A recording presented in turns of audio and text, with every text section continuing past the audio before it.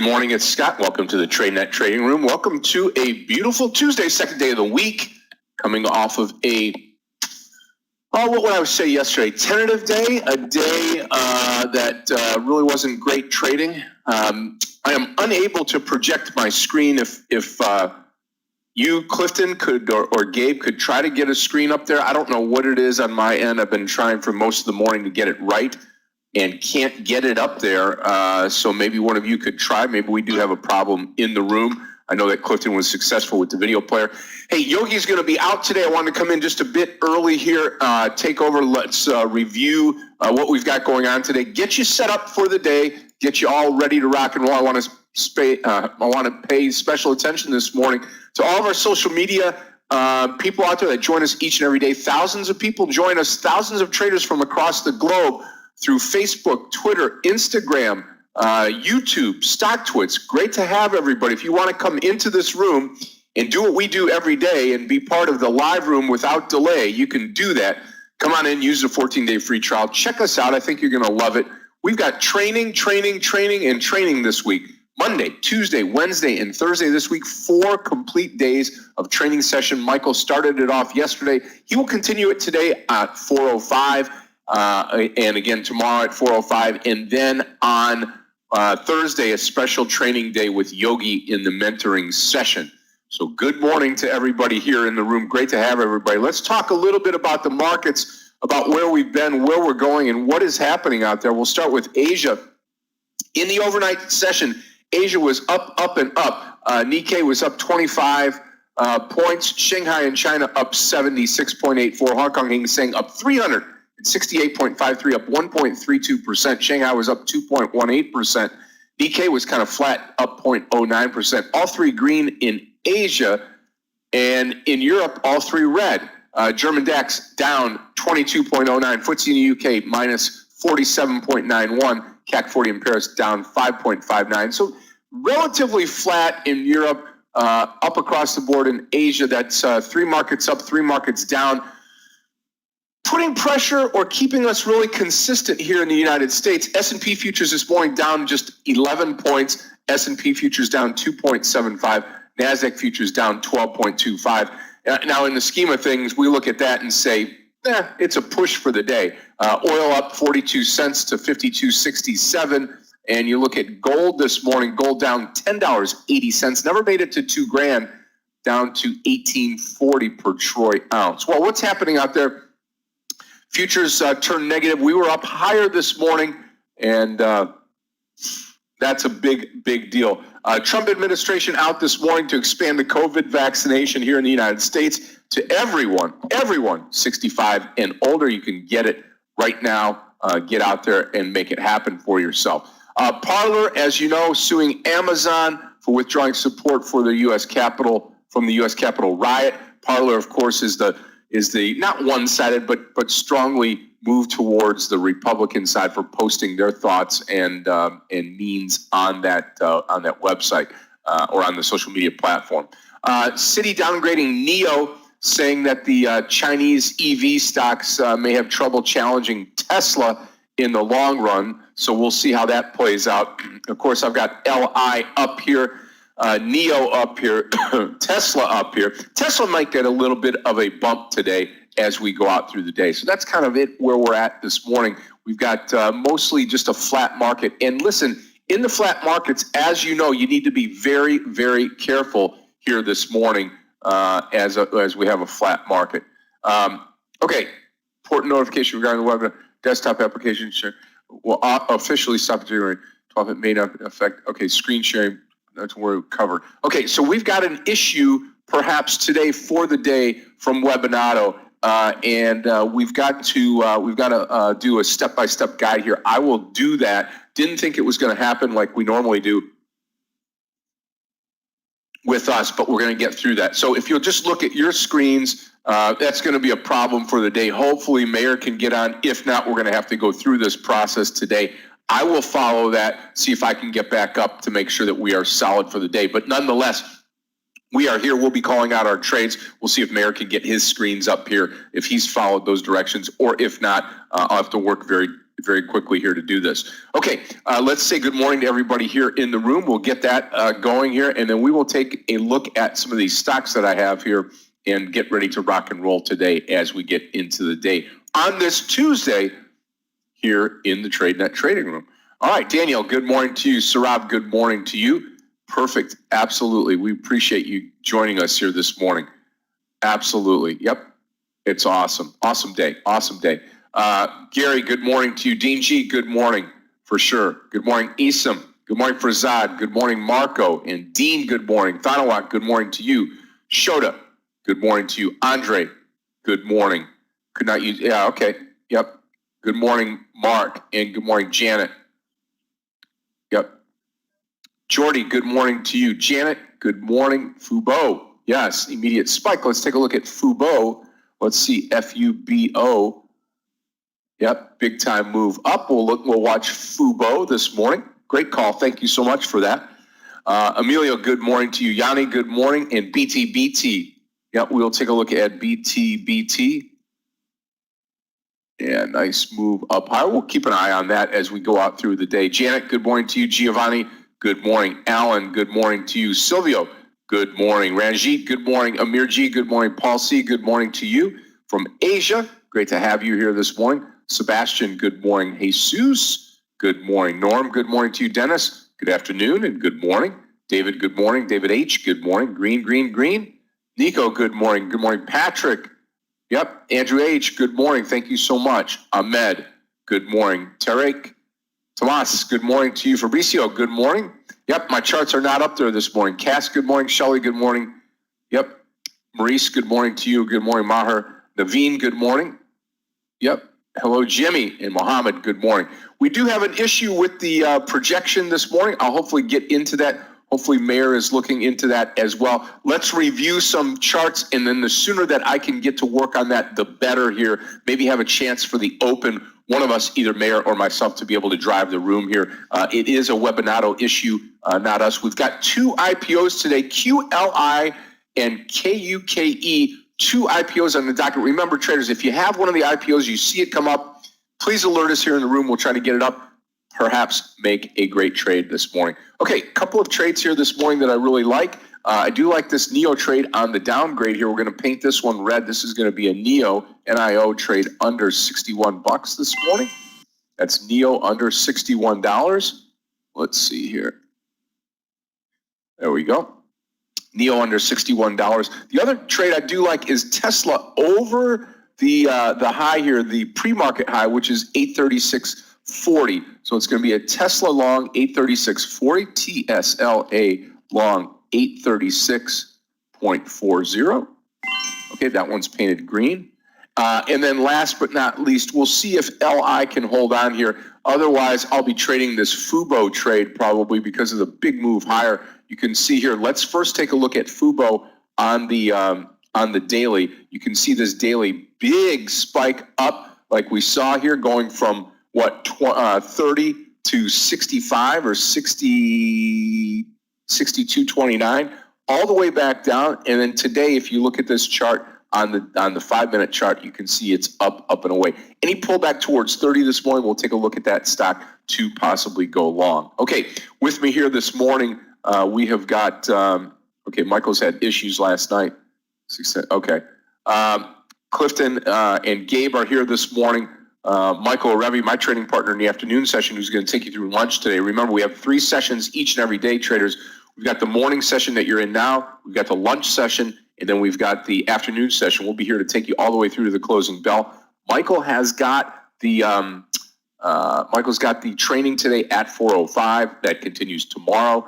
Amir Barak is with us today. You'll hear from Amir at the 11:30 hour reviewing his trades. Danny Schwartz is here. Gelia is here. Gelia taking on the role of translation from English to Russian, posting her trades each and every day. Andrew is here, and Aggie LaFleur has made it back in today. Great to have you here, Aggie. So here's what we're going to do. The class will be transmitted at 4:05 to the YouTube. I am going to take a break here, and we're going to try. I've got to try to get this fixed. So hopefully Meir I'm going to leave Meir a message here. Let's see, and get him set up here. See if he can project his screen. If not, we're going to have to fly by just voice this morning. And I'll have to walk through what we have to do to get this corrected here this morning as we get into the day here today. So give me a moment here. I will be trading the open regardless, okay?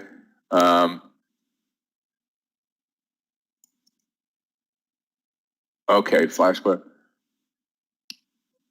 component solution.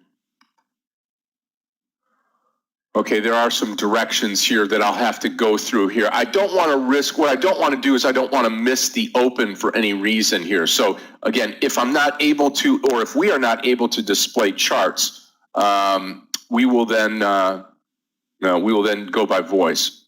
Okay. Voice is good for me. Perfect. Okay. Well, we'll take you through that. I'll try to get the charts up as soon as I can here. We'll get Meir in here. I'll let him possibly take over this morning. I'll work on the charts, but trust me, I'll be looking at FUBO this morning on the long side, like we talked about. Again, I want everybody to take caution this morning. Remember, we're going to open up very flat this morning as the futures are very flat. Lemonade to the downside, Walmart to the upside this morning. Got a couple of more Zoom video. That stock looks like it's trying to close the gap this morning. We'll watch that. We've got XPEV. I do like over 46 this morning, so there's a lot to choose from. Okay, Meir cannot do his screen either. So what we're going to do, traders, is Meir will come in here. He'll take the open, and I will try to go through the necessary steps to repair this. See if I can make the repair, and then if I can make the repair, Meir should be able to make the repair, and then we'll be ready to rock and roll here. But I don't want to miss the open here. Want to be able to trade the open here, get green for the day, and then maybe peel off and do that. So, okay. Yeah, you know what? I'll tell you what, Hila, the ZM trade, it looks great. If it closes the gap up to that 337, maybe you take it over 335. That news might be able to work for us. So it's all good. Let me just take a look, and I want to read that real quickly here on the news and on ZM on Zoom. Okay, there we go. Okay, good. We are set to go. Traders, we get started in 1 minute now. And let's see. Here we go. Hey, Scott. There's Meir. Hi, traders. Good morning, friend. Good morning. I guess we're having a screen Got a projection little bit of a issues. challenge here with the... Yes. Yep. Stock offering on Zoom. Okay, that's what it is. That's the news. Meir, I'm going to walk through. I'm going to trade the open. If you want to just do it verbally, I'm going to walk through the necessary steps here to try to get the screen on. And if it works for me, then I'll let you know, and maybe you could do it if it's a quick fix here. Okay. Okay, fine. Let's try and do that.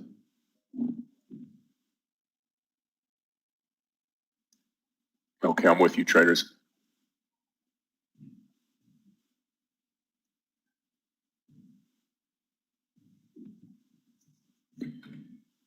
Didn't we get an email saying something about that recently? Yeah, you know that I knew that it was coming here. I thought it was going to be a automatic fix, but it looks like we're going to have to go through some necessary steps to make this happen. So,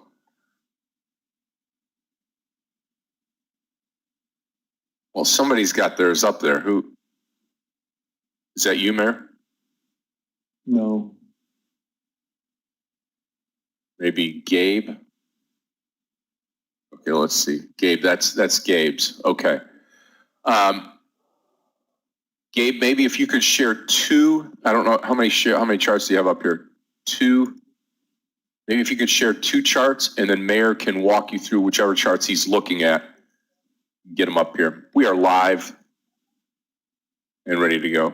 Yeah, let's do Tesla and ZM. But yep.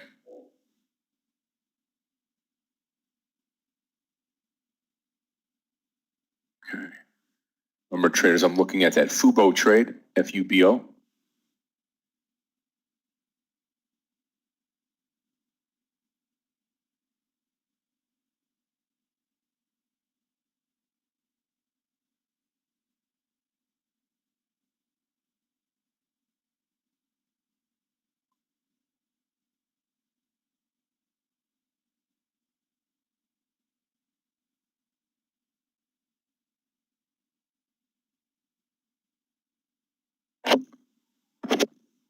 Wow, look at Tesla roll here.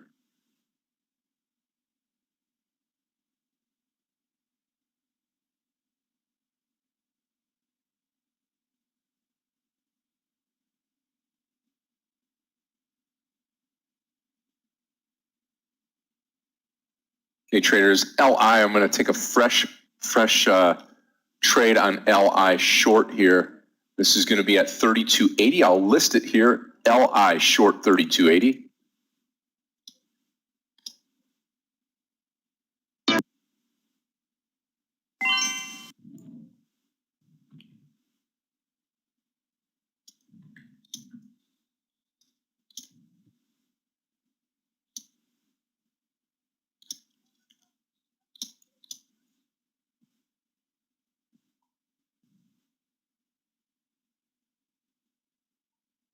A cover point will be under 32.50.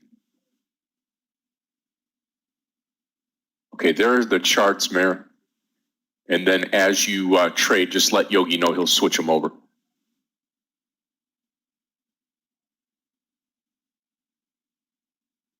Trying to fix that myself.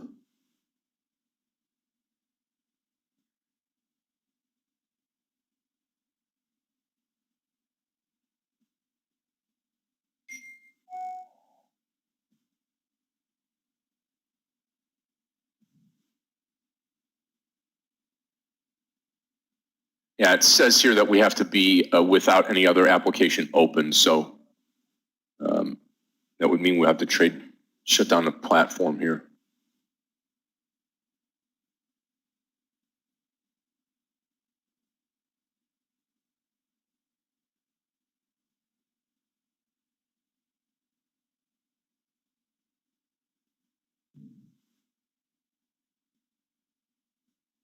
Uh, 33, let's see here, 33.50 on LI will be my stop loss. Trying to take off over the charts. Okay.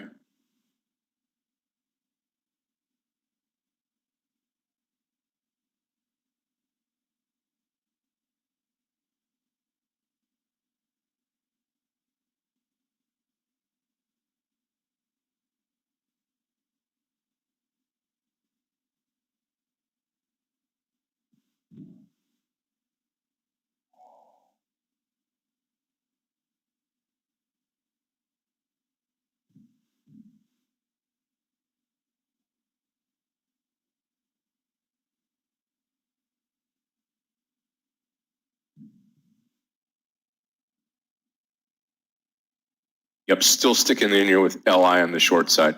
Fubo, if it comes down to 30, it'd be a good time to take it long. Wait and see here.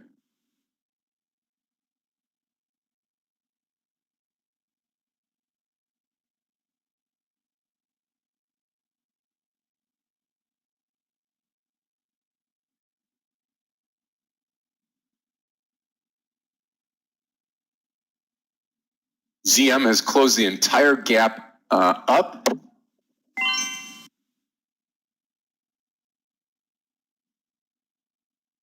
Lemonade trying to do the same thing. The market. Remember, we opened up flat. We are flatlining right now. A little spike up and then a pullback.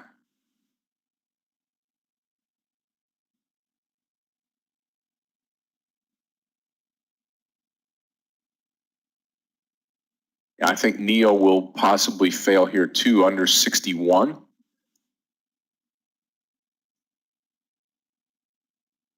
Okay, so watch it under 61. We're going to take this trade on NEO, NIO. Watch it under 61. If we get the rollover here.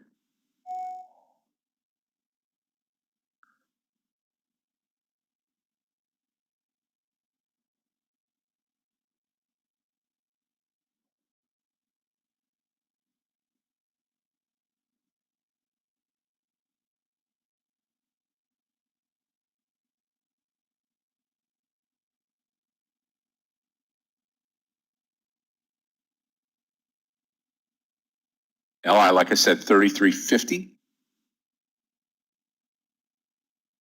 Fubo pulling down. ZM is the one that I missed. ZM is the one that I missed. No doubt about it. Okay, let's watch NEO here for the short side. NIO.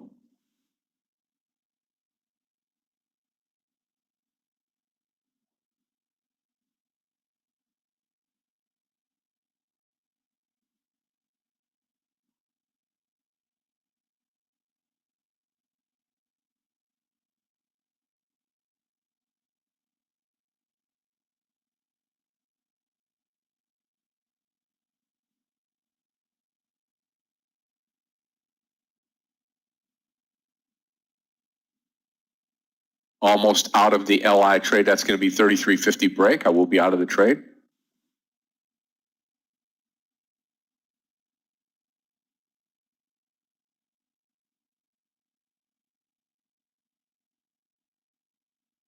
Come on, NEO.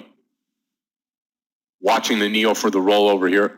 Lemonade off to the races, closing the gap here. Looking for a possible short on LMND if we roll over. That, to me, probably 175. Could probably get a little bit better here.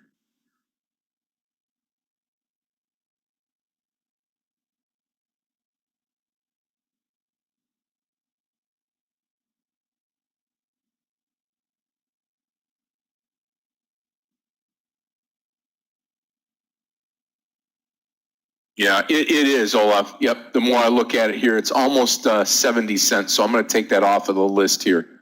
Thank you for pointing that out. Watch Fubo down to 30 here. Might be worth a chance here.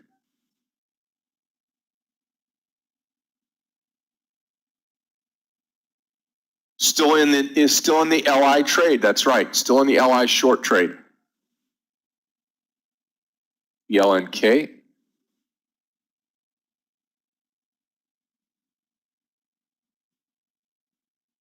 Yep, very nice on BLNK.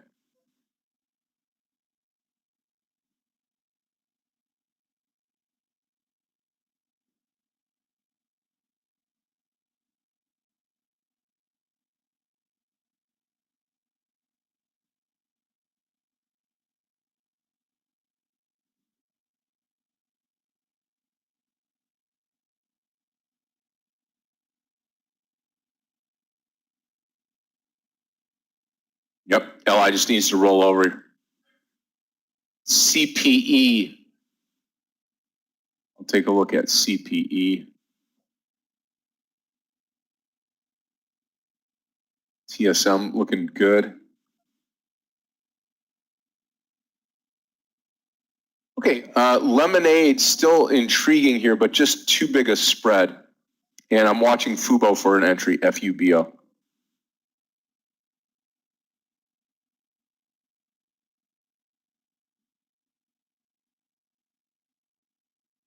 Tell you, Tesla 840 tempted here, just watching this market open today. Yeah, I'm going to take this Fubo trade. Gabe, if you'll put on Fubo in place of ZM, FUBO, I'm going to take the trade over 31 on Fubo, FUBO.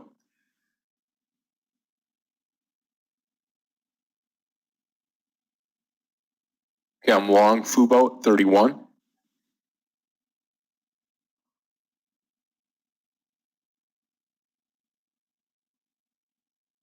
Target close to 32. We'll take 31.80 around in there.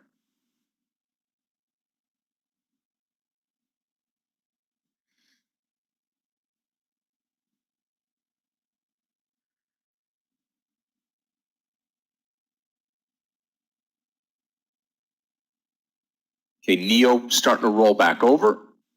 See what happens there. Fubo looking great.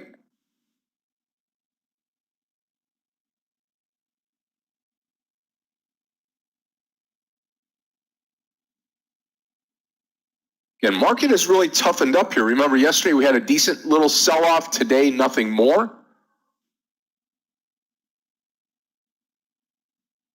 And you see that VWAP line on Gabe's chart here. Fubo starting to hopefully turn back up to the upside here now. That's the 1 minute chart. Just need to get out over that 31.50. Here we go.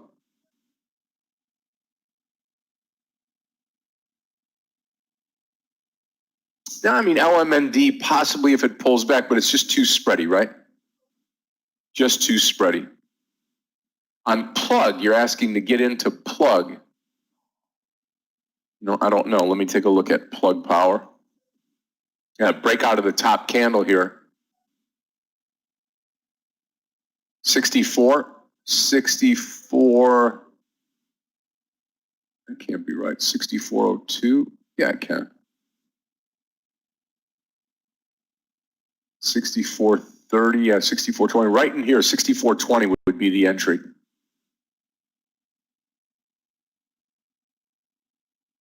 Okay, traders, again, Fubo is going to be 3180, right around in there, 3180.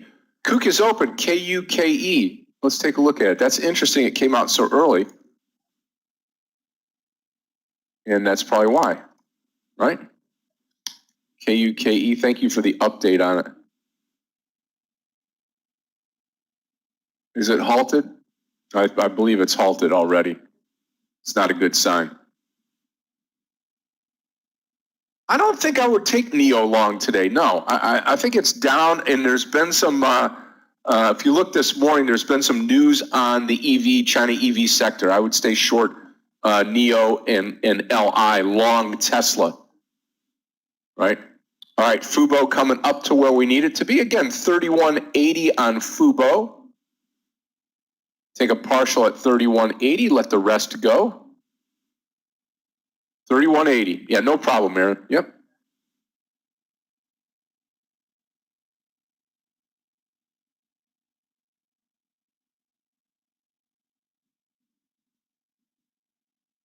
Now, I'm still short LI. We're hopefully getting the money right now coming up on LI.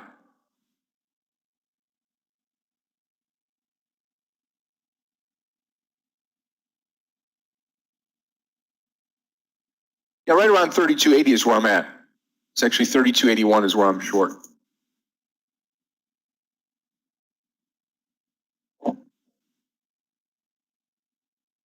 Yeah, I've got the IPO up here. I'm watching it. KUKE.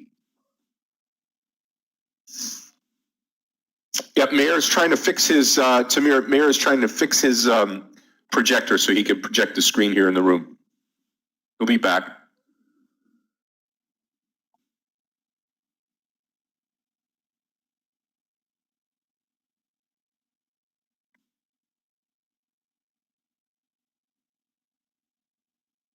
Yeah, Fubo stop loss will be 30. Any break of 30, I'll be out of this trade. Here comes LI.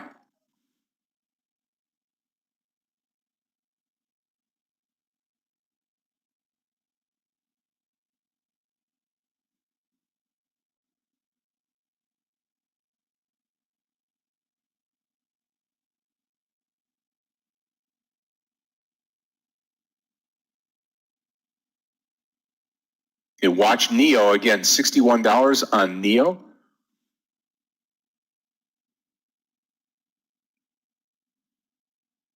See if we get that big move down now on NEO. Okay, KUKE is open.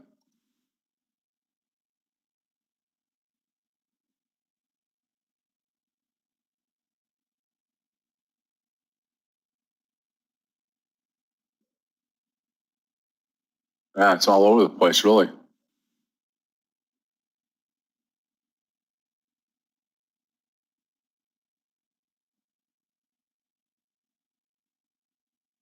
Yeah, it's kind of oddly trading the new IPO here.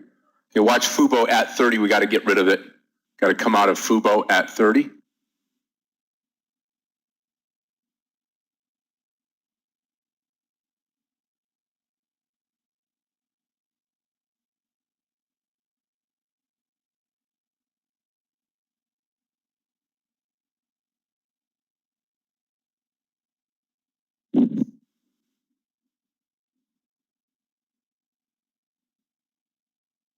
Okay, Fubo bouncing off of 30. Let's see what happens here now.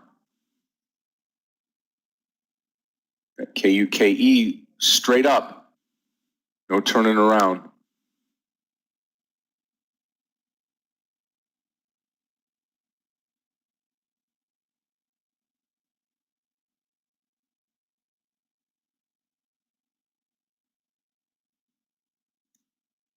Okay, here's the trade on NIO, N-I-O, on NIO.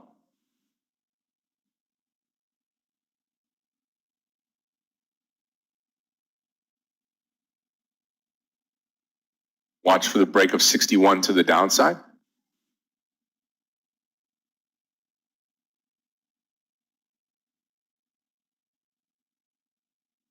Okay, Norm. I did not push the button. I'm waiting for it. I will come into this trade though. Wait for it to roll over.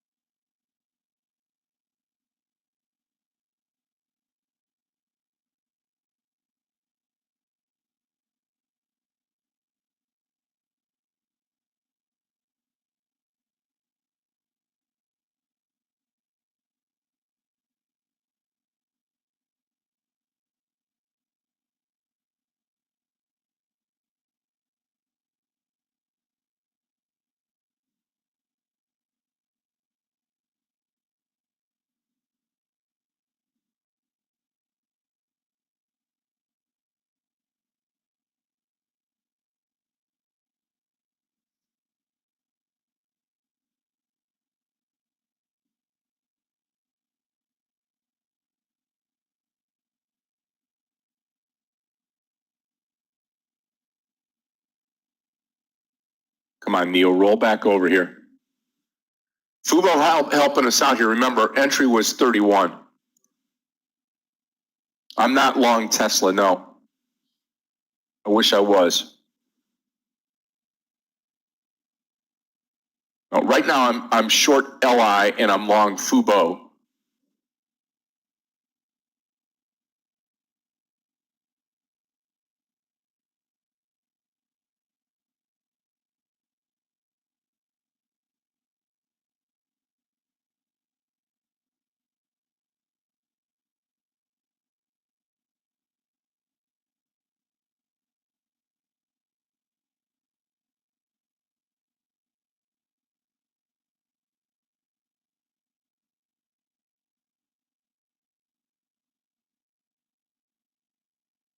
Yeah, I think Lemonade rolls back over here. So again, watching NEO, watching LI, watching Fubo. Fubo's got to get over that 31. Now here's the thing: you can take Fubo. We can put more shares on here if we break through 31. That's an idea. CPE looks decent. Not a ton of volume, but not bad here, breaking out of that 1550 low SIF on CPE. Yep. Norm, I'll be with you here in a minute.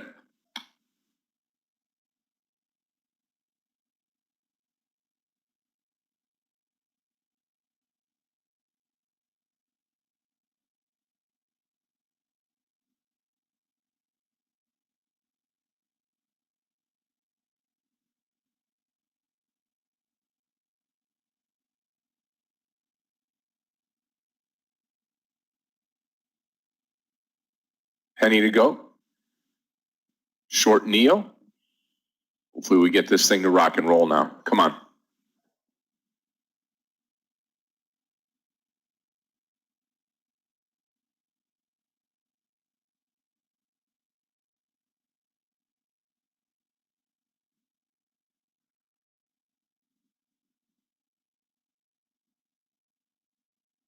I think around that 60-70 area, 60-60, 60-70, somewhere around in there.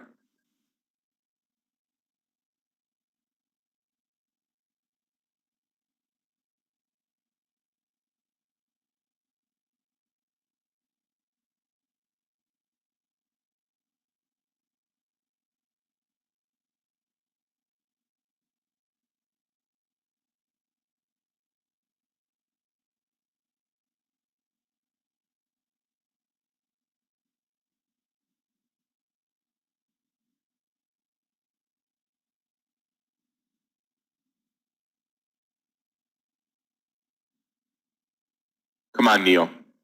Let's call it 60-70 to start, okay? On Neo, 60-70 to start.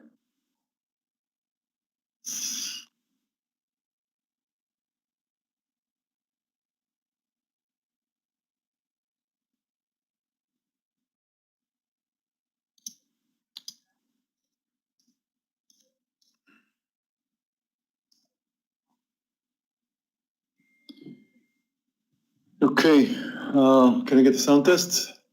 I think I've got it. Sounds perfect, Meir. I think it's working, Scott. It'll work for you. You just follow the directions, Meir, or what? Yeah, I did, although it took me a few times to do it again and again. I mean, you gotta really follow them as they say. I try to make it a bit shorter. Okay. All right, I'm going to let you drive. I'm going to go do that. And traders, I'll be back in the room here in just a little bit. Okay, so I wonder what I was missing, traders. Good to see you now all. Sorry, I missed the opening this way. Hold on a second.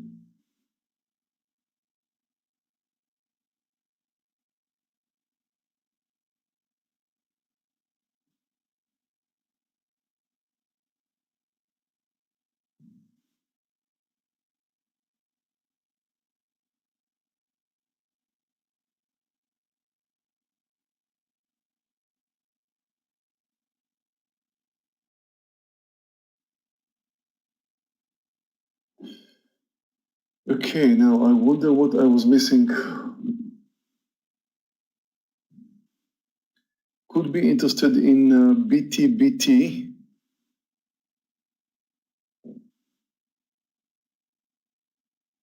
Although it may be a bit extended to the downside already.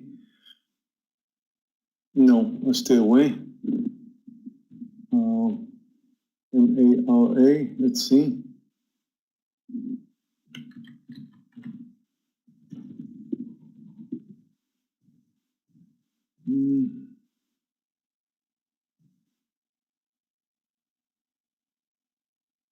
Yeah, it could be a long play.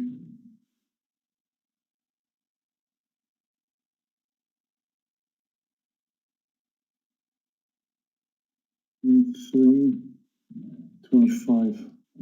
Okay, I like it. Posting MARA over 23.25. Sorry, 24.25.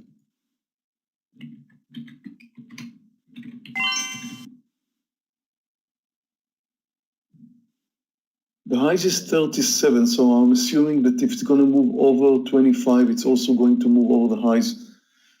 It is coming up with some upside momentum. The volume is good. The daily also looking good. Tesla also looking interesting, though I do not know if I can trust it. So far the market's coming down, but we're leaving a very big bottoming tail, which usually should suggest that we're going to move up. Okay, watch Mara here. It's close.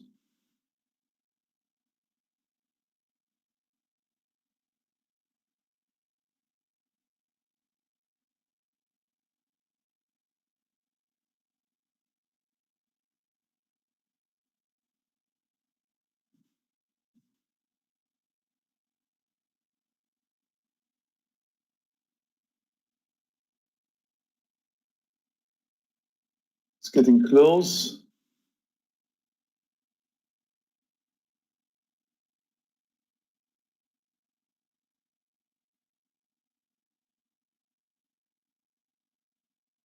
I'm long.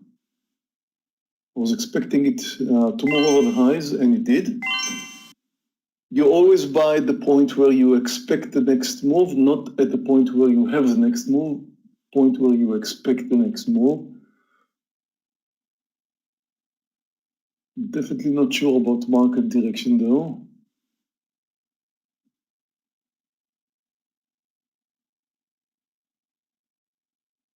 I'm looking for approximately 40 cents partial.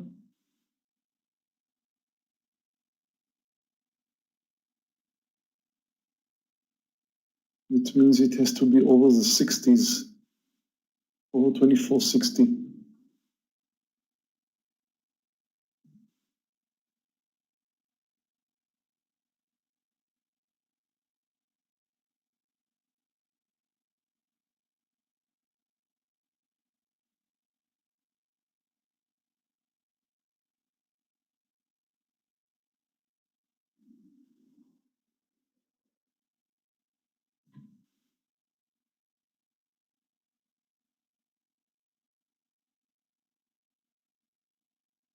Tesla's looking interesting over 847.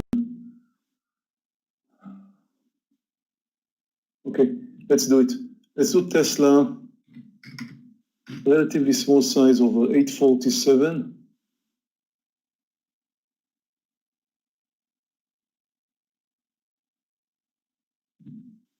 I'm long Tesla, I'm posting it now.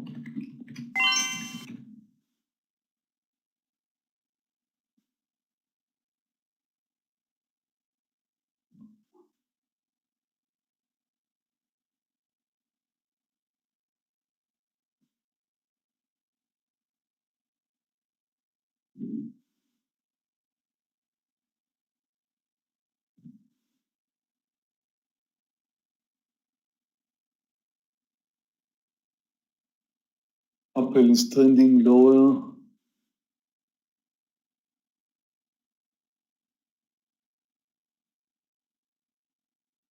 Mara pulled back from the highs. Okay, it still is uptrending.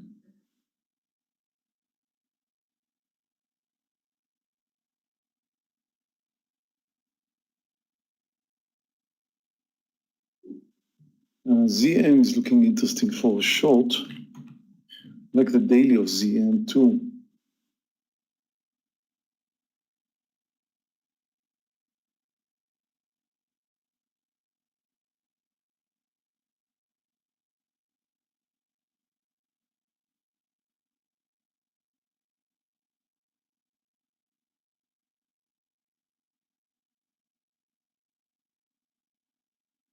I'm thinking about ZM, not sure.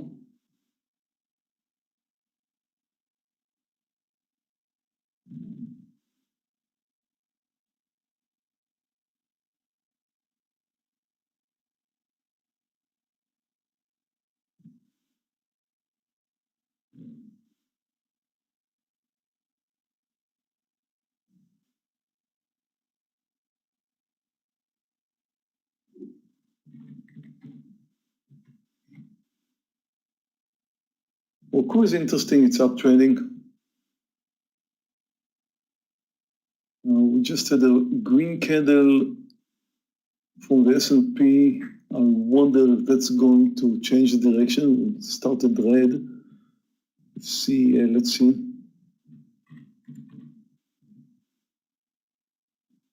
Tesla just moved over the highs, it's good.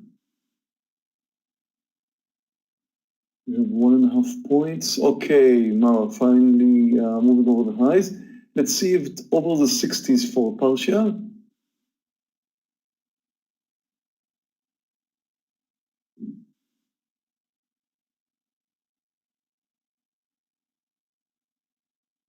Okay, Mara at my target, getting ready to sell.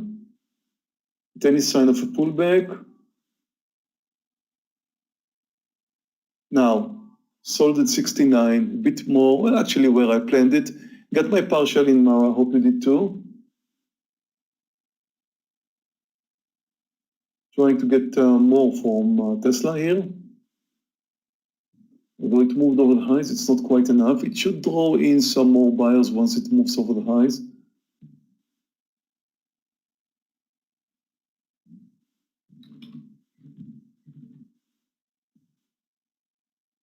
Or not. Okay, I am back. Try to walk through it. Okay, I'm quite convinced now. ZM is going to come down, so let's short it under 337. I'm going to join you right here off the bat on ZM.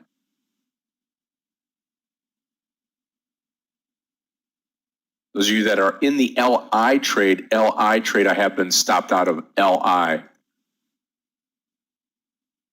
Neo stop loss, yep, absolutely. Neo stop loss right here at 62. Mara is doing great. And I'm about to sell some more. Sold. Fubo still holding on to Fubo. It's going to give it a little bit more slack here.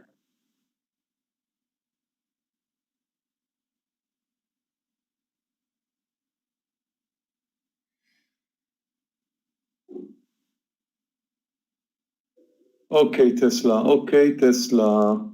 Getting ready for a partial in Tesla. 4 points, 4.5 points. Don't let it move under 850. Without a partial, Tesla is rocking. Here's NEO is stopped out, so is LI. And Fubo, new stop loss, Tesla shows me a 29.60. sign. 29.60 on Tesla. I mean on Fubo. If Tesla moves over 850.50, I'll take my partial. Under 850.50.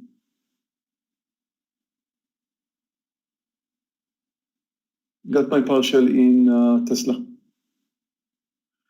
Okay, ZM, I miss ZM, I'm shorting it now. I chased it down 50 cents. Chase down ZM 50 cents, no big deal with ZM. Usually it's not a big deal, not supposed to be a big deal. I am short ZM. NEO. Starting my day with two nice winners in Meir and in Tesla. And let's see what comes next.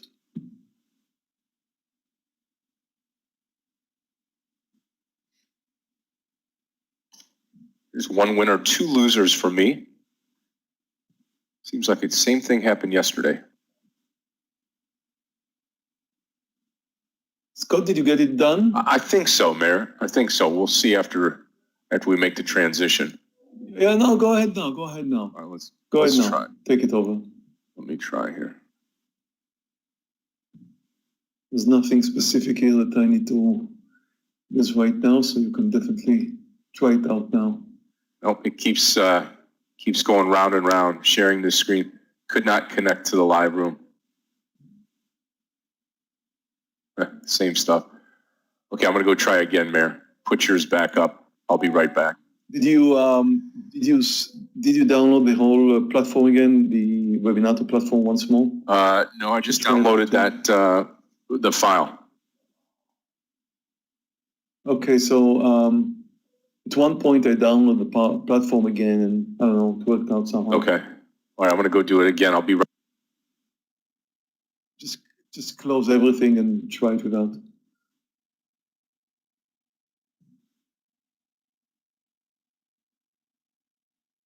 Okay, guys, I'm sharing my screens again.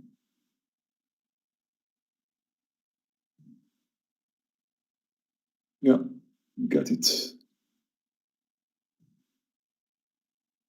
ZM is kind of, well, not doing much, but I trust it to continue the downtrend. I think it came down rather nicely, and I'll give it some space. It's supposed to continue trending lower. Of course, I always like to get quick partials, but that's not the case now. Look at power. Beautiful. Approaching the 1 point mark. And Tesla just moved over the highs. And I trust ZM to continue the downtrend.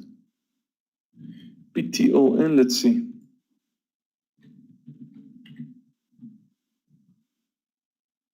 PTON looks very nice for a short.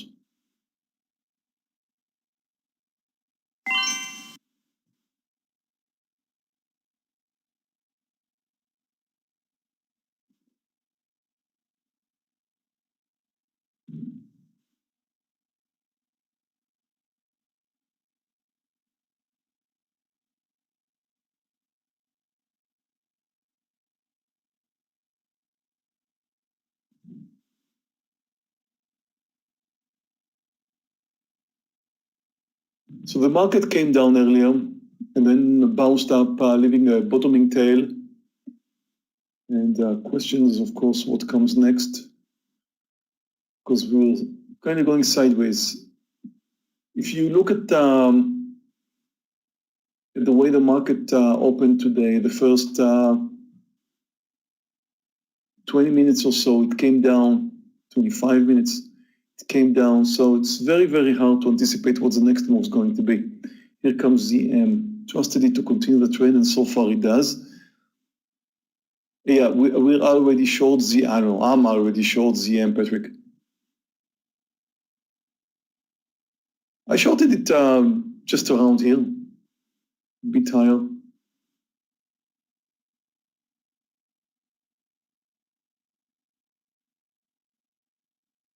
Pre-market time, I watched ZM today and really liked the daily.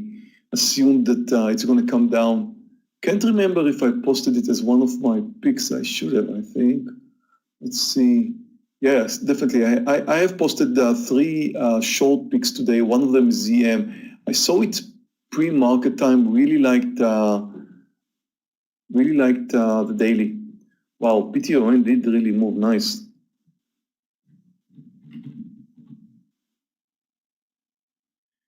Yes, BT. You know, I again, it's one of my pre-market picks. I liked it, and I still like it. I still think it's going to come down, but I'm not sure about the intraday. The intraday, yes, it is trending lower. It is weak, but it does not look very determined to me. I don't know. I watched it earlier, and I was not sure that I should short it, whether I should short it or not. I'm still looking at it. It still is looking good. Maybe under 16, it still is looking good. I'm just not sure how far it could go. ZM, of course, is a big mover, so this could be a multiple point move. And we've got more than a point in Meir.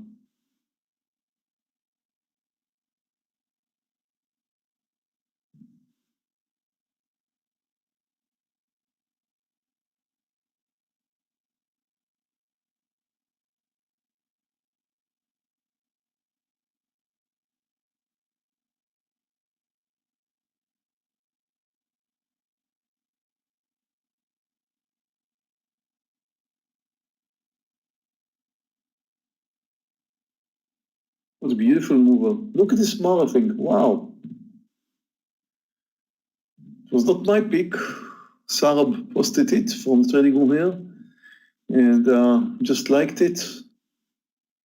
What you need to see in Meir, and let's discuss this a little bit later, is the daily. The daily is extremely interesting in Meir, and it suggests possibly of a short squeeze.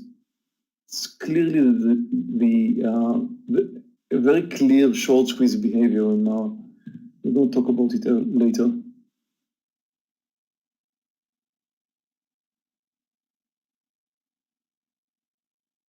Tesla moving to a new high.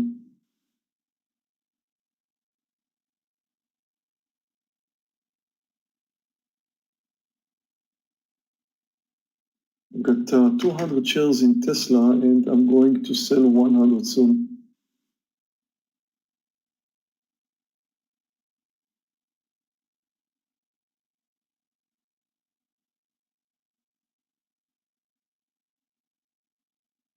My target in ZM is around 335.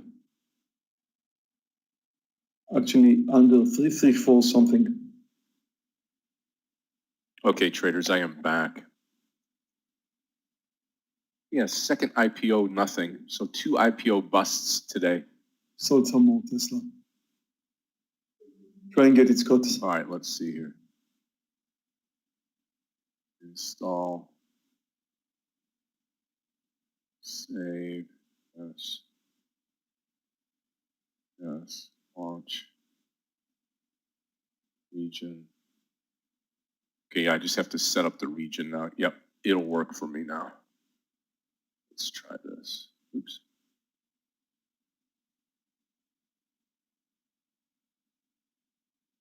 I'll project a little piece of my screen. I got to finish setting it up.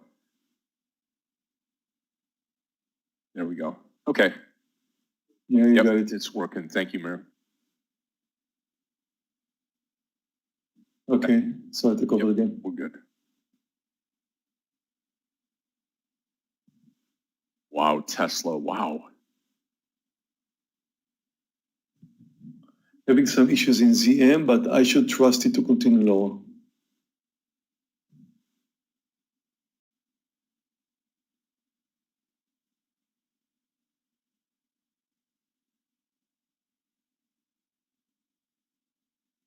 8 points in Tesla.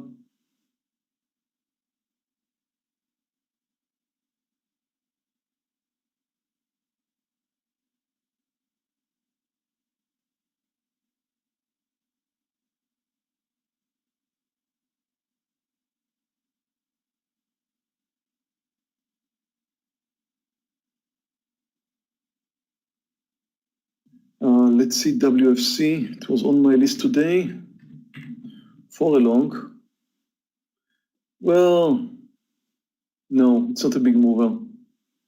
I watched the daily and the pre-market action and I liked it, but right now I'm looking at it, it's not a big mover. If you're looking for something for maybe 20 cents, this could be interesting. I just don't want to watch the paint dry.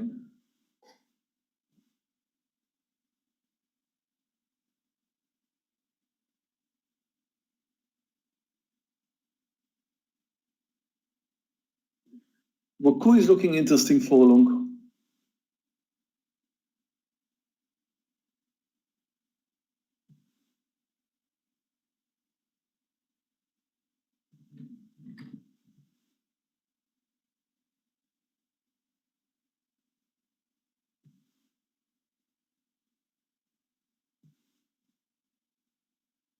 Roku's daily is also looking good.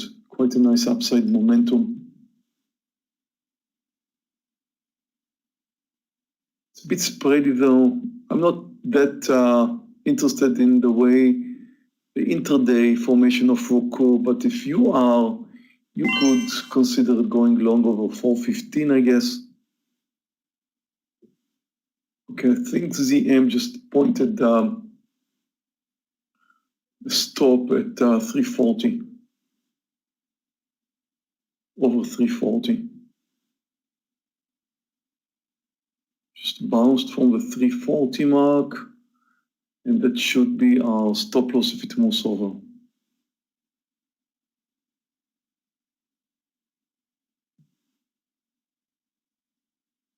Wow, Tesla.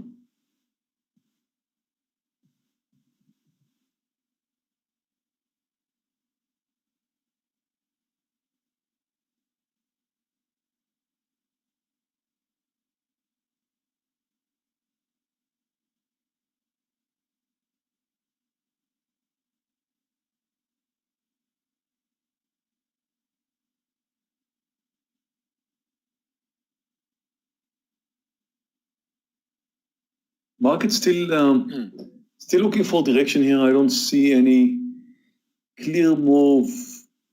S&P is kind of going sideways, and the Nasdaq is really holding to the lows. Apple also looking under some pressure here.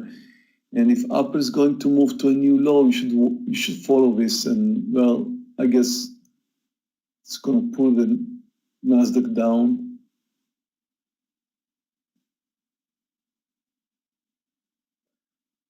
Plug is looking good for a short, but it's too strong.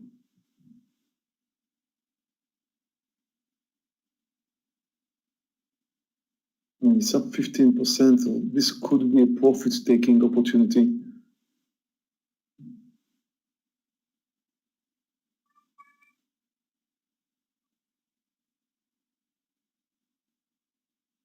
Guys, watch Plug. I think I would like to short some. Let's short it here, under 61.90 Plug. Plug, P-L-U-G. There's those of you in Fubo. Sorry, I didn't have time to post it earlier. Fubo, I'm going to still at my entry point. Adding to my 31 entry on Fubo.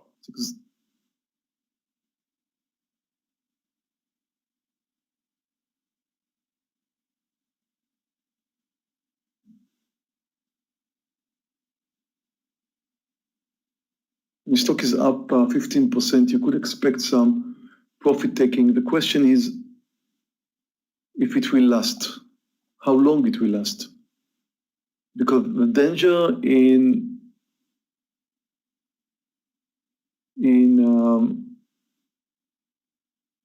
the technical formation of Plug, the way it behaves, well, it could come down quite a bit, and then we could have a very nice winner. But the thing is, when a stock like this is reversing to the upside, it becomes extremely dangerous. Because, the stock is up 15%. So I do hope for some downside momentum, continued profit taking. Watch ZM for a stop. This could happen soon.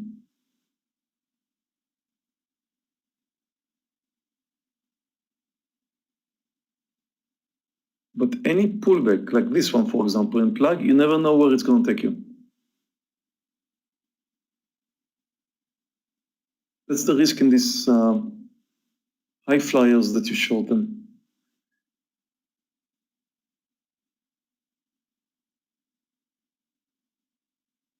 Stop is 1 point and target is 1 point. Actually, stop is over 63. I'm out of ZM.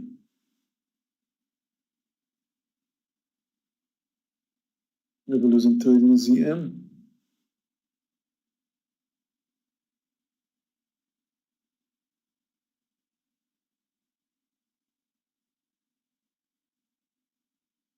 Well, S&P shooting over highs. We definitely have an upside move now. Take a look at AMD.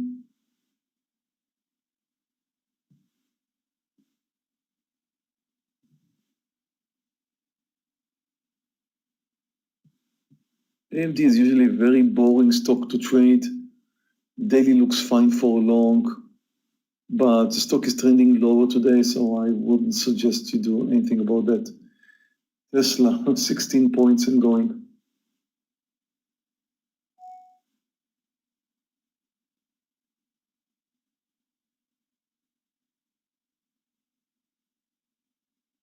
Yeah, I stopped ZM, definitely stopped ZM.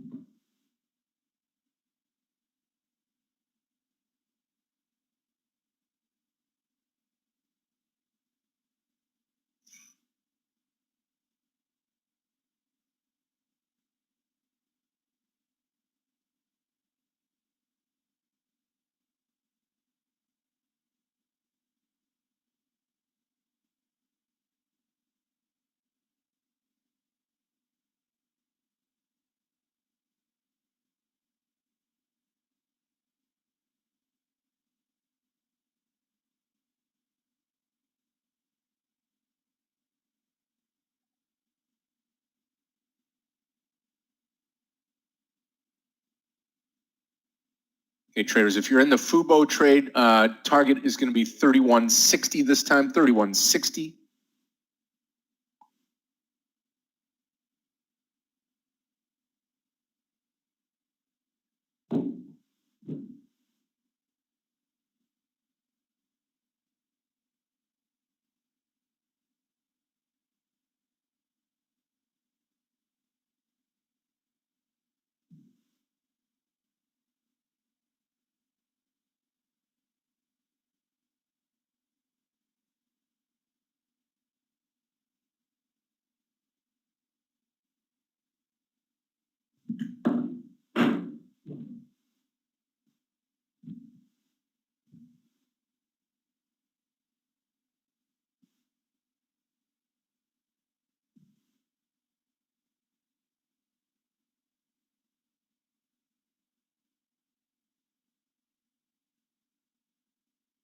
Wow, LI.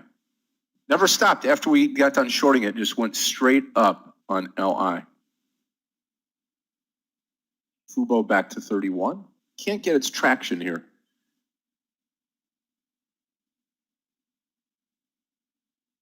Plug continue downtrend, so it seems.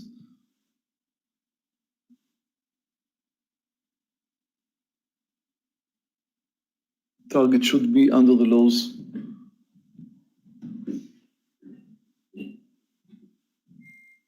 As close as possible to 61.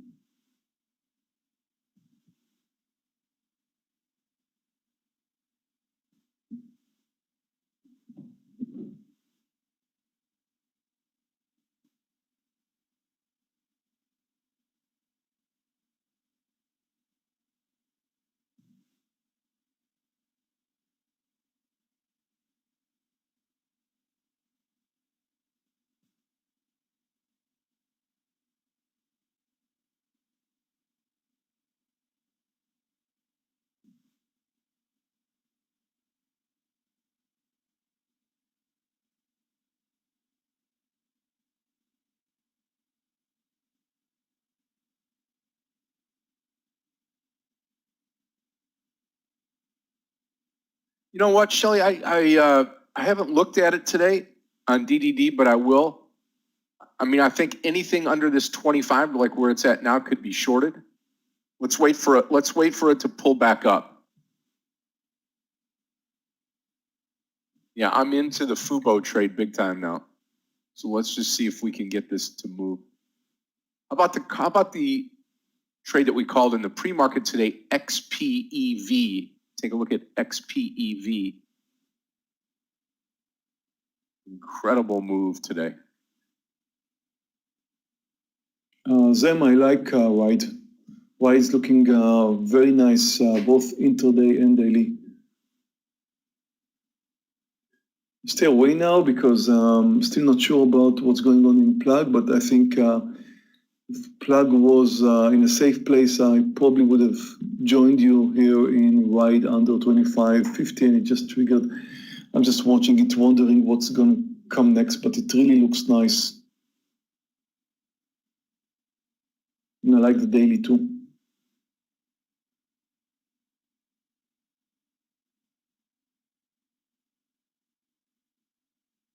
Okay, Plug is making the move, approaching the lows.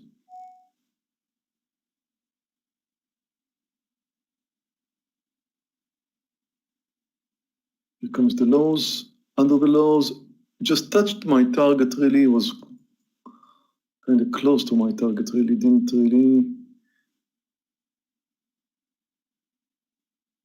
Again, my target is very close to 61, just under 61.10. It was extremely close, really touched it, but didn't make it.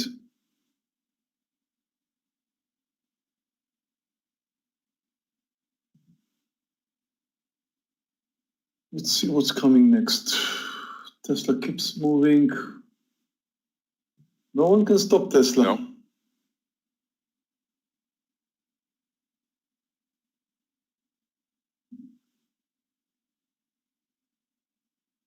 They're gonna have to split it again. Oh, that's crazy.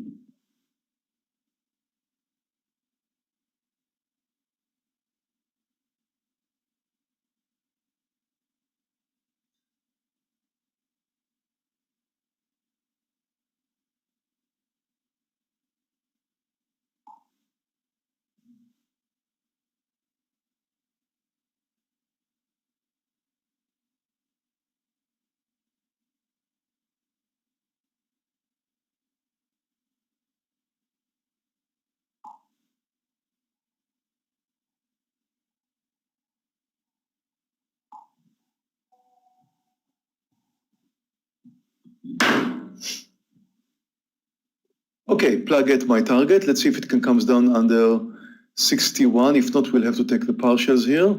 Here comes 61. If it bounces, no, it did not. It came under. Cool. Nice. Keep going. Let's see if we can continue. We've got 1 point now. Now took my partial in Plug. I'm also taking a partial right here on PLUG. We've got it.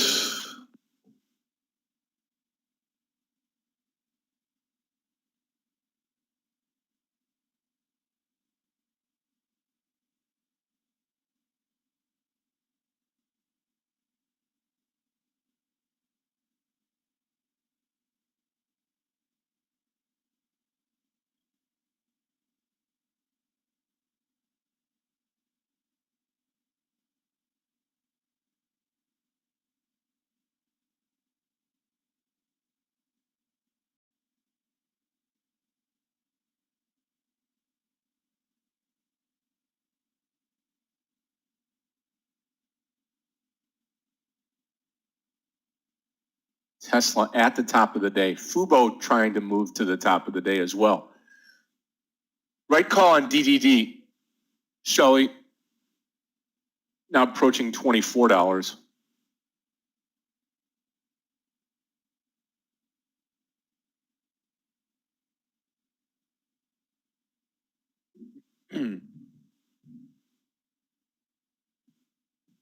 White seems to be moving nicely.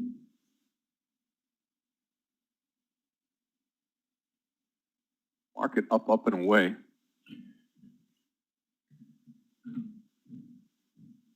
Mara, no, I will not add as it if it's going to move higher. In fact, I think it's kind of tired here. I'll just have 100 shares, so I'll keep it. I'll keep it for a bit more. That's it.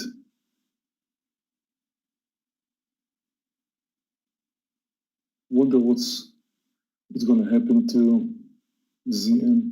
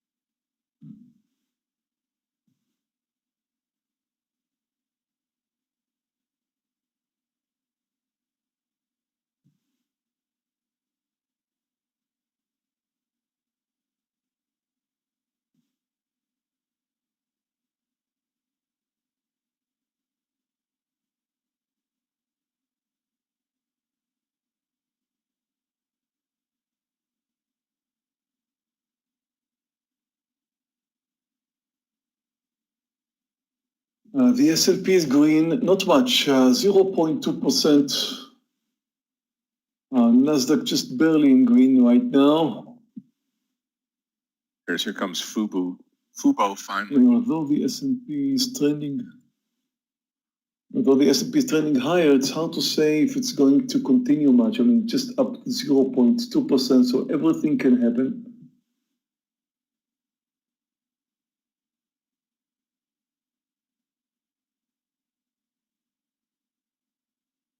Tesla's going.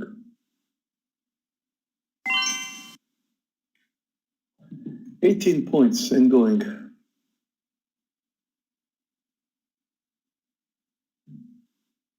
No, I think I should reduce some more.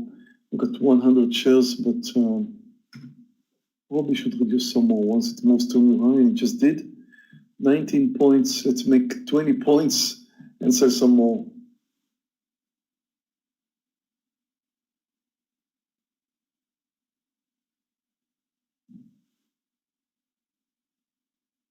Okay, now sold some more. And not sure where Mara is going. I'm going to stop it under right now. I'm out of Mara. My last 100 shares.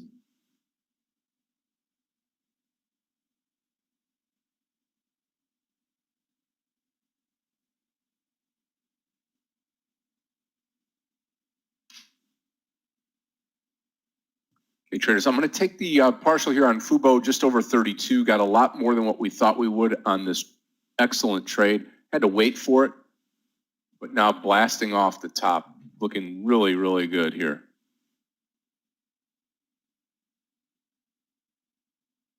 Yeah, BT surely made the move. Nice.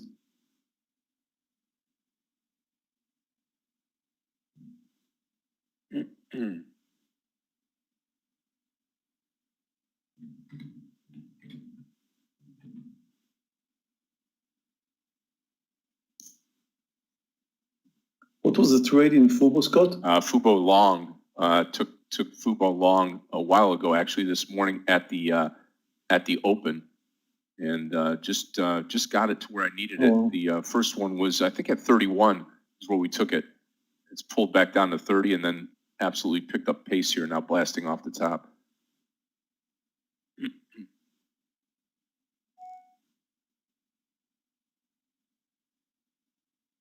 Yeah, just saw the daily. Nice.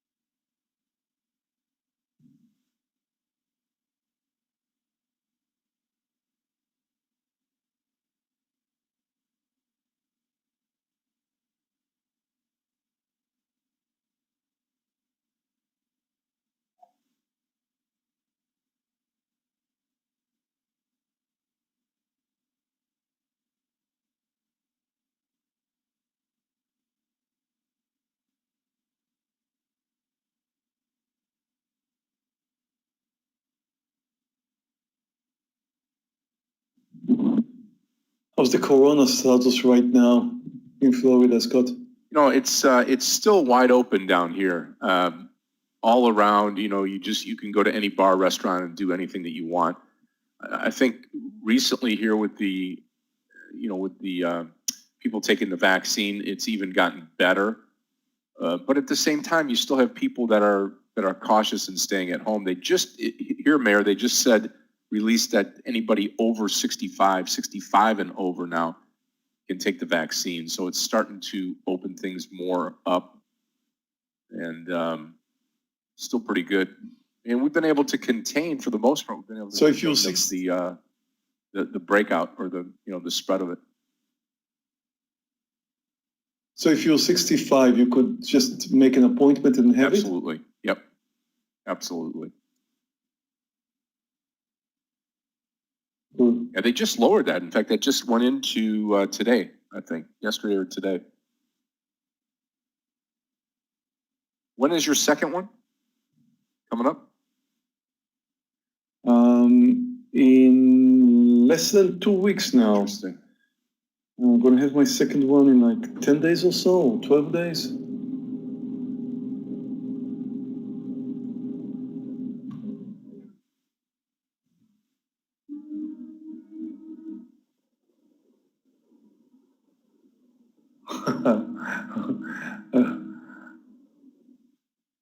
I hope you're wrong, Amir. I haven't heard of this, but second one have bad side effects. After my first one, I had 1 full week of losing money. That was my side effect. But I don't know about the second one. Let's see what happens then.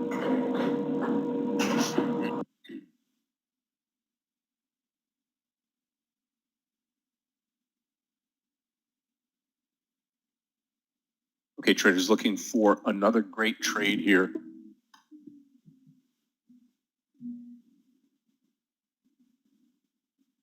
Still sticking with Fubo.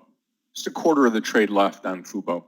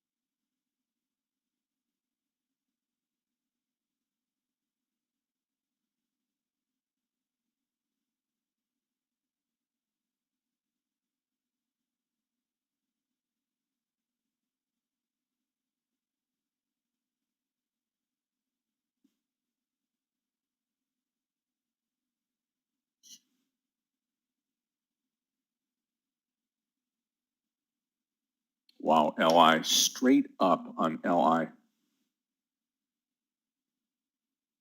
Going along DAL, Delta Airlines. Yeah, over that top. I trust plug to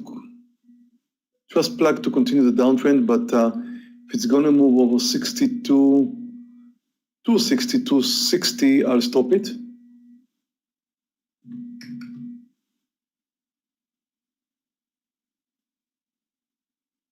In fact, I'm going to use a hard stop here at 62.60.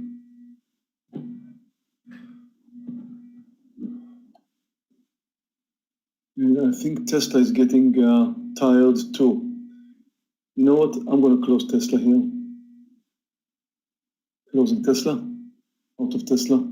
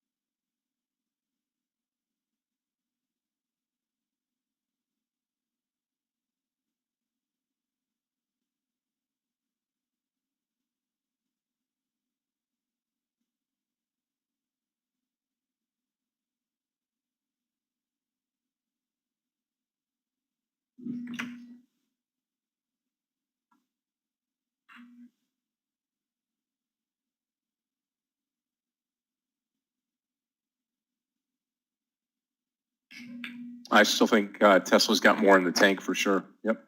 And so does Fubo.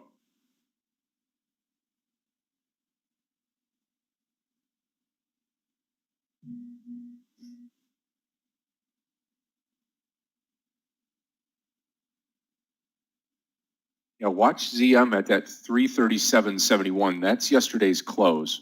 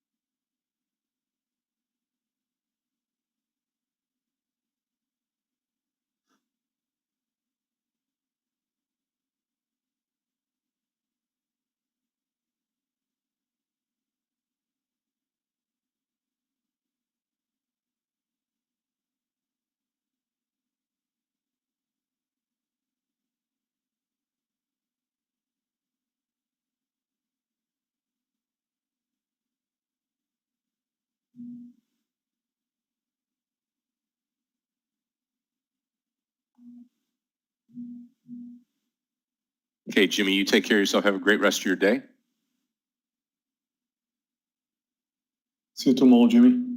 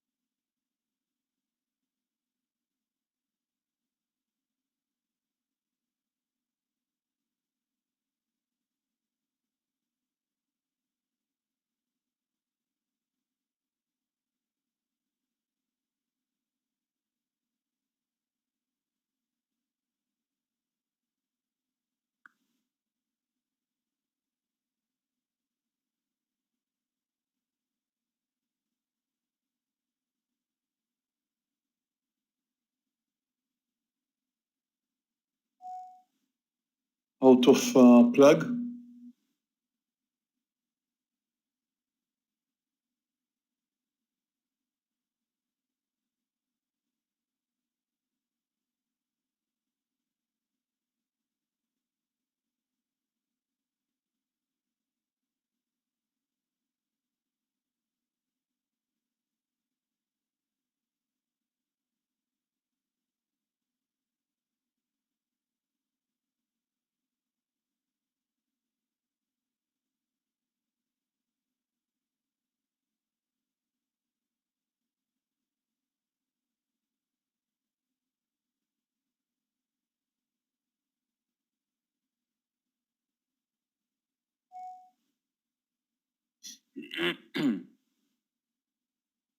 Okay, Fubo looks like it's going to run up here now. All right, still looking for one trade. Plug looks good over the 62 now that I've covered my short. One of the ones I'm looking at here.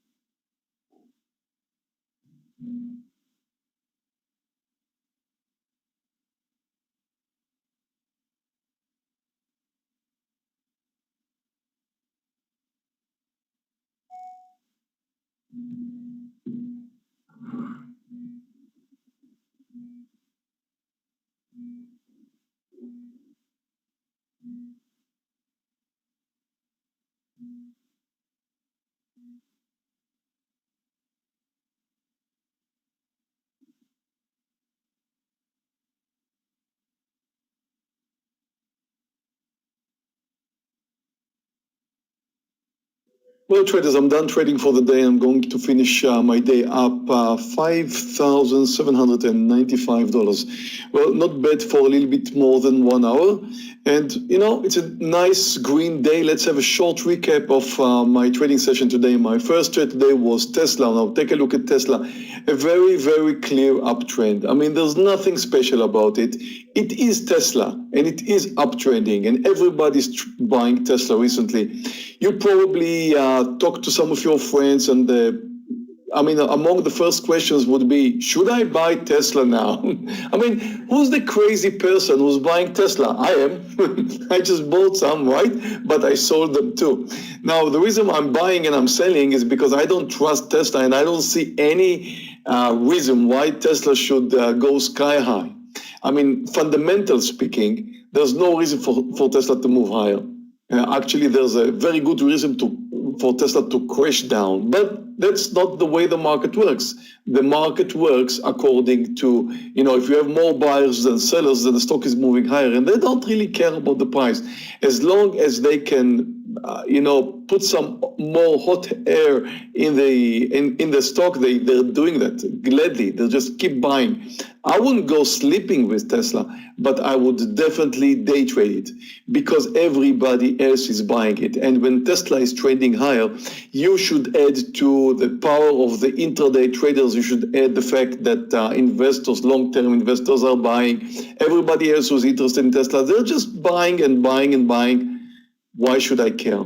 I mean, as long as it's moving higher, fine. Yesterday it came down. Well, theoretically, Tesla could crash down. So I shorted it. Today, I went long. I mean, whatever comes. I had a very nice trade in Tesla for the long side. On the other hand, I had an unpleasant loser with ZM. Both of them I traded with half size today. The reason I did that is because I came in a little bit late. We had some issue with the trading room platform, and therefore I kind of felt like, okay, this is not the first few minutes where I'm used to and, feeling more comfortable with. So I reduced my size, both in Tesla, both in ZM. So the result in ZM, as you can see, is a losing trade. And the reason I shorted ZM is the intraday formation here. You see this V-shaped formation usually suggests that there's going to be some continuation. This V-shaped formation, when the stock is moving up very strong and then coming down very strong, that's usually a formation of I'm failing. It's like, okay, I've got it, I'm moving higher. Usually the first 30 minutes or so, some open trades from yesterday's, automated execution, things like that. But then the real direction is taking over. And I thought the real direction would be this, this V-shaped formation, which will continue to take it down. Now, if you look at the intraday, it looked nice, moved to a short right over here, but it did not continue, had my stop somewhere over here and moved out. But you need to take a look at the daily because the daily suggests that ZM is going to continue coming down. It's a very clear downside momentum. So if you take a look at ZM's daily, you could think that, well, it's probably going to continue coming down. Did it happen today? No, not yet. So, it doesn't go my way. I've got my stop loss and I'm moving out. I was definitely wrong about ZM. Well, wasn't wrong about Mara. Take a look at Mara here. Wasn't my pick. It was posted in the trading room. I just followed it. And again, if you take a look at the intraday formation, same as Tesla. This stock is being in the news recently, clearly uptrending, was uptrending today. However, I don't really like the daily. The daily suggests that we're going to have, in the future days, the daily suggests that we're going to have some real strong downside days. So write down this symbol. We're going to have some party shorting it soon.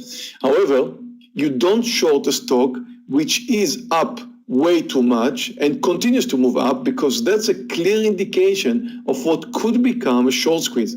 Not everybody, a lot of people would short a stock that looks like that. So on some days, and I think we had a short, didn't we? I can't remember. 2 days ago, maybe not. But we were looking at shorting this stock. You don't short a stock like this when it's moving up because this could be a short squeeze. There's a lot of open short positions which could definitely get quickly closed when a stock like this is trying to move higher. Why? Because a lot of short sellers are using margin, a lot of margin, usually professionals. And when a stock like that is trying to move higher, then it usually bounces up real quick. And this is a day to go long if you see the stock uptrending. But write down this symbol because we could have some fun going short in the next few days. Again, there's two options here. According to the daily, one is to go long, one is to go short, and both of them should be extremely interesting. One more thing you need to notice here is the fact that you go long before it moves to a new high. Our NT was here over 24, 25, right over here, where the highs was approximately 12 cents higher, right here at 37. And again, you expect a new high. You don't go long at a new high.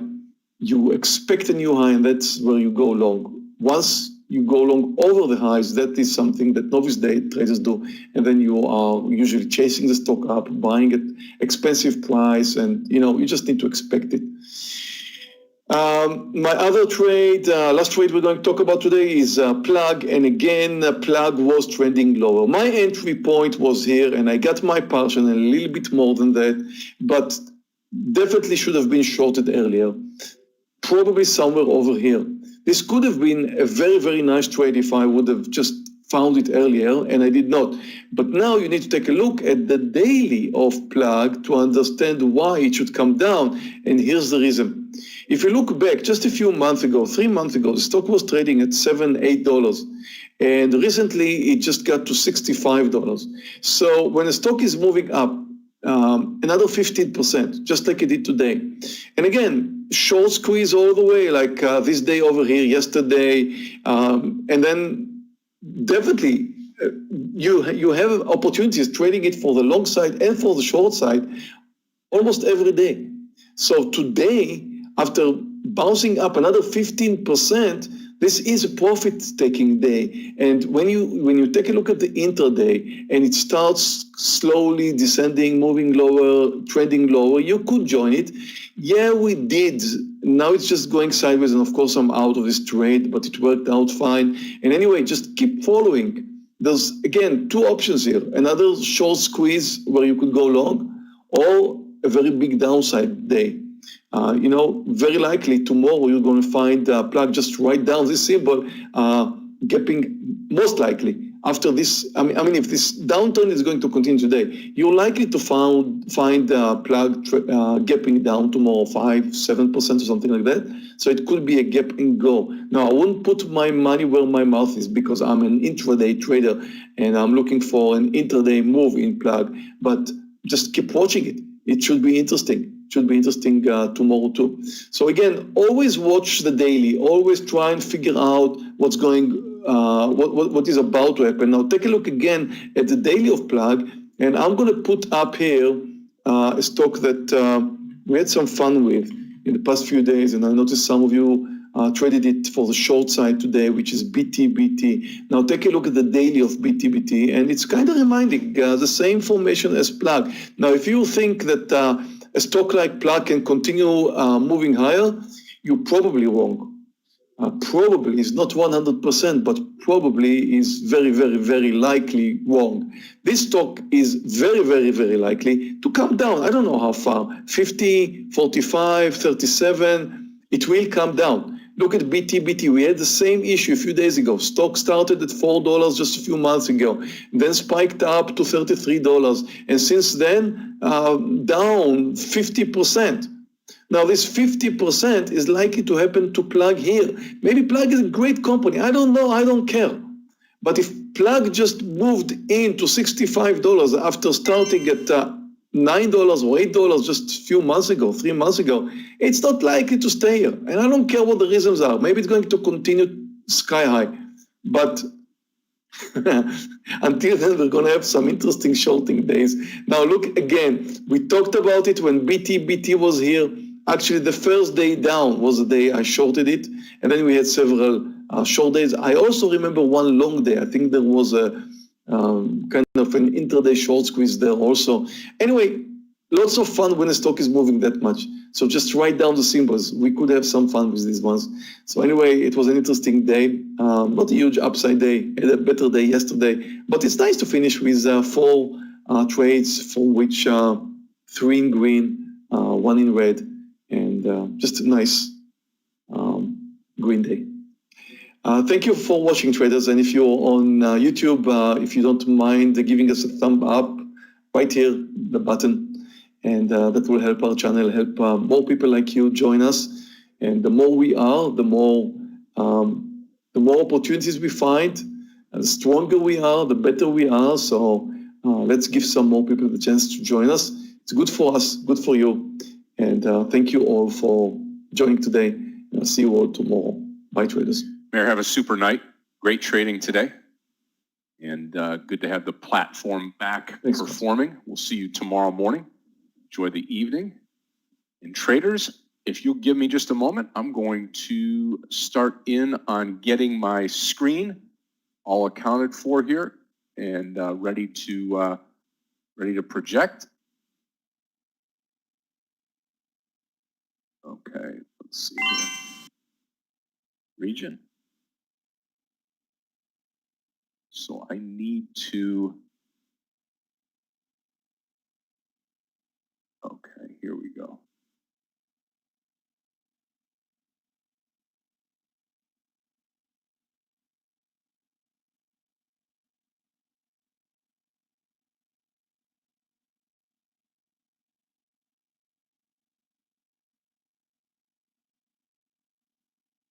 Okay, let's see if this will capture it for everybody.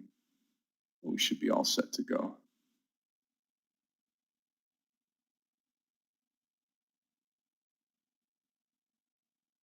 Okay, click off of this. There we go. All right, back in business. That feels good. Okay, traders. I started off with one winner, two losers. Came back around with plug. Mara trade that Meir took was awesome, and now I find myself with just Fubo left. I'll pull Fubo down here from my previous screen or my screen above. I traded the 4-monitor layout, giving me plenty of room here to trade. Very tempted at LMND earlier. But now as we sit here now, remember what I said before, the market opened up very, very flat. We've had some good moves with some of the stocks that we looked at. And traders, I'm really excited that many of you contributed this morning with the stocks that you chose and gave them to Meir and myself and the rest of the people here in the room. That's really good. That really, really helps. That's what you're talking about, family. That's what we do, everybody together. Makes it happen.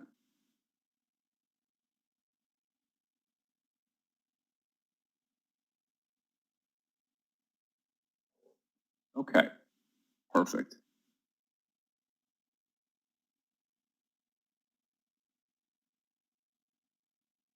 All right, there we go. There we go. There we go. There we go.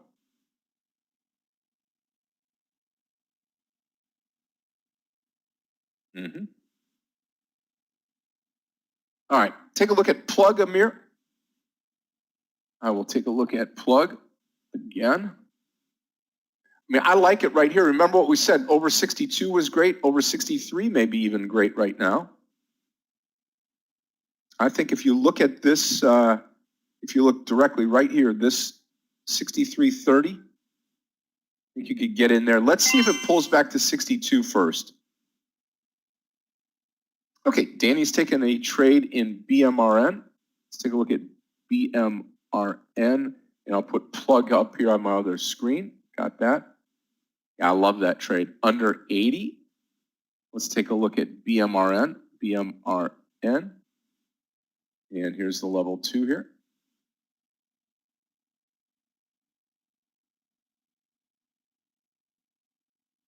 Now let's take a look at the daily. Oh yeah, looks good. Okay, I'm going to take this trade with Danny here.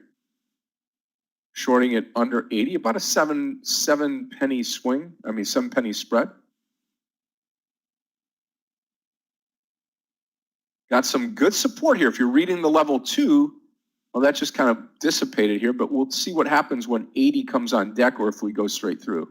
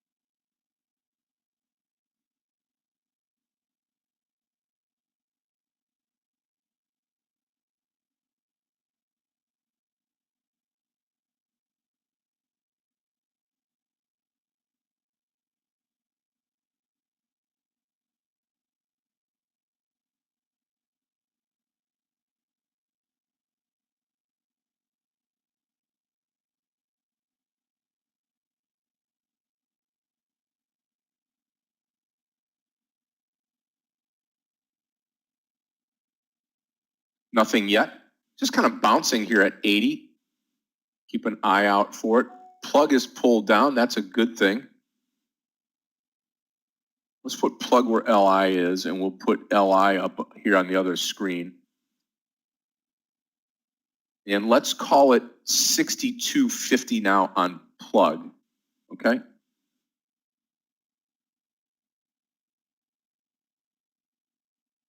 Now, I like the trade. I liked it before. I like it now.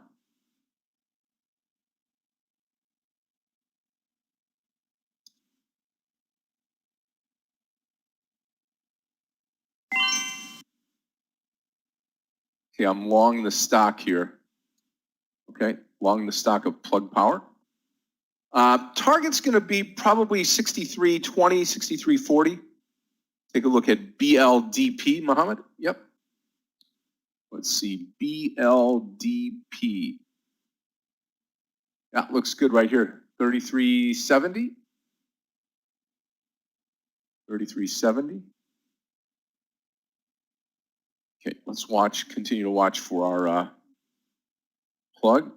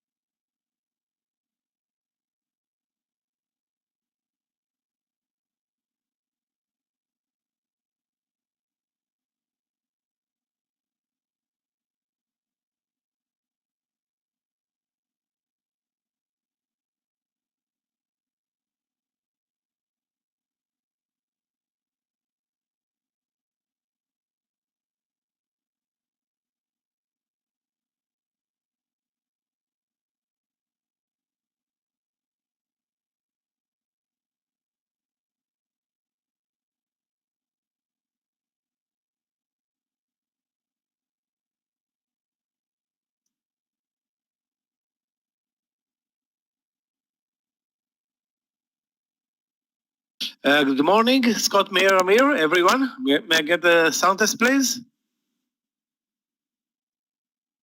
Michael, good morning. You sound great this morning. Yeah, I had the same scare that you guys got into this morning. Yesterday, actually, through the end of the class last night, this is exactly what happened. Those issues with the room, but we fixed it. I thought I fixed it last night. It didn't work, and hopefully it's going to be fixed for today. So, good show, Clifton. Michael, just a quick question. Did you go through the steps that I think Clifton pointed out?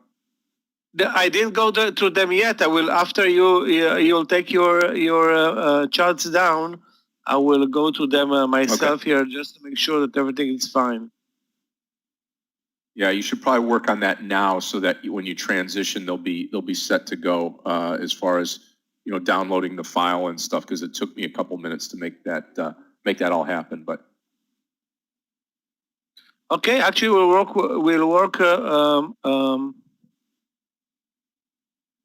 Okay, great. Okay, be back in a minute. yep, no problem.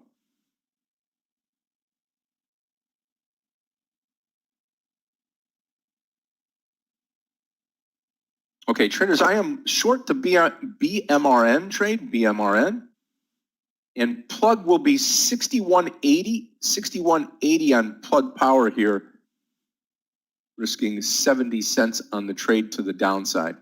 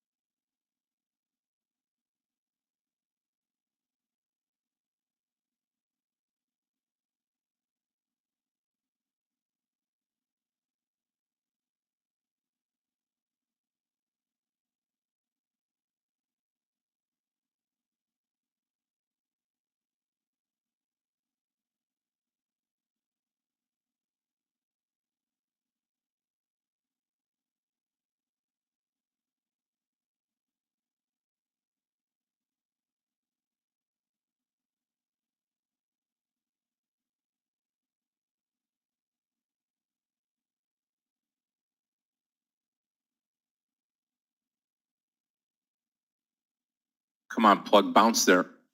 BMRN, heading down, just slow, just slow. Let's take a look at that ZM trade, Ola. Yep. Now I would only take it long, and I'd probably take it long over the 341.50. Yeah, 341.50. We'll wait till 342. Either way, 341.50 will give you a little jump on it.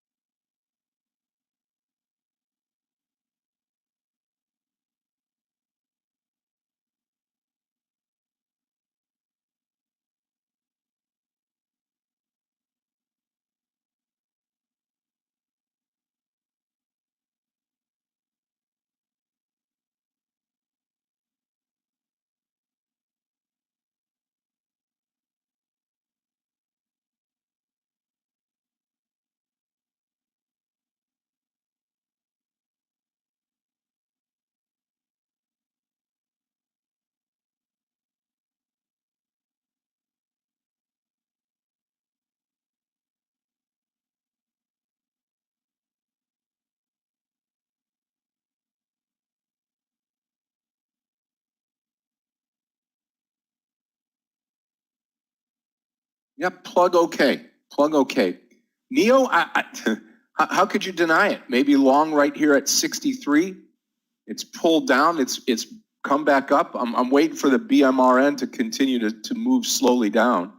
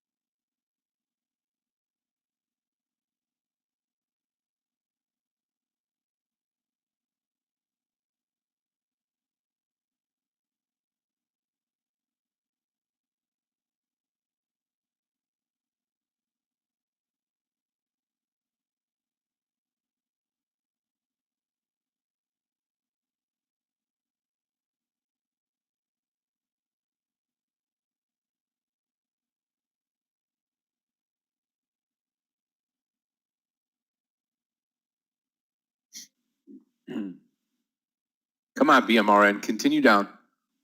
This looks great. Looks great. Plug having a little bit of a problem right now.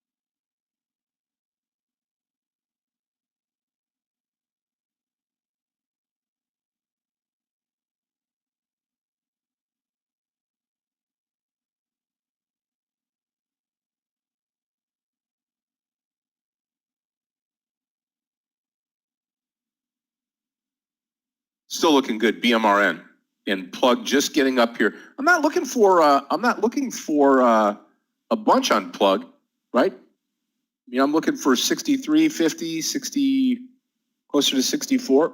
I mean, I'm looking for almost $1 on the trade, but it shouldn't be a problem from there.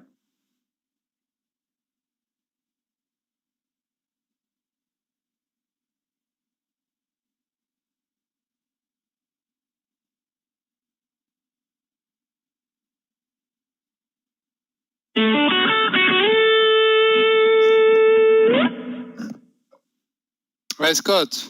Traders, good afternoon. How are you? I'm good. Yourself? Doing fine. Doing just fine for a Tuesday. You sound calm than usual. What's happened? Just a good day. Just Yeah. working my plan here. Started off green, turned a little red, and then back to green. So I've been fighting it a little bit, but nonetheless trying to do my best today. Yeah. You sound peaceful than usual. I don't know what, by Yeah, well, by the tone of your voice. It's not it's that Tuesday. It's not Monday. That's one reason. Okay. What do you think about Neo? Look at Neo, 63.75. What do you think? Yeah, Neo I like it upside here all day. It's way behind the sector, you know. All the sector is just exploding, you know. LI, XPV, of course, Tesla. Neo, a little bit behind. So I'm wondering about that area.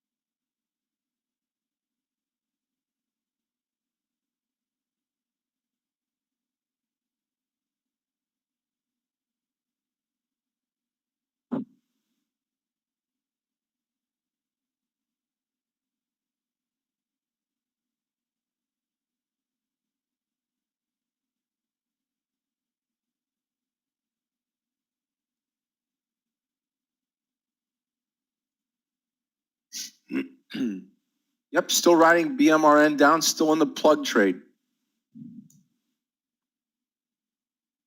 Yep. Norm, I think it's a fine trade here. We just, you take a look at the volume on this trade, on the stock right now. It's still good, but low for the stock, right?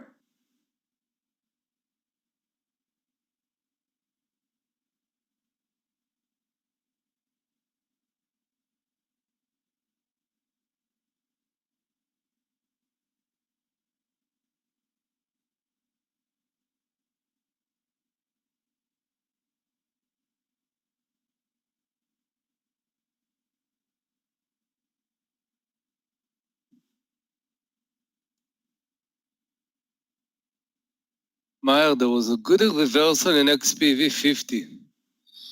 Really good reversal. Basically, this was the first reversal of the day.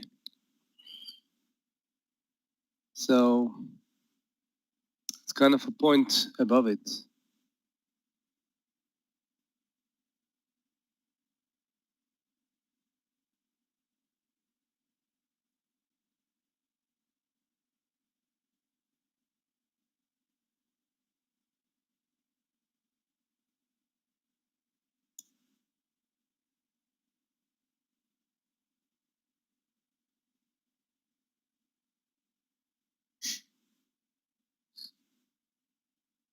I just hope that plug doesn't follow us up here, so to speak. Where did you get into plug, Scott? Plug power 6250. Actually, like 6248 here. Don't need the level 2, just been watching that here.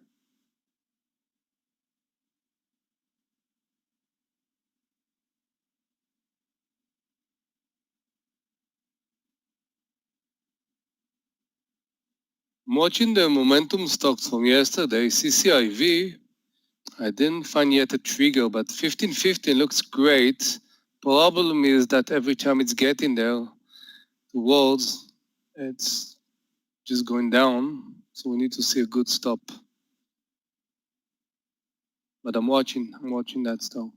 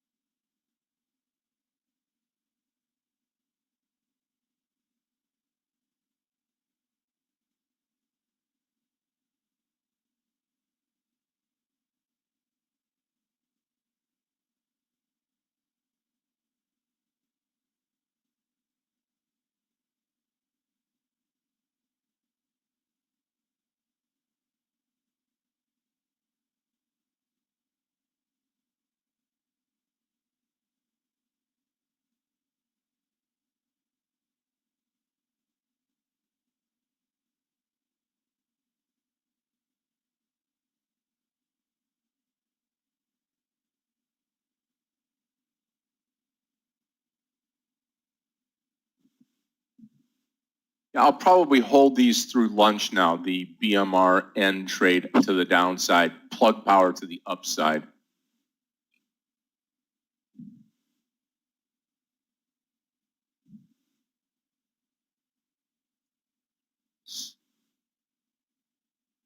Fubo, big move down. We're getting a pullback in the marketplace now.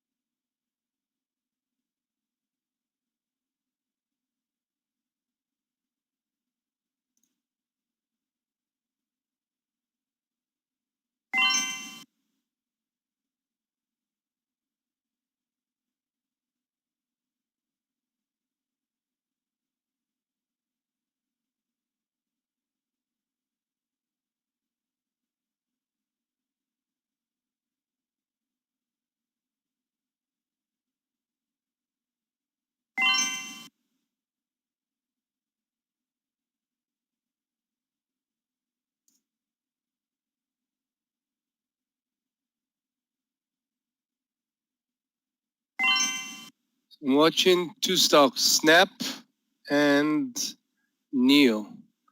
Both of them I want to start a position. Snap 56, pretty small stop. Put my most of the amount above 56.20, daily amazing.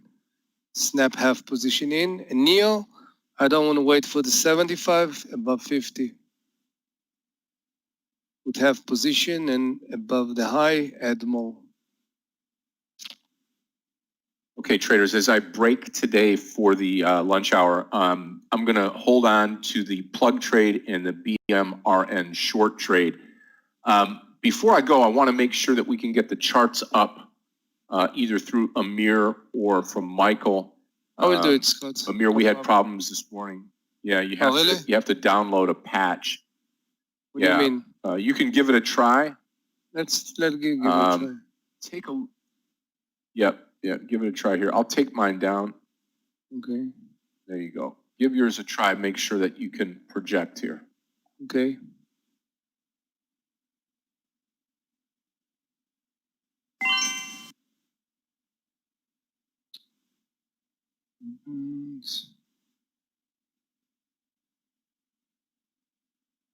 Yeah. Okay, let's see. Project.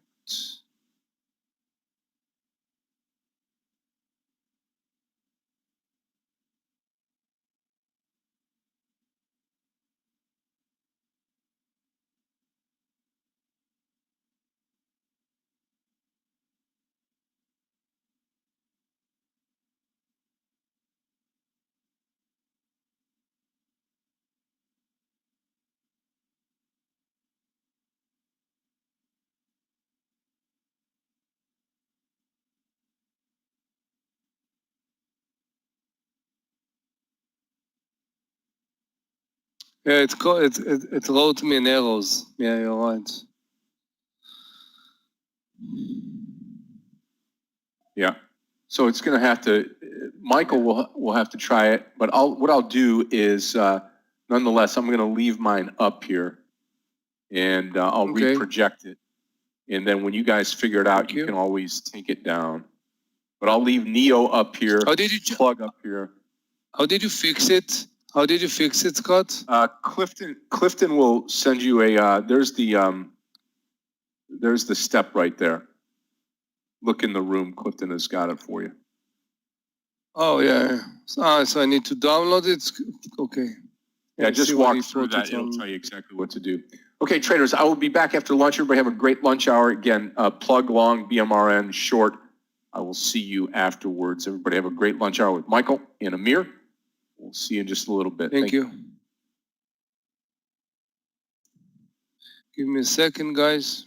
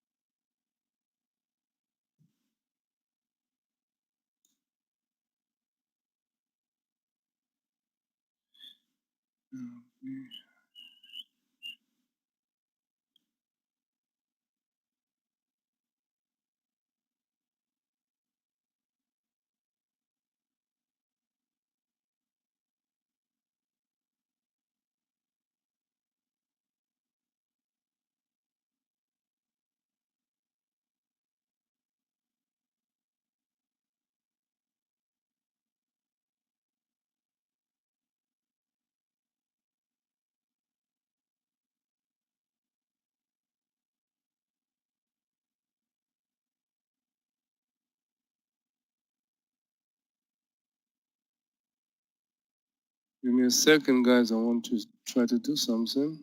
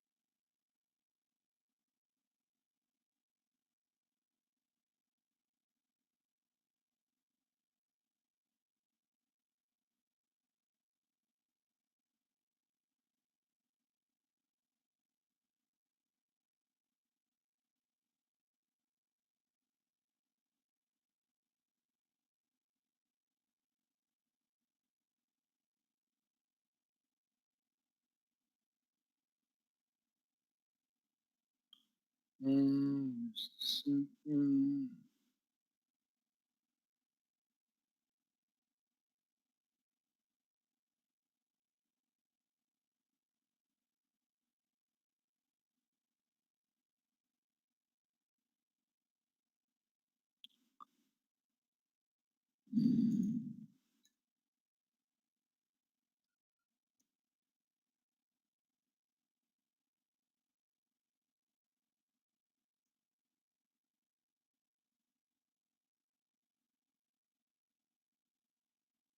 We'll try to spend a second, and if I'm not succeeded, I'm gonna use what we have.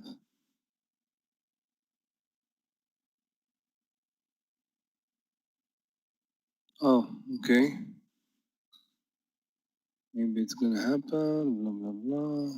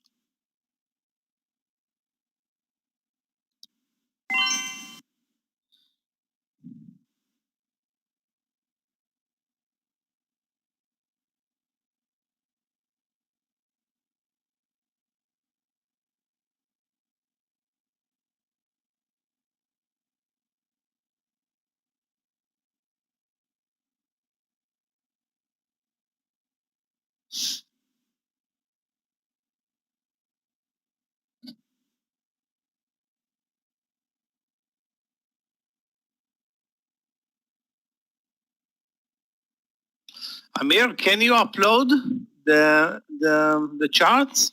I'm starting. Right now not. I'm trying to upload it, but It keeps rotating. maybe I will do it later. The circle under screen sharing application keeps rotating, but it's not uploading my app. Is it the same on your side? Yeah. Yeah, I put it, but in some point I couldn't. No, it's not doing nothing. Yeah. I'm allowed to do it, but run anyway. Yes. Yes. Waiting for seconds. Wait to press a key to continue. It's throwing me away somewhere. No, it's throwing me in the middle of the process. So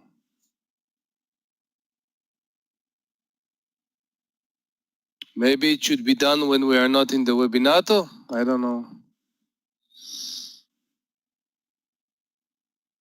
Never mind, Danny. Never mind. You can try if you want to. Thanks.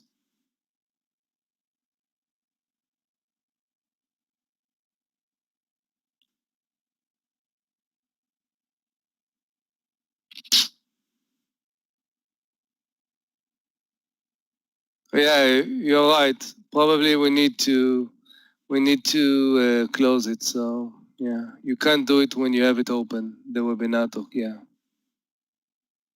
I think so. Never mind. Let's talk about what we have right now. Okay, it's a good opportunity. You're just gonna listen and.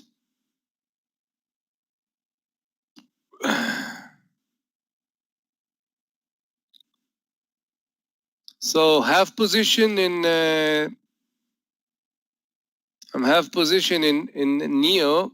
I see that it broke over the high, but I was focusing here, so I didn't do it. I'm gonna add in a second. Snap. I'm also half position, not full. How was your day, guys? Okay, I'm gonna do this afterwards. Yeah, it's not a good deal right now to do it. How was your day, guys?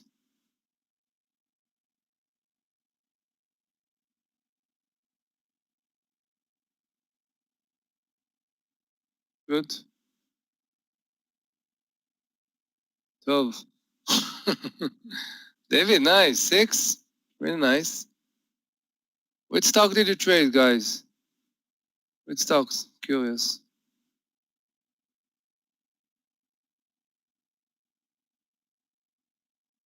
It's probably you're gonna hear today a lot of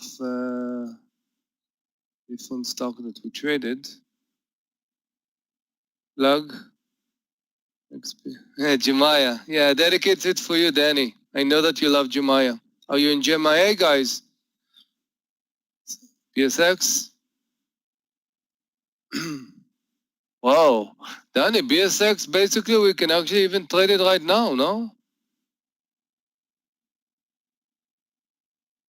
Under 35.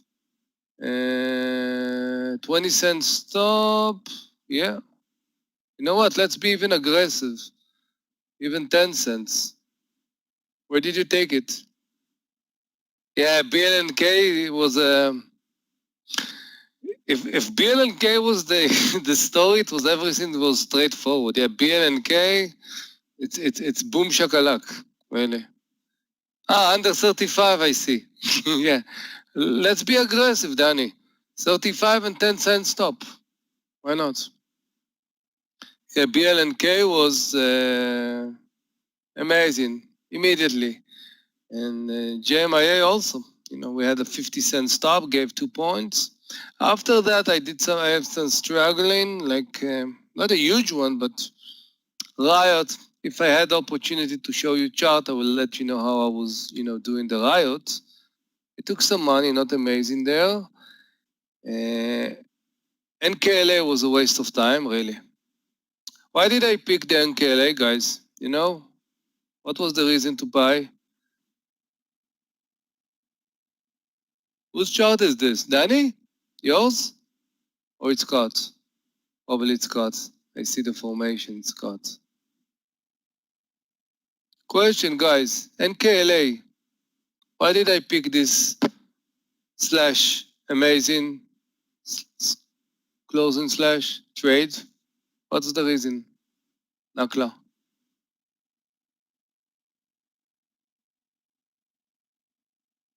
I'm waiting.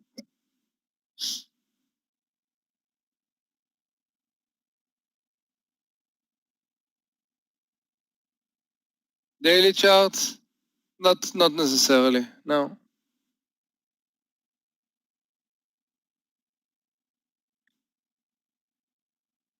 BSX is in, guys. I took it with very small stop. Took it with 10 cents. It's very volatile. It's volatile, so it used to be, not so much.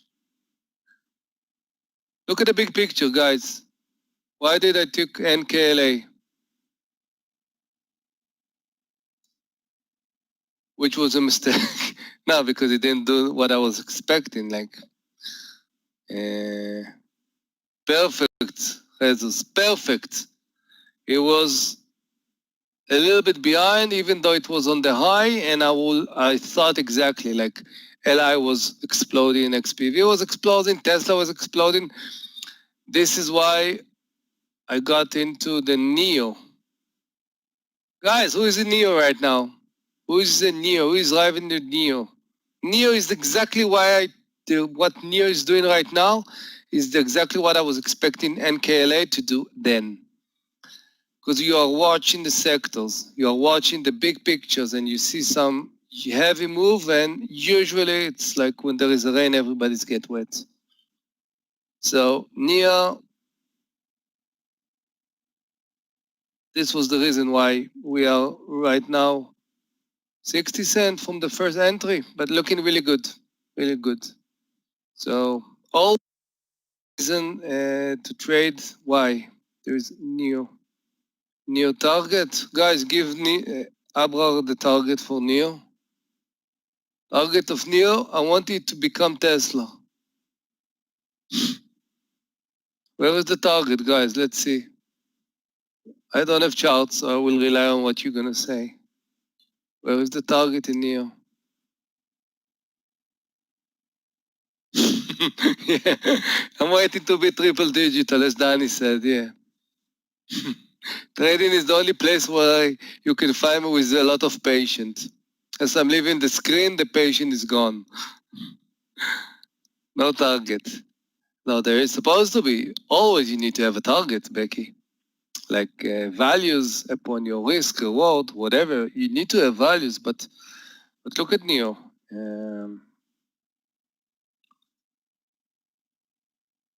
We have some resistance from yesterday is around the 65 area.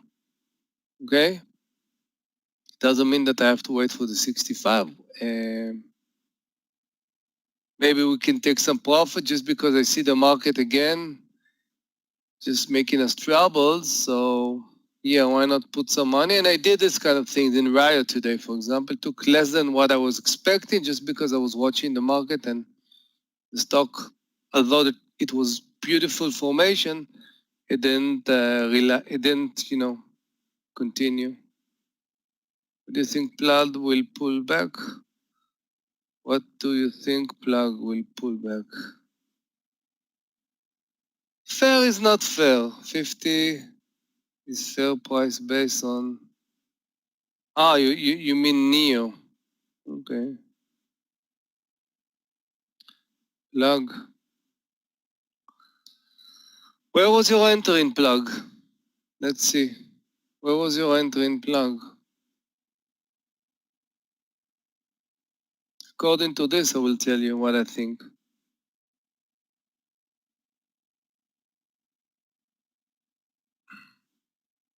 Twitter.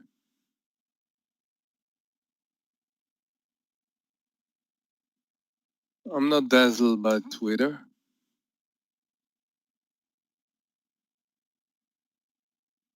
60 to 50 you got into Plug?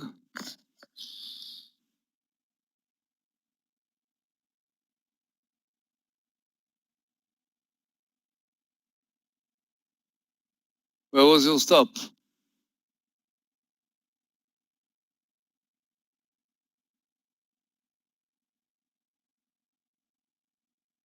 So you made almost 80 cents or something. Where was your stop?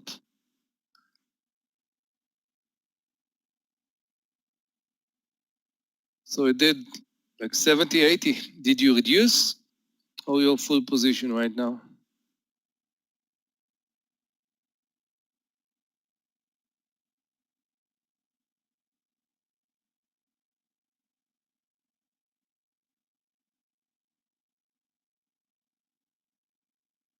Cool.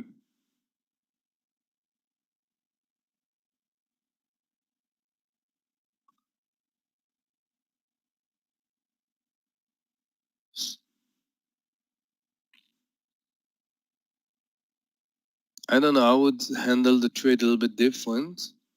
Probably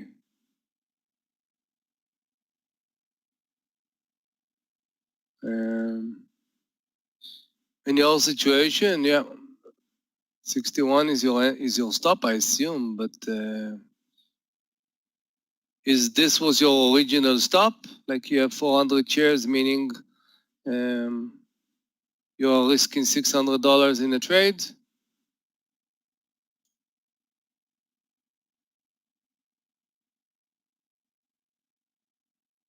Took some off. Where? Entry, profit, under.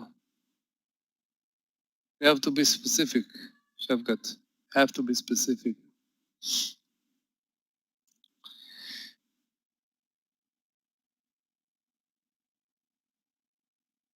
Yeah, market now is not helping.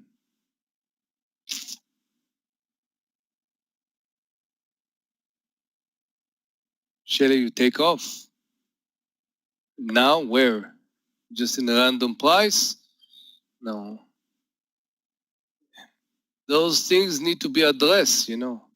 You need to know exactly, okay, I got into a stock, it did, I don't know, where was your stop when you got into the trade? So you got 62.50, where was your stop, original stop?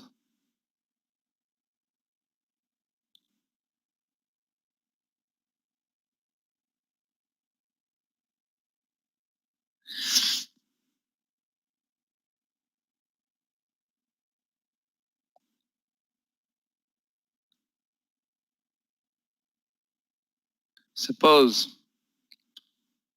If it was supposed to, why didn't you keep it?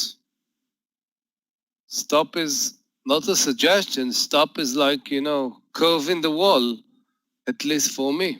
If this was your risk, $1, you were risking 400. Now, if your stop is 61, you're risking now 50%. You're risking 50% more. So is this something that you do often or not? This is supposed to be.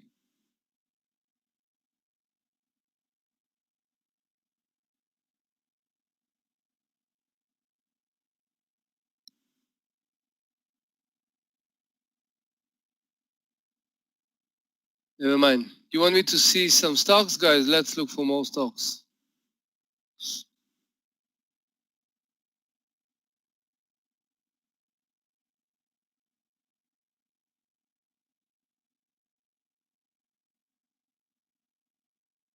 Abba,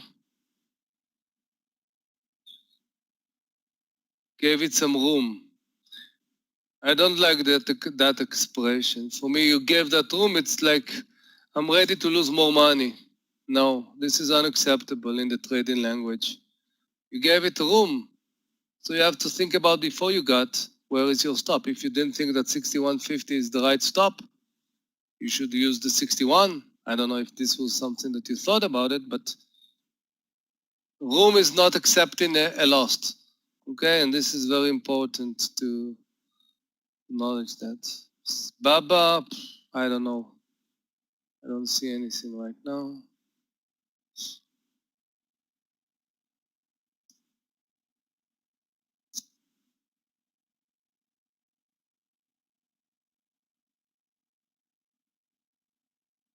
AMD. Yeah, I saw AMD flashing up.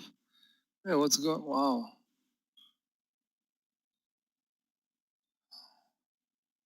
Not an easy day today. Did you find the day today easy or not? Okay, regular.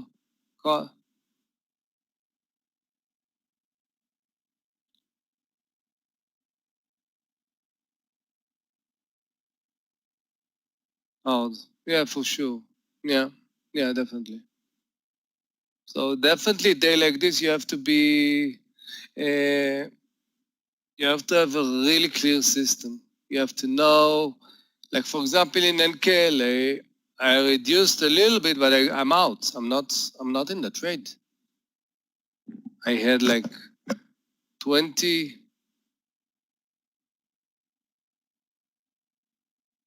or 25 cents and it reached and I'm out. So yeah, it's not good. Wrong.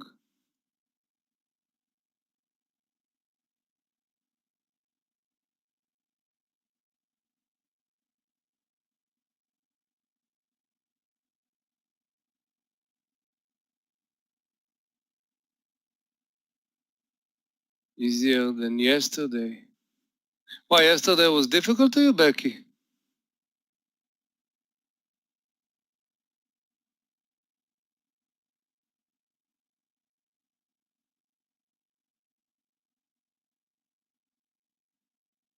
Oh, okay. Which part, the entire day?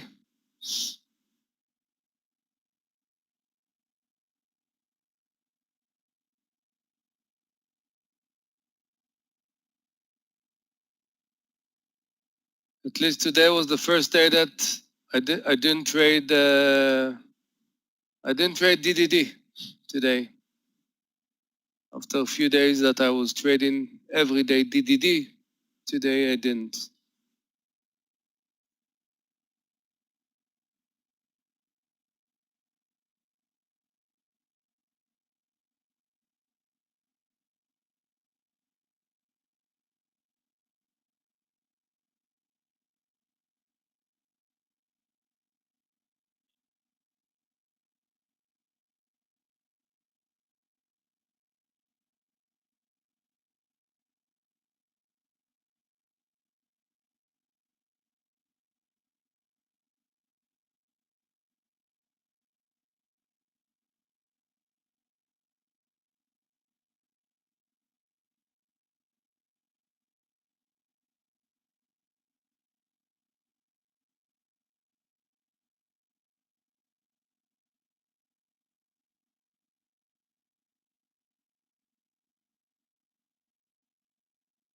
VA short. We need to see a formation. It's because the news and everything doesn't mean MARA. I think in the last few hours, just a side move. I don't know if I want to take something over the high right now. If the market is doing what it's doing, which in Apple.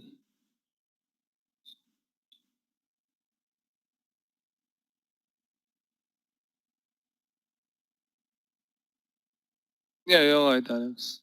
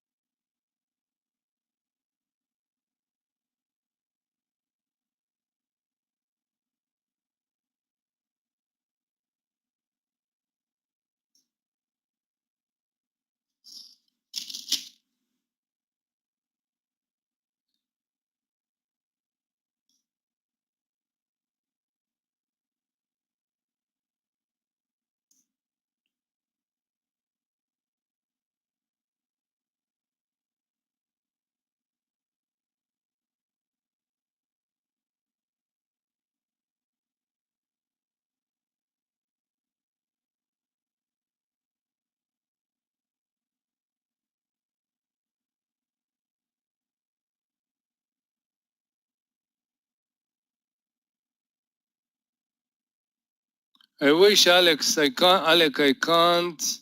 What does it mean?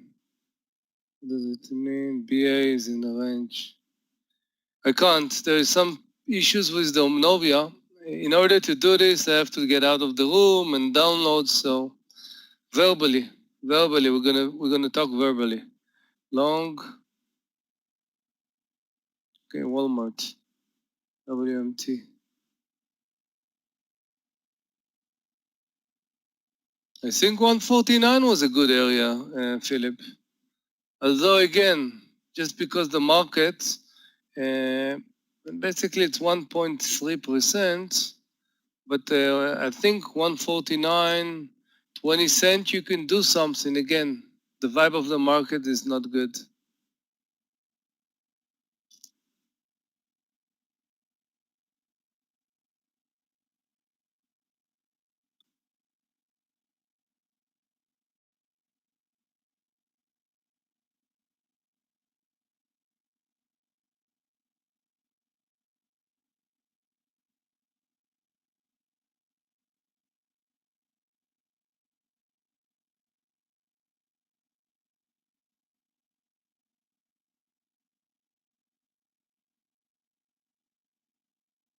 BDTX.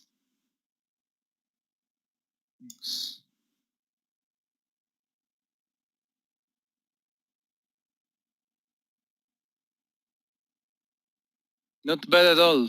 Not bad at all. I'm watching it zoom in.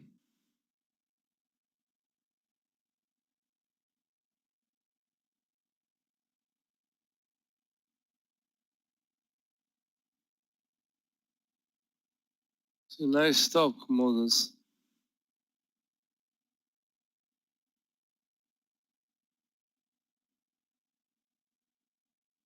Not a big spready. Yeah, why not? UTX. But the range is what I will do. Let's start half position on the 29.90, 20 cents, and under 80. I want to confirm, because it's a small range here. We're gonna add. Make sense, Moses? Dash.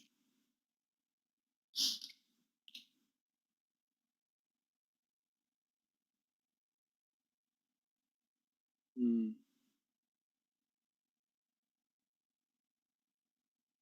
I don't know if I want to take it. Again, just because the market.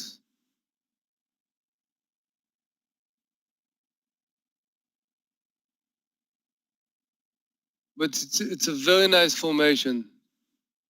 If Michael is here, probably he will jump to this trade. He loves those kind of formation. Very nice formation. Great risk reward, great formation. Yeah, nothing bad to say about this. Except it need to work, of course.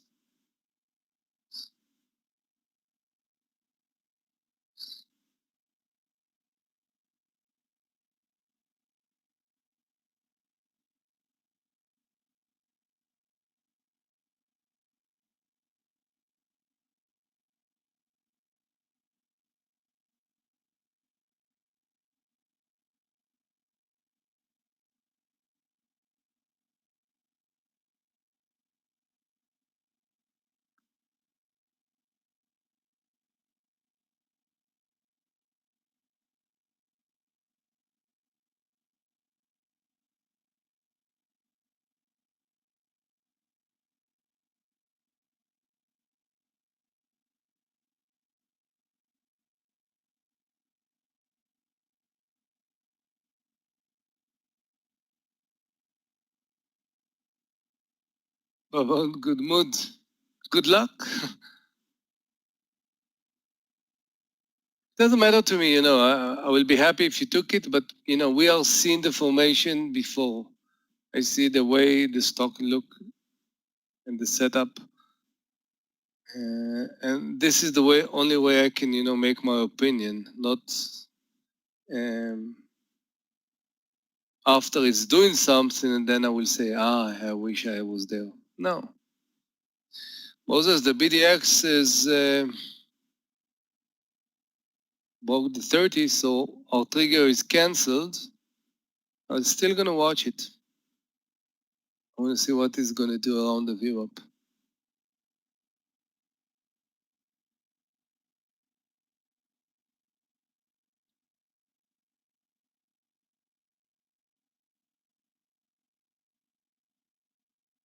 Guys, I want to take Fubo 3150 with a 50-cent stop. Don't mind.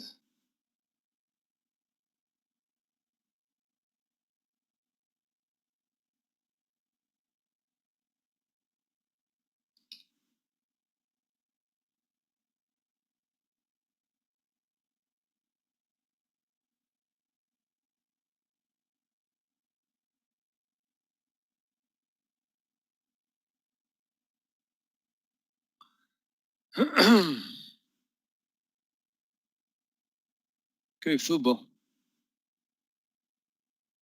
Of course, 32 will be kind of a place where. No, Stanville. Not 50. I don't care about the 60. Assumption, if it's going to break the 50, it's going to break the 60. At that formation, side move and no spread on Fubo. See how what the stock did today? No spread. 2-3 cents, not more than that. Let's see if we can break the 80. 3180. Candle looks great. Candle looks great.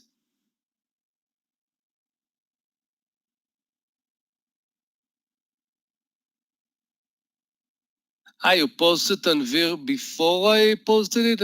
I don't see. Or you posted after I posted. Let's see, 1201. I posted before, I see. Oh, okay. But you have any? Good, we have 84.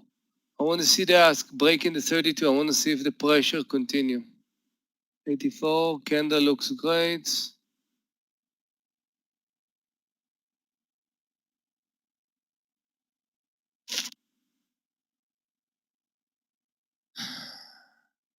BTBT.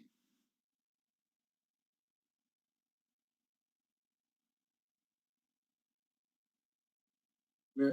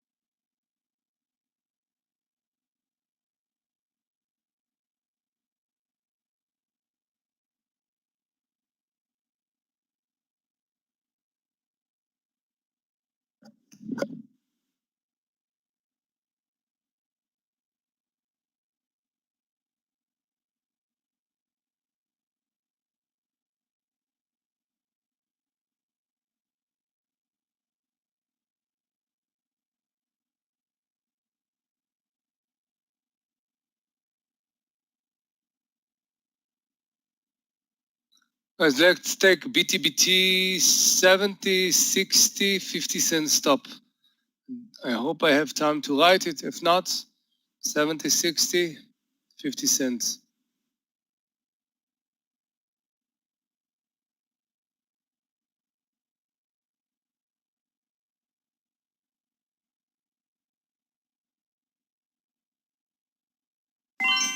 Wow. Succeed, guys. Succeed to follow. BT, BT. Yes, no, maybe. Too fast. Yeah, the time, if you listen and don't wait for the announcement.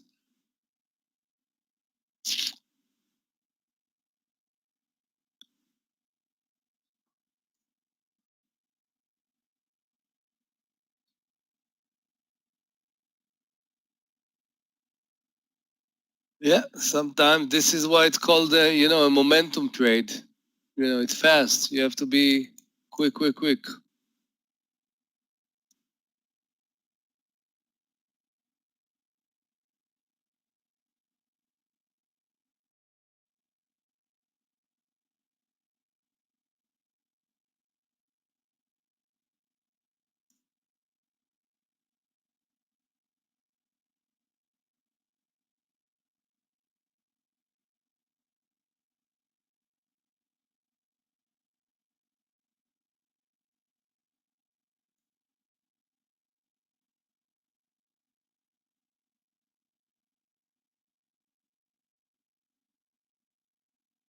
Oh, BTBT. Thank you for sharing this, guys. This is the huge power of the room. There's a lot of great stuff in the room. Of course, there are some problems. Sometimes you get too much, and you have to find a balance. But we have, like hundreds or thousands of eyes here, and we can cover a lot of things. So, thank you for who's, give us the attention about BTBT, PLNK.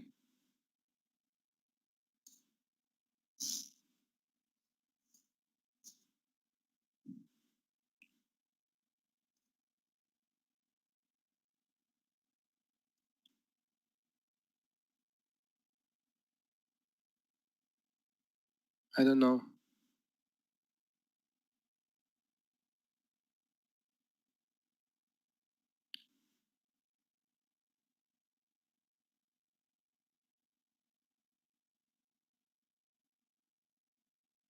Shen, perfect. Keep on. Keep on. I would not expect better, answer like this. Yeah.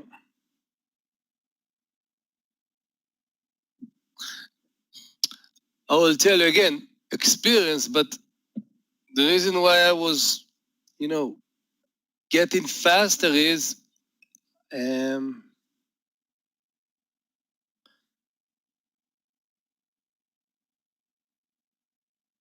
when I see something like this, and this for me it's kind of a momentum trade, catalyst or whatever, I have kind of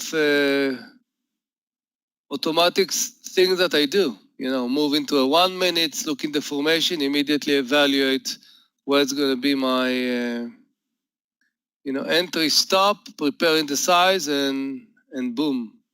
So I have kind of pre-planned for that. Okay, so this is why I think you can give me not more than 2-3 seconds and I can do it. So I know exactly, but if you don't, definitely watch it. Make sense?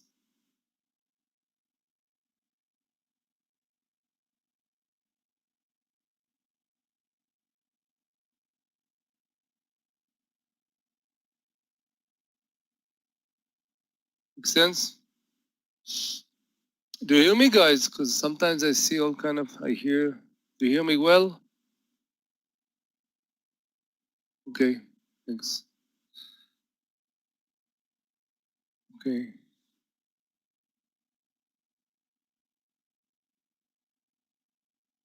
Makes sense. Okay.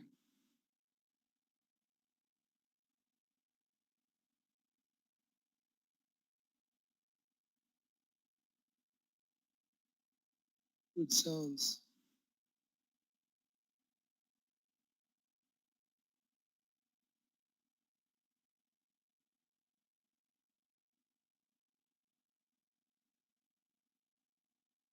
Jemiah?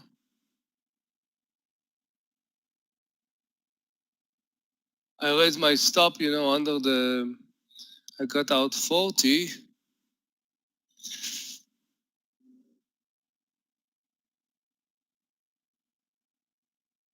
I think Jemiah looks like he wants to break the 39, 50, 40. I don't know if it's gonna already yet. Not sure. You can take BLNK. No, I don't want to take something on the low right now. Oh, it's a very tough environment today. You have to be today so much flexible in your mind. Unbelievable, really. This is a tough day. We started with a lot of dodgy candle, very difficult, and then we broke to the high, view up, new high, and then from the high, boom, all the way down, breaking the low. So you have to be very, not an easy day.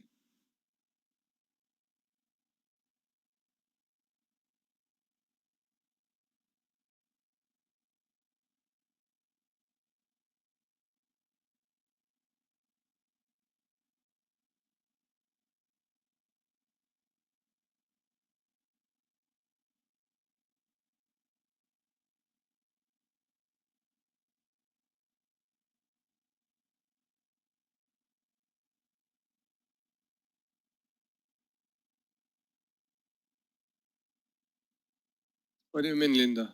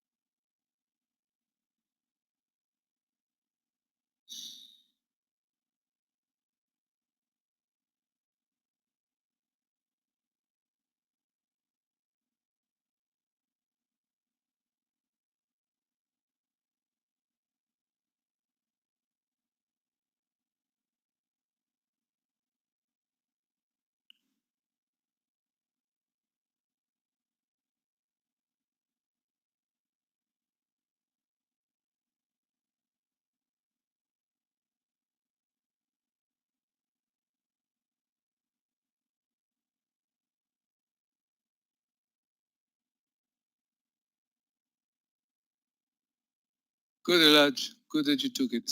Really nice.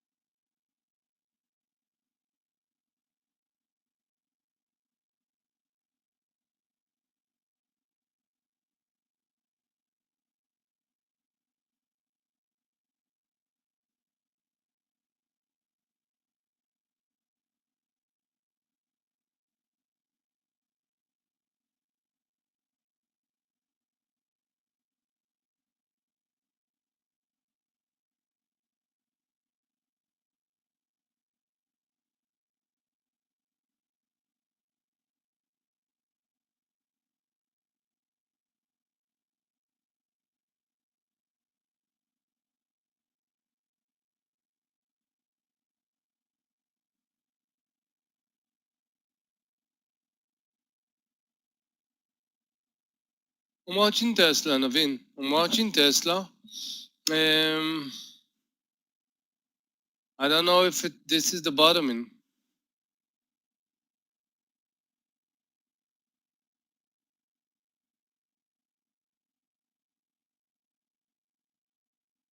You want to be aggressive. 52. It already broke it. It's at about 52.50. Now, 56, I think it's too. Yeah, I think it's too much though.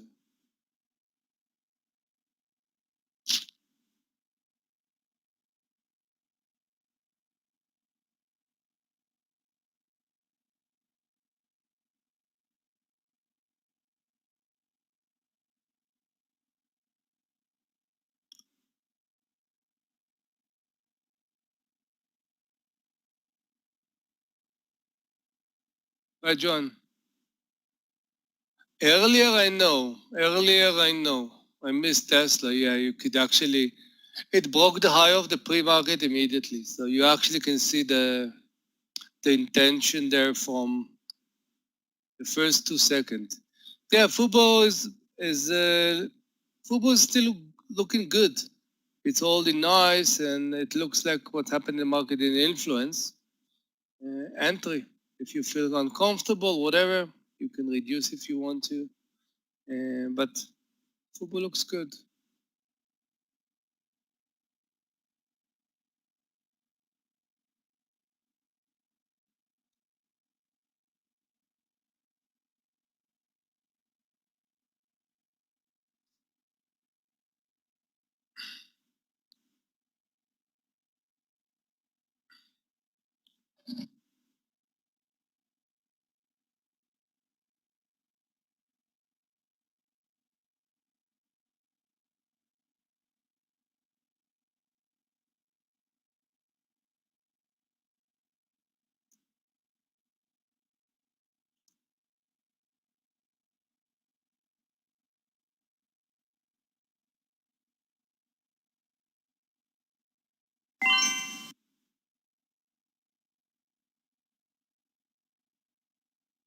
LI is looking interesting here. 55. Not a lot of risk reward.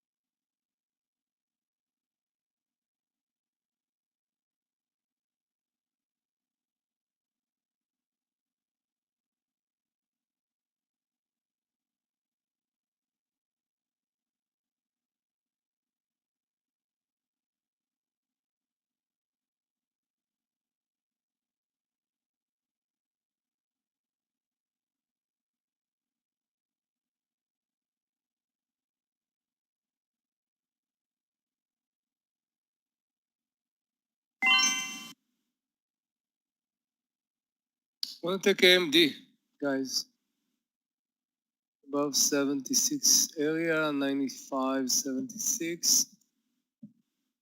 Let's see if we can have a kind of a reversal in the market, AMD market stock.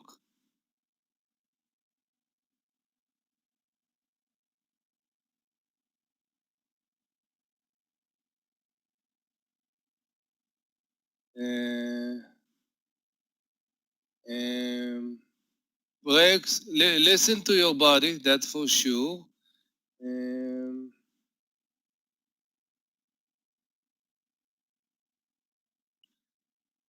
I'll tell you something. I want to show you something. Give me a second. Oh, I can't show you, so give you a link. Second.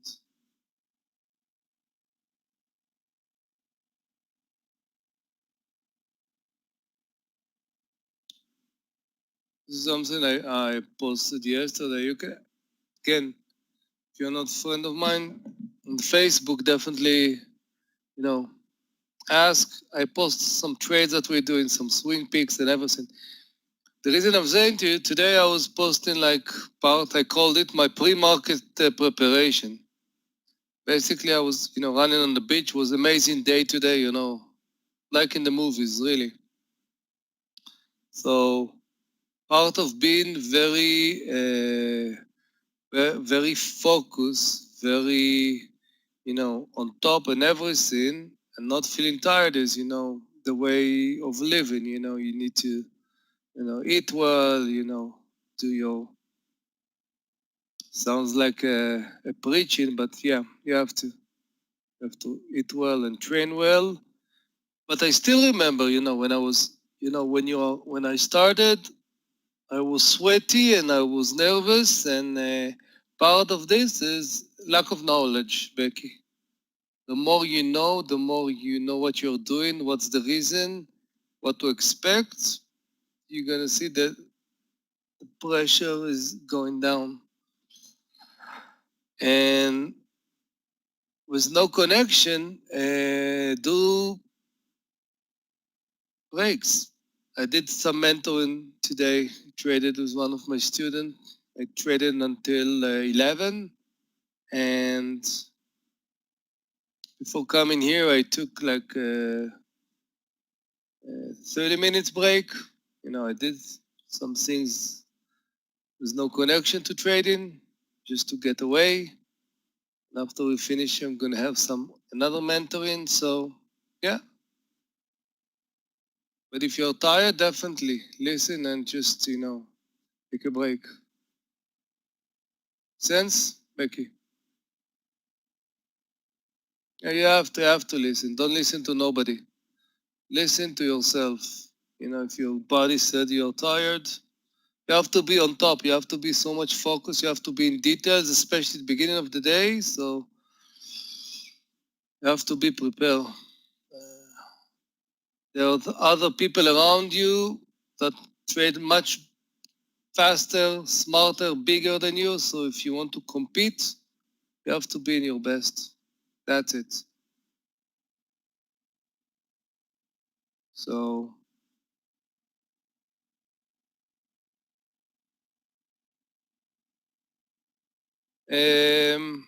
football looking great, guys. Now, this is what I'm thinking. If football is not breaking the 32 now, I'm going to take a profit here. And then I'm going to raise my stop. No, there's nothing really to raise. Just want to see. I'm watching the market. I want to see if we can, what are we doing from here? So I know if I'm not breaking the 32, I'm going to take some profits towards 32. Yeah, it's amazing pictures. Yeah, every day it's like, this is what I like. Yeah, I'm getting there, and it's the middle of the winter, but the winter this year is not a winter, so can spend time every day, like in the morning.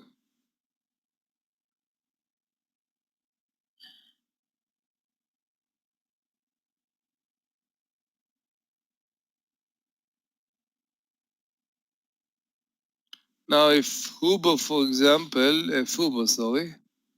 will break my 50, maybe toward the 45, something like this, I'm going to reduce half position. Not going to stay full position there. Still watching it. if it's a retest or it's a second or third failure of getting over the 32. Right now it's still okay. So,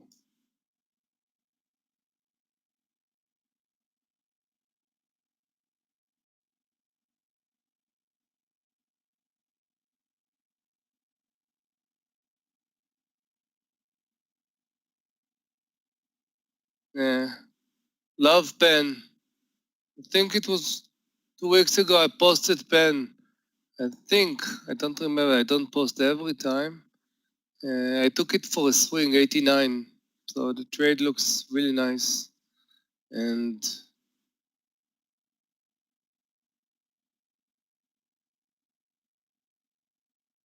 pen, and look at WYNN.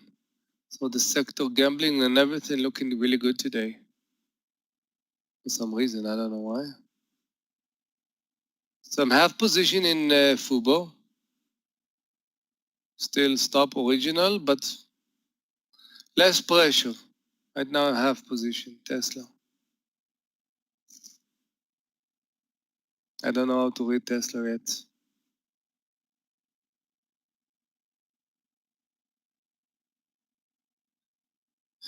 OSTK, wow, stock from the past. It's been a while since we traded. Wow. Wow. I didn't see it today even.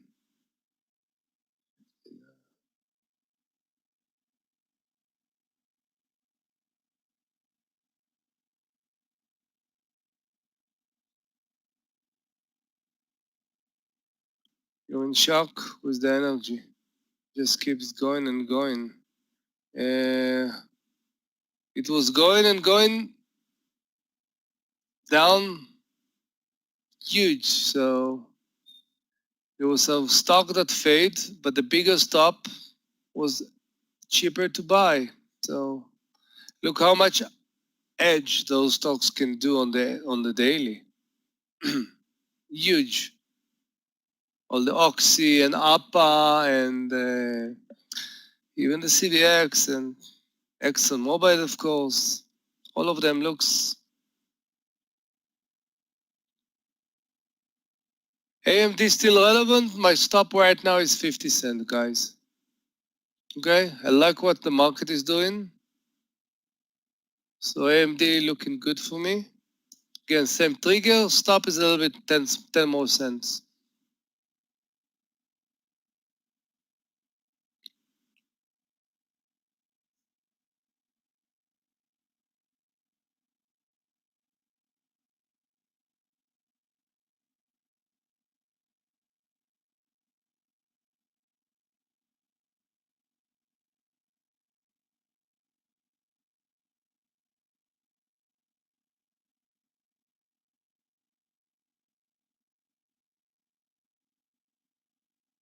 ZM.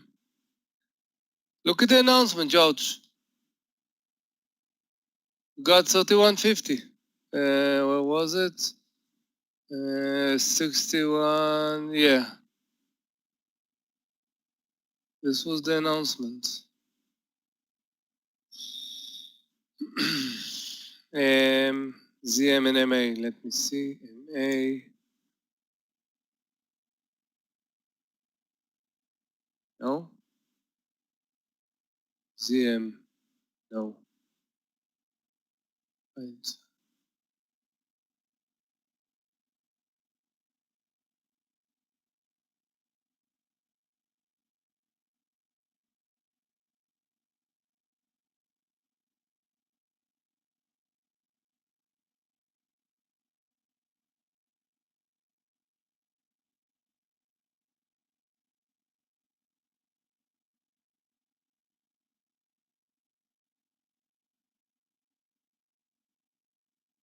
150, 175.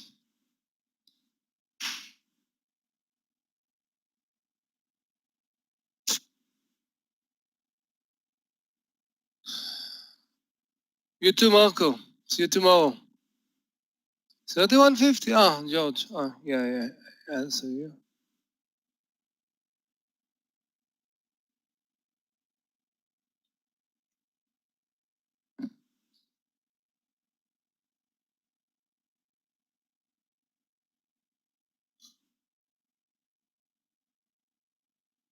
We had today 2 amazing IPO, huh?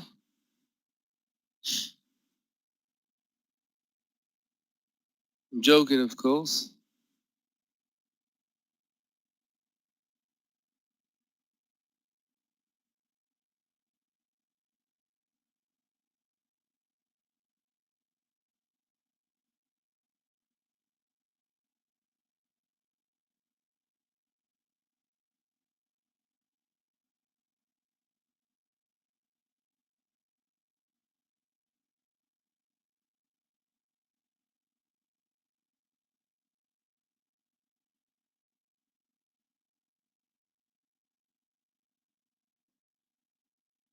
Guys, I'm watching Python. 150, 175 over the high. I'm going to take it with a dollar stop. A little bit more than a dollar even. 150. We are basically right now there. So even 152, it's not really different. It's not really it's a bigger stop, but I want to see a bigger move.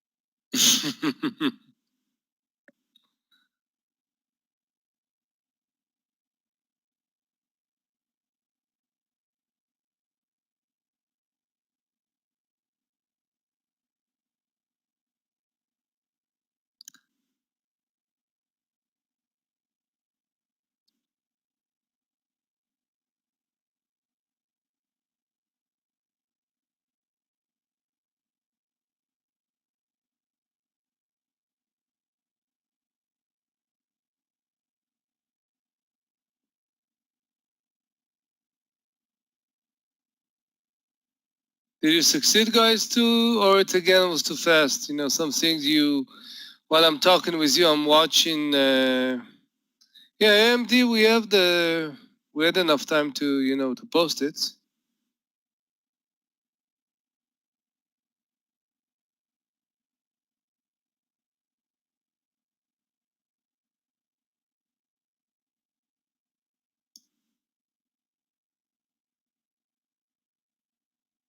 AMD target. Marco, you are so much time in this room. Where is the target of AMD? Where is the target, you think? First, we need to start develop the trade. You know, the trade is just barely nothing yet.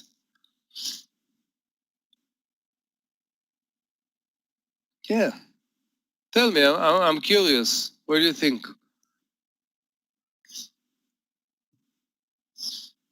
Are you in Python, Eunice? Good. Good. Hopefully it's good.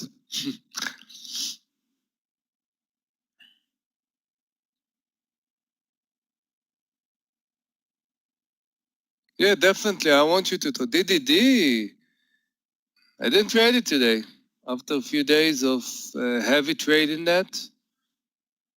I don't know you're here. Oh.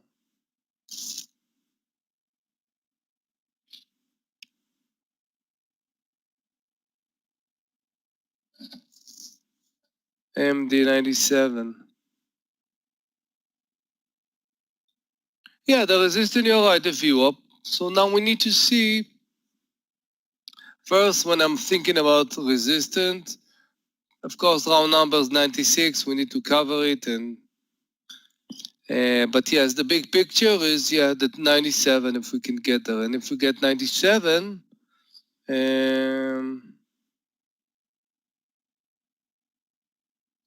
give us a little bit more than 1 to 2, which is pretty good. And look at the market. If the market will start reversal from here, and this is a market stock, yeah, we can actually do pretty nice though. Python, guys. Only Eunice took Python, guys. PTON. Jesus, good, good. Stock looking good, but again, my target there are much higher than, there was a $1 stop. We're now getting to the high of the day is 152.76. So we need another 50 cents to get to the high.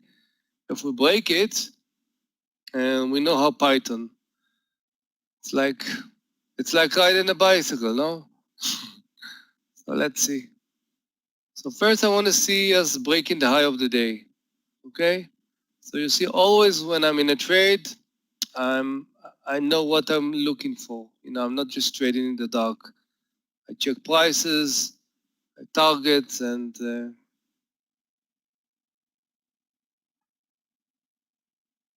not a big deal here. So instead of $1, you're gonna have $1.10, 20. Not a big deal. It's not a 10-cent stop that you actually chase it after 20 cents, which is not make sense. But here it's pretty fine, yeah.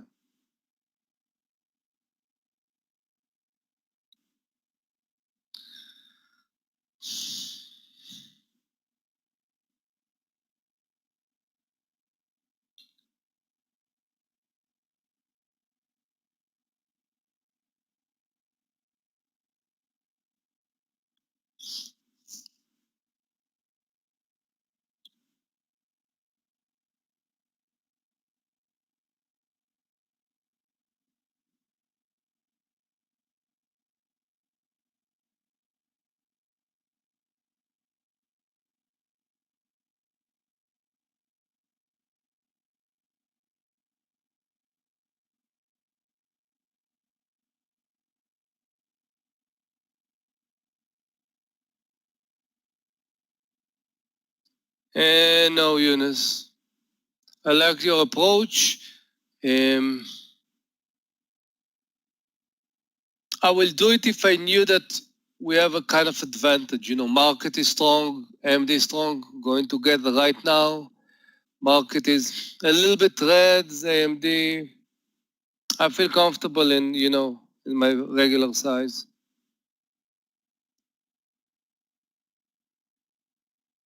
Yeah, BTBT, tell me about it. Yeah, phenomenal.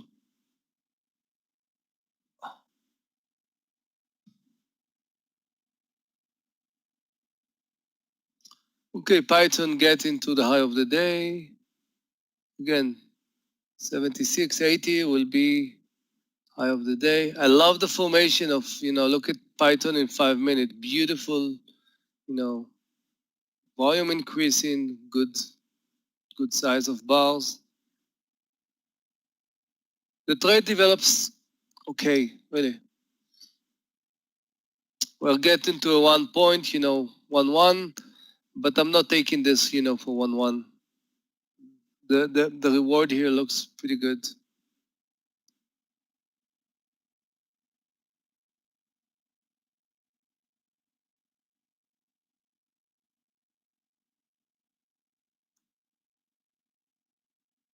Yeah, I see ZM, but I don't know where it's going. So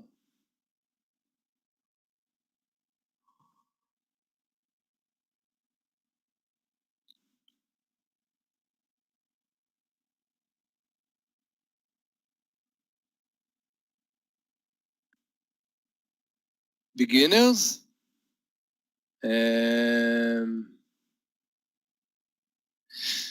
What is your education? Get education first, Becky. Get education. You have system, you have kind of a risk management, because you have to follow rules. You just can't be in the dark. You have any kind of education,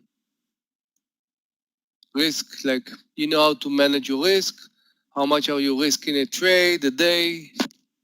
You have a system. If not, you have to follow something, because if not, it's like trading in the dark and not wise.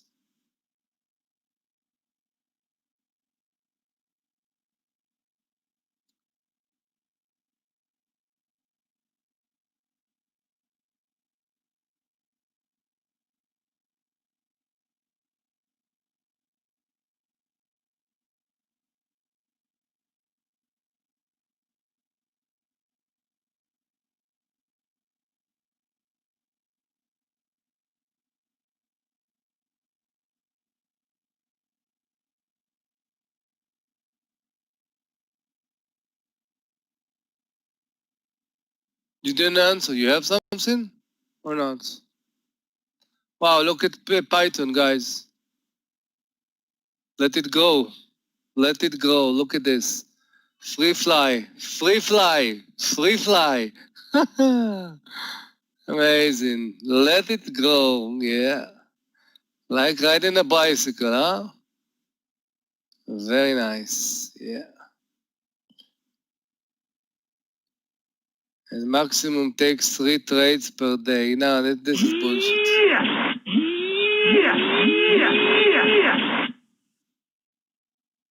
3 trades. Who says 3 trades? What's the special? I'm more interested about the values of a, hey, 2 points in Python. Oh yeah, that's good. That's good. Bullet bike, I like it, Janet, yeah.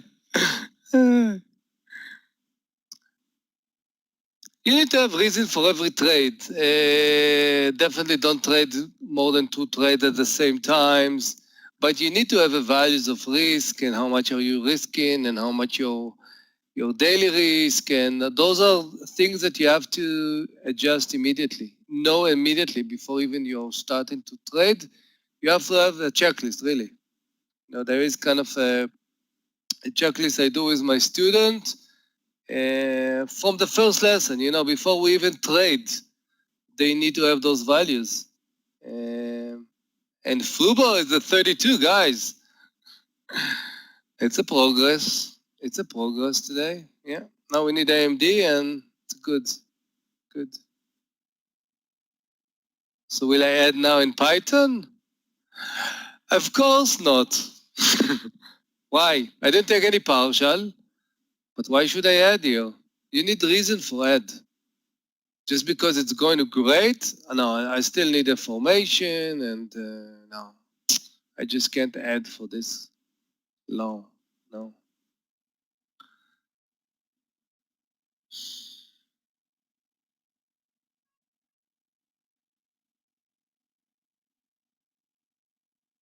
So what, M? I love lunchtime. I don't know what is your perspective about lunchtime. Lunchtime can be amazing. Really, you think that only the first part of the day, lunchtime give you amazing to watch stocks after they spend, a few hours and analyze them and look for a kind of a pullbacks, back to the trend. And if there is a change in the characters or something, middle of the day, much. For beginners, if Becky or asking advice, trade more, not at the beginning of the day, come late. The rhythm is much more slower. You can have enough time. Yeah, definitely. Yeah.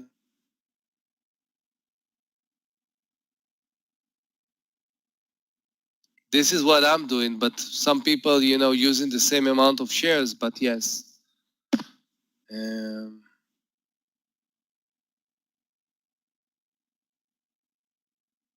It's weird, market going like this and AMD is not responding.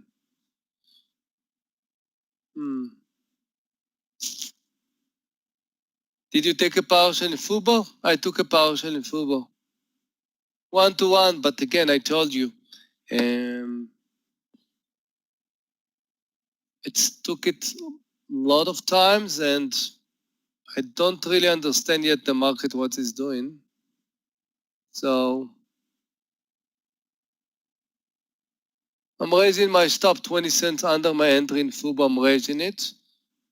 So I'm more protected.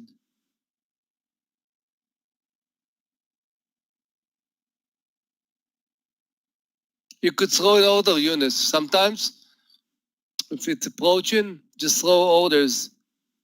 Limit 90 something. So it's going to wait on your trade manager. And then, even if you're not paying attention, it hits the 32.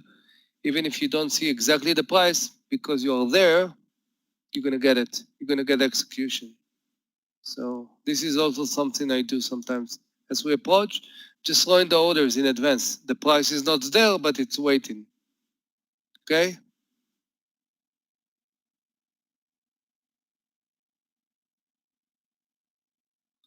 Futo, looking good, but I don't know.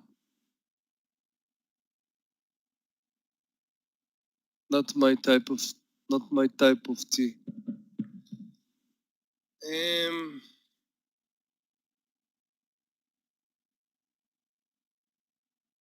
So AMD now negative a little bit.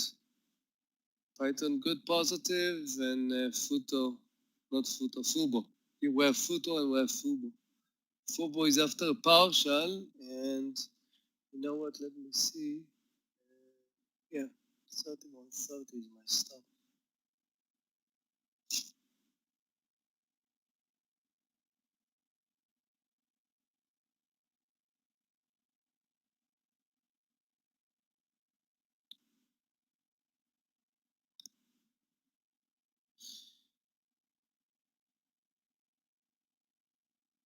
Where are you from, Eunice?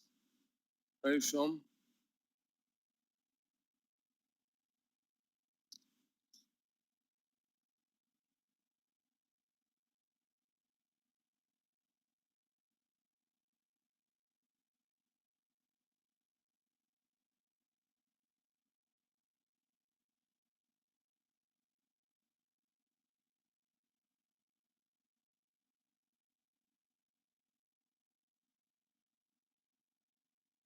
Scotland. Wow. First time I see somebody from Scotland here. Welcome. We have a variety of places here. Scotland, I never. I think last year I wanted to go there, you know, Scotland, Ireland. It looks like a beautiful place, but you know, last month because of the COVID, the only place I could, you know, go out is my backyard and the beach. So, Los Angeles, I've been too much and I had enough. Believe me. Believe me. Had enough from LA. Yeah. I love the state. I used to live in Arizona. So I love the state, but I don't know, LA. I've been there so many times and I had enough. I'm in Israel right now. Momo. Momo. Wow. Friend from the past. Momo. Check also JD, guys. JD, same. No, Momo. Momo. Yeah, thank you. 500,000 shares. Daily. So immediately I'm watching the daily. I want to see where is the next resistance. Momo.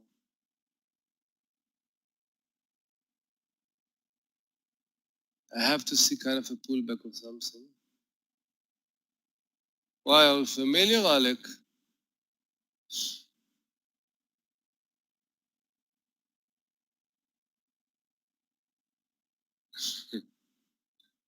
Oh, you're living also here.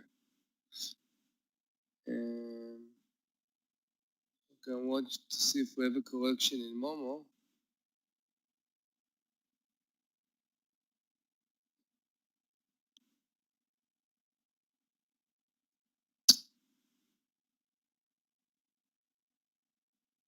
Just a second, guys. Hey, guys, AMD in the money.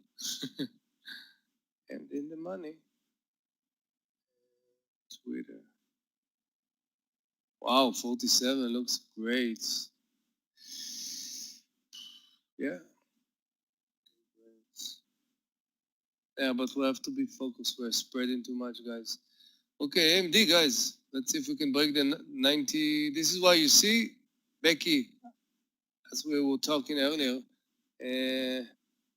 Really, so I'm like 70 miles north from Tel Aviv. When we have, when I got to AMD and I know exactly where my stop, it's not just because I saw two red bars, I got out. No way. New high in AMD. Good. So I trade. Very nice. Fubo's getting back to 32. What about our Python? Python also looking great. Guys, thank you very much. Probably I'm going to join Michael tomorrow around 1:30, I think, or so. And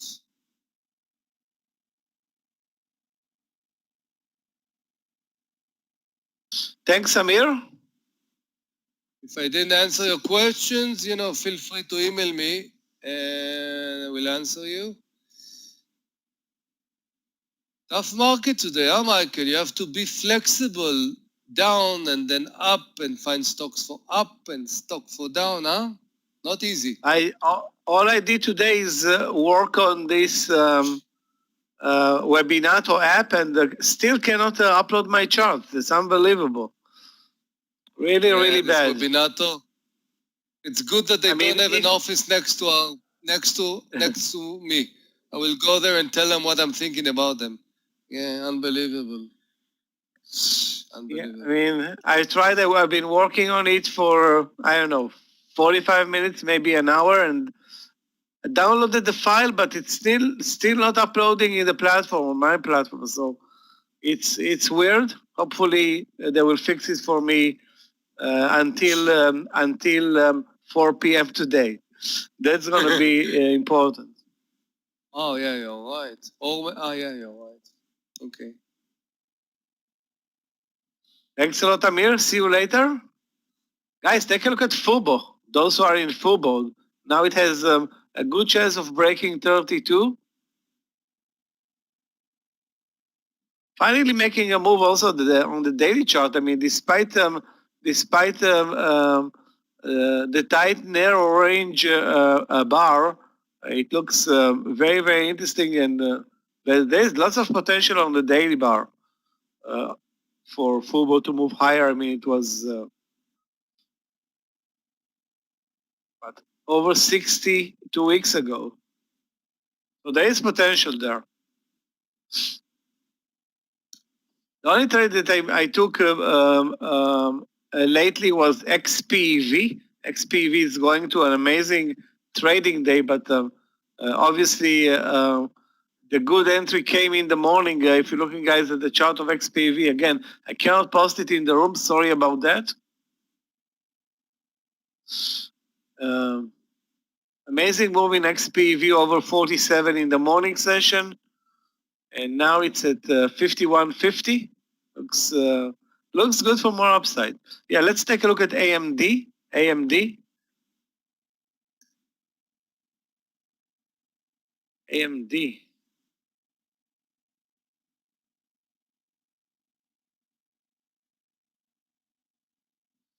Not sure what AMD wants to do today. I mean, it's obviously weaker than the market, down 1.4. The Qs are where are the Qs? The Qs are down 0.5%. This is weaker than a market type of trade. And talking about weakness, I am short Twitter, and I don't see any reason to buy Twitter, Norm. My average entry in Twitter is 48.15. Again, I don't see any reason to trade Twitter long at this point. Maybe it's going to work long if the market moves higher, but other than that, there is no real incentive for you now to buy Twitter. It may actually turn around. I'm hoping it's not going to turn around, because if you are in the trade, you're going to lose money anyway. If you entered at 47, the stop loss is going to be like 20 cents. LPOE, I think I traded this one last week. Or IPOE, I think. Yeah, IPOE is looking horrible today. Yeah, I think Friday we traded it. Friday or Thursday. Yeah, I think I stayed in the trade over the weekend. That was pretty much it. Nothing there today, though. Also, the market is very, very slow right now. Although we moved lower, came back up.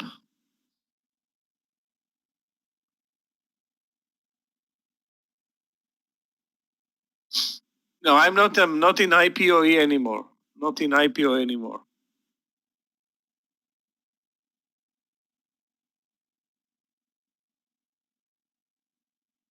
Guys, remember STPK yesterday? It was a great mover. STPK. Yeah, well, actually, it's not doing anything today. Tesla. Good support at the VWAP area.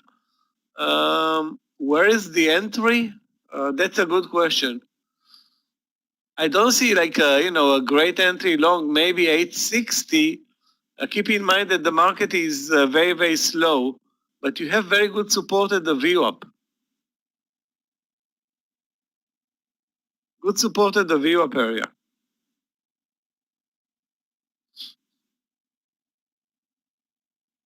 NKLA, guys, you're still trading NKLA? Yeah, well, actually, a good day for NKLA today. Yeah, 1820 looks good. Support is going to be under 18. That's for 20 cents, maybe 25. It's in right now at 1820.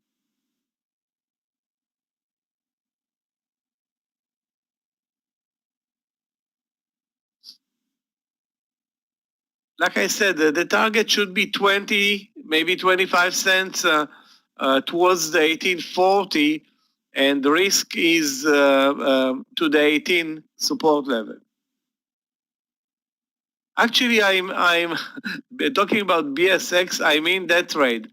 BSX short 35 looks good technically, but it's not a good mover. BSX is such a snail. It's moving like a snail. Getting 20 cents here is going to be a major enterprise.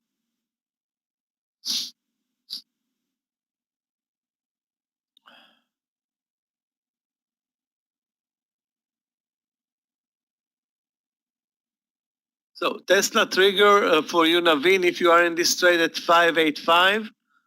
Sorry, at 858.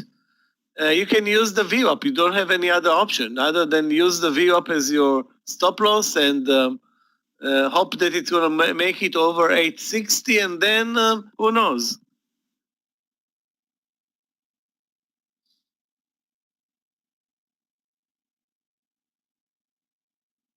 Basically, BSX came out today. That's Boston Scientific with a better or weaker than expected earnings report.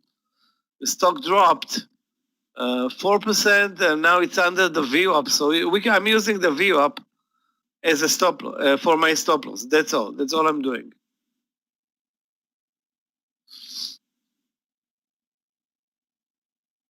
Well, it's probably not going to move over the VWAP the way it trades right now. So it's a very weak stock, barely moving. It's worth the 10-cent risk. The only thing that's good about this trade is the very low risk trade. Very low risk trade.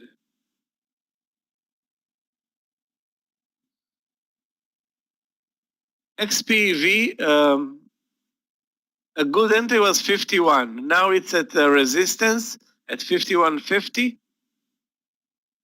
I think this one is, I'm in the trade, but I think 51.50 looks too extended, Alec. 51.50 looks too extended, and you'll need to wait for a pullback, I think. I don't see any reason to buy it right now.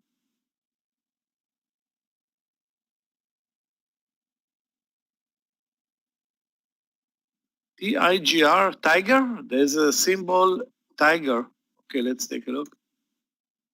Up Fintech Holdings, that's probably, what is this one? Actually, the daily looks interesting. It's strong on the daily chart. Is it a SPAC or something? Probably it is. Again, I'm not sure. But there is no new entry point. I don't see, a reason to buy it. You should have been in at 1150. Now it's at 1180, 90 pretty much. Probably it's going to hit the 12 and that's going to be a resistance point for this one. Again, I don't know if the risk reward is that good right now.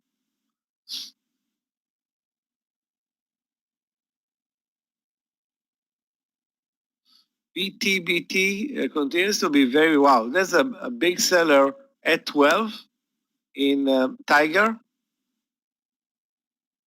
TIGR. Maybe it's not Tiger actually. Let's take a look at BTBT.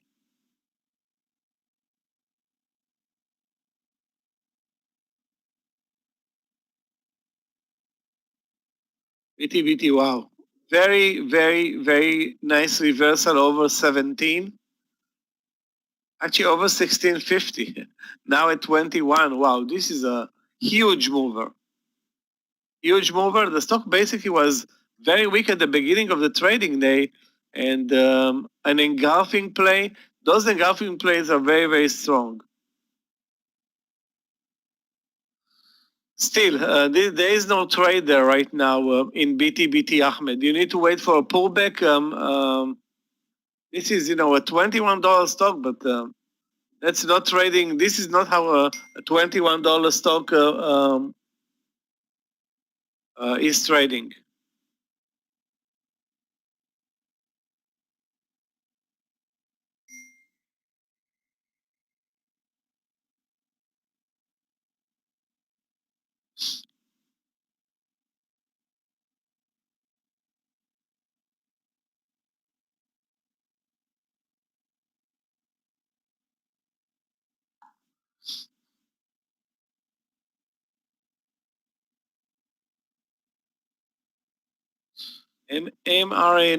Mara over the highs. That's the breakout trade, Silvio, in Mara, 2610.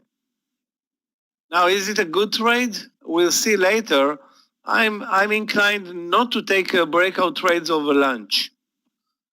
Mara, however, if you look at the chart of Mara, Silvio, take a look at the support at 25 and the reversal over 25 and a quarter.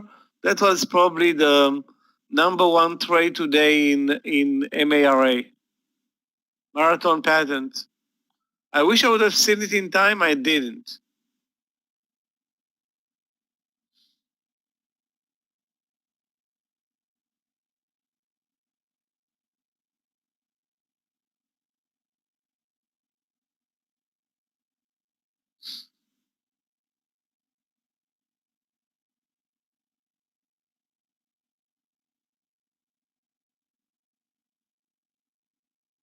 How about Moderna? Let's take a look. Let's take a look at mRNA. Well, 119 is a resistance level. Basically, it stopped moving higher over at 119.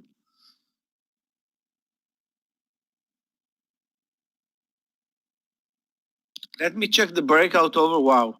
If I'm looking now at the daily chart, I barely see any volume and motivation in Moderna today.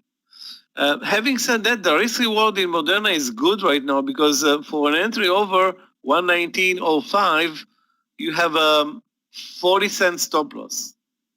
That's the only positive thing about this trade. It's the relatively low risk. I would enter above 119 at 119.05 or 6. The VWAP is also involved here. Let's see what happens here. 119.03, 02. I'm going to prepare myself for 119.06.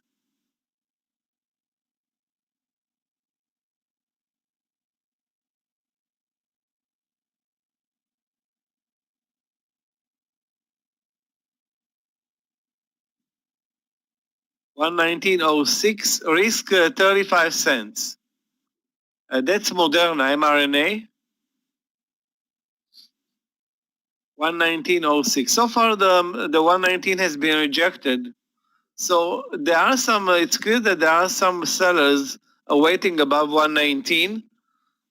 If I'm looking at the daily chart, I have no incentive to buy Moderna today.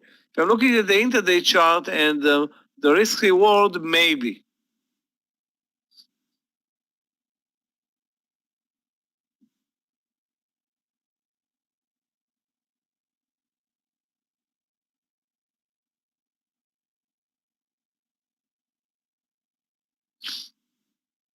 Let me check what's going on with Apple. Actually, guys, bad news. My swing trade in Apple, which started at one, in the trade in mRNA at 119.06. Stop loss is going to be 118. Let me check the stop loss. 118.70. Again, anything that I'm doing right now is on very, very small positions. Very small.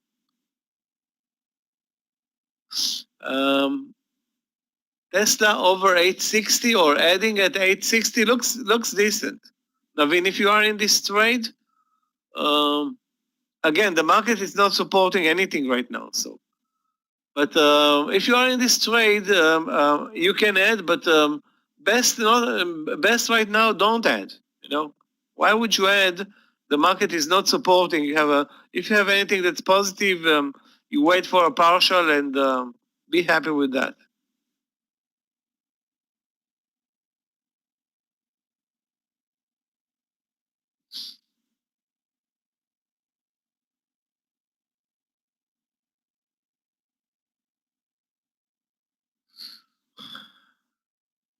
Daniel, have a great afternoon. See you tomorrow.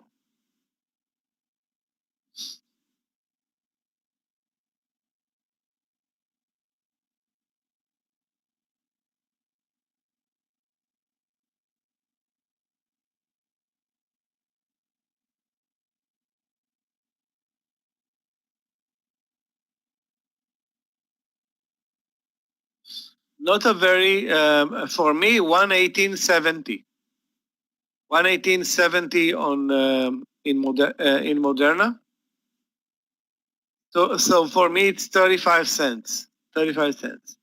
With regard to AMD, we talked about it a couple of minutes ago. I didn't see any, anything amazing there. You want to buy it, I guess, over 96 for this reversal play. This is where it failed a couple of minutes ago, like 10 minutes ago. I don't know. I'm not comfortable with the AMD the way it trades right now. Also with the market, it's very, very slow. We're trending higher from the lows, but we have the view up above. So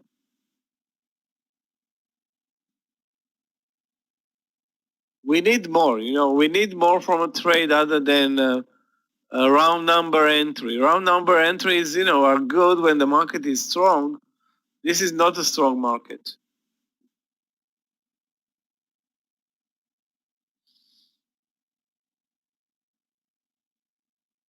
This is a boring market.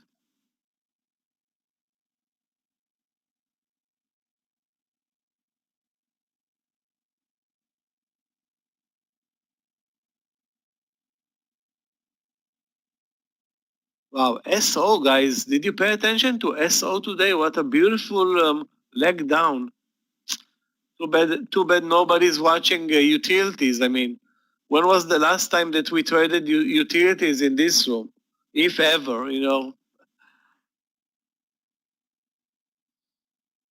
I think this is the first time in more than I know, as much as I remember, where I'm adding a utility stock to my watch list.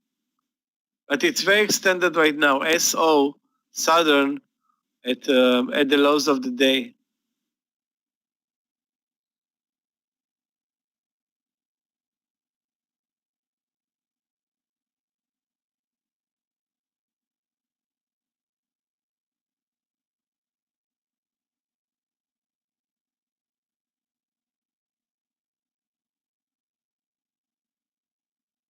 Guys, I'm watching another interesting stock and also a very good mover.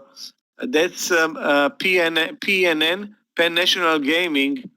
The entry here will be 104.50. Stop loss is going to be, wow. What's going to be the stop loss? I don't see the stop loss. Or it's really not clear. Probably 104, but again, the spreads are 10, 15 cents. I will not trade it. I will skip it. Try to trade, if any, better setups.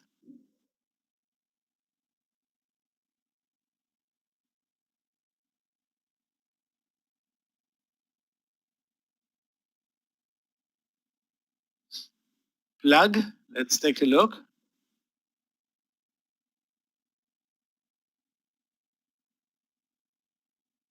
What's the big deal about Plug, David? It's very, very flat going to an inside day despite the gap up. So the gap up pretty much took out all of the incentive from the stock.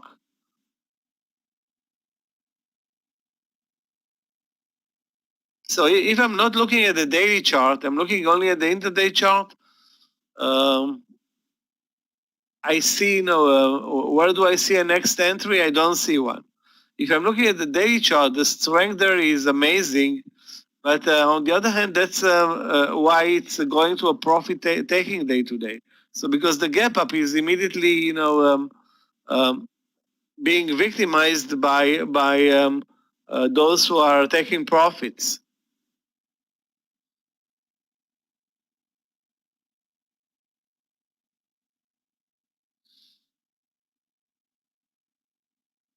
NIU, let's take a look.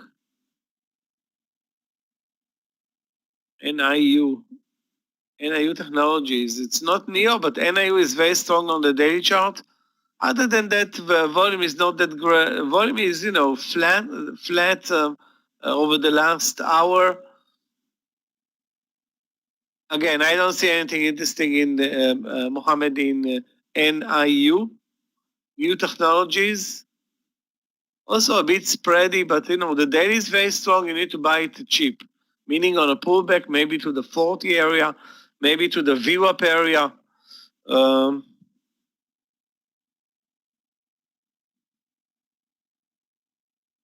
I don't see anything interesting here. Yeah, BLDP was on my watch list actually all day, and it looks very good over 34.50. Yeah, I will buy it with you at 34.50.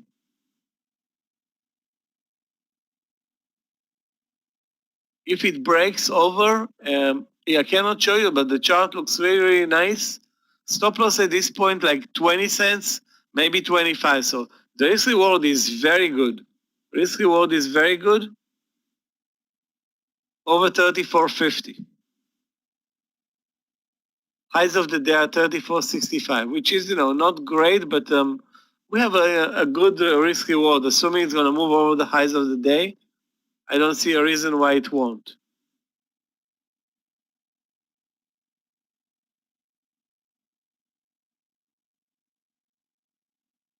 Plug is going to do hydrogen cars with KLA. No, anything that has to do with alternative energies, cars. I don't want to say green energy because that's pretty much the definition of alternative energy, but that's a winner in this market.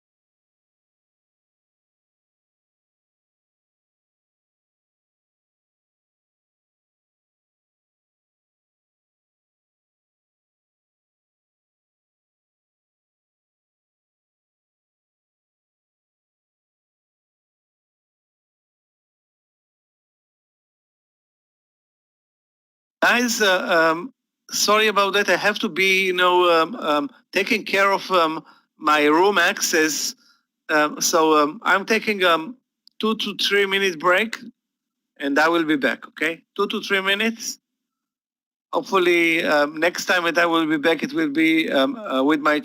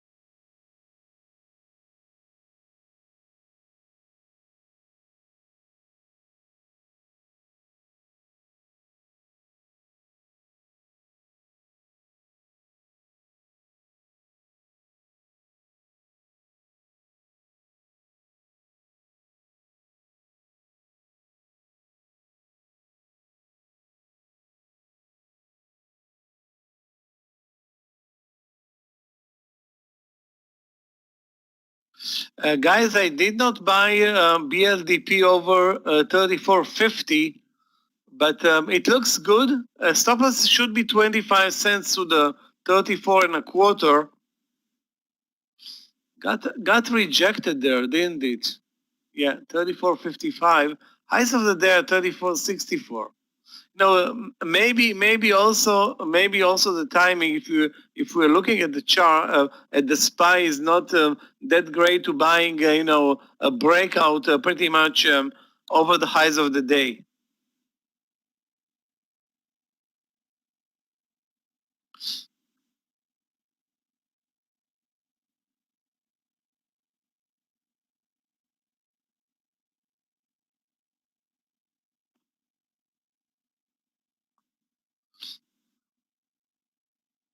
Very slow moving market. Let's take a look at Momo for Yoni. Momo, good day for Momo. Momo is now trading at $15. That's not a great accomplishment for Momo, but basically the stock is up from I would guess all-time lows 14. Looks terrible on the daily chart, but good move today. But I don't think there's anything left there, Yoni. I don't think there's anything left. The stock is up 50 cents. If you did not buy it at 15 or at 14.50 in the morning, I think that's game over.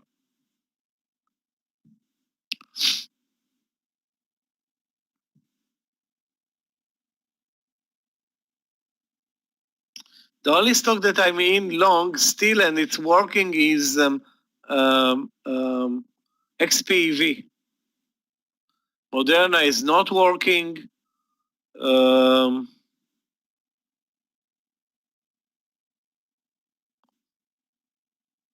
have a trade from yesterday, CFII, not working. Yeah, kind of a weak market. My stop loss in Moderna is 118.70. 118.70. That's my stop loss in Moderna.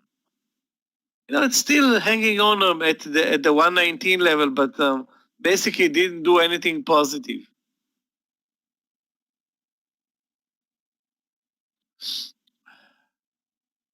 Also I'm in BSX short. That's Boston Scientific, trading 1 cent per day there. Horrible.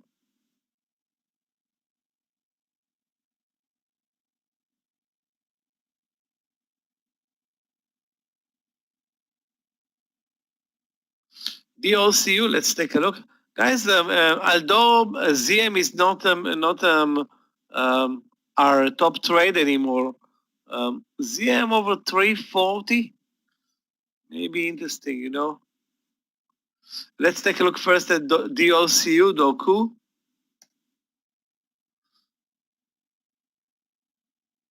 DOCU up 5%, but a horrible price action today. So it's sharply up, sharply down, sideways, down, up.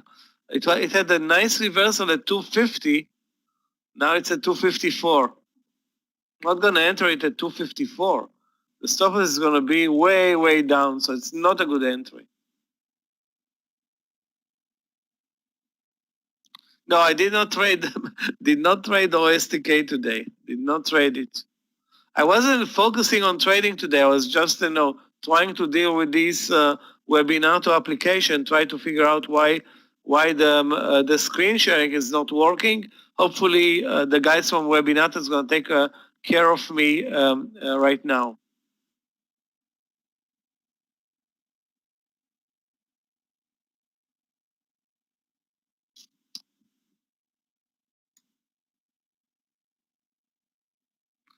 NEO, another stock that's very flat.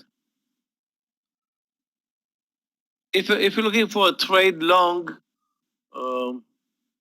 or short, I don't see anything interesting in NEO today. If I'm looking at the daily chart, it's going to an inside day, gapping down.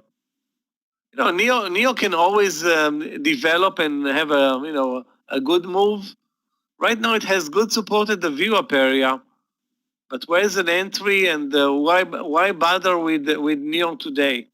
I don't see a reason to be trading it today, Shafkat.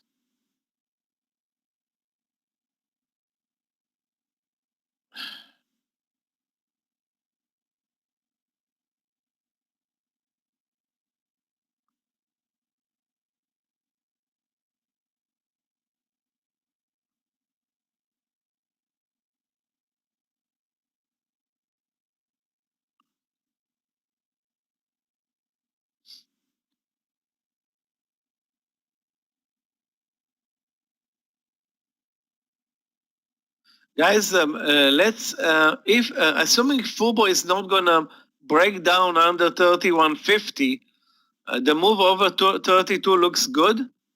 32 long, actually 3205 in Fubo.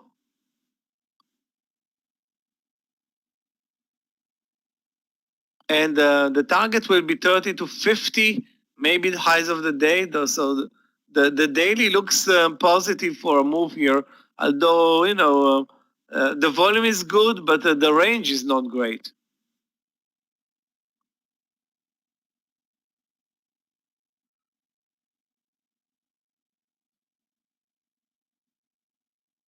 Yeah, Mara over 26 worked. 2610 actually. Let's hope that Fubo is going to do the same.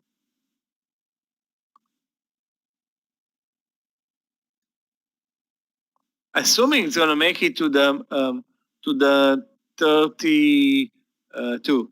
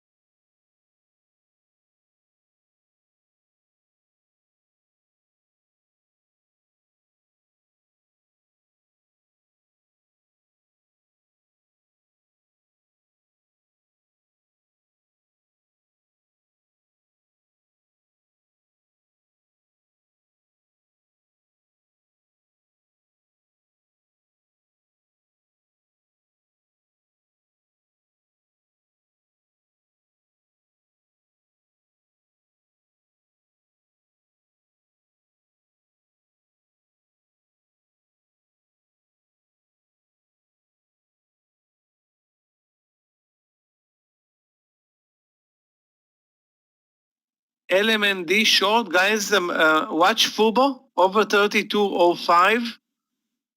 3205 or 06. No, that's another question. But stop loss is 3170. So that's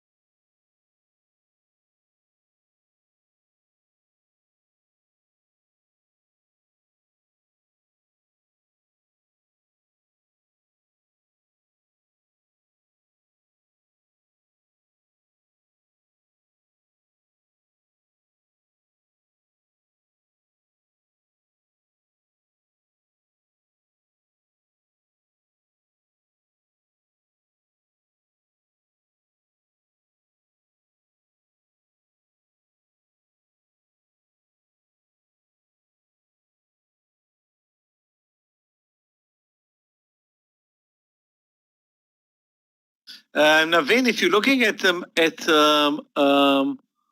Tesla at 860, it's all about the market right now.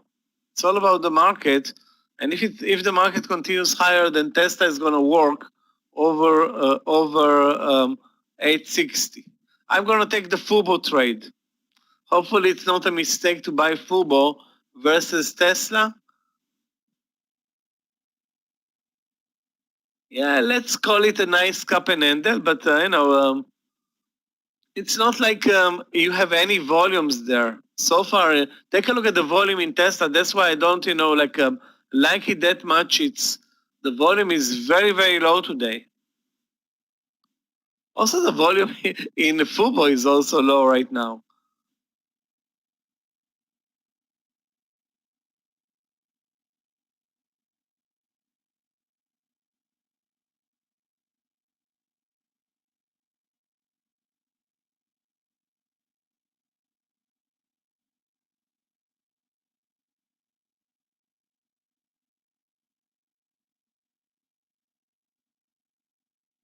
Yeah, 3105 in Fubo. Stop loss is going to be 3170. Sorry, 3205. Let me post it. I have the time.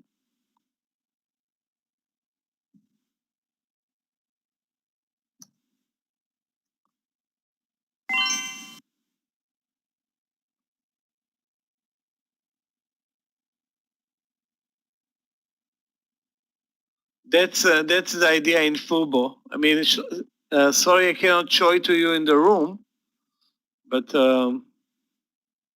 and Tesla being rejected, and Fubo being rejected so far.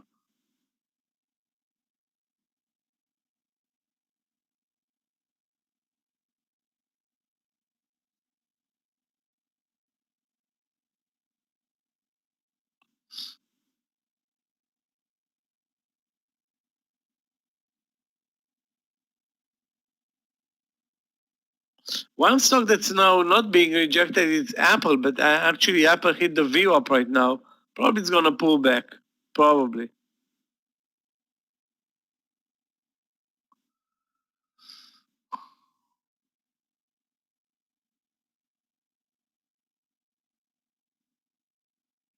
With regard again, going back to the LMND trade, 174 short. I mean, the stock is so spready. So those who want to trade LMND, you're taking a big risk. Again, it's not like I have a clear entry.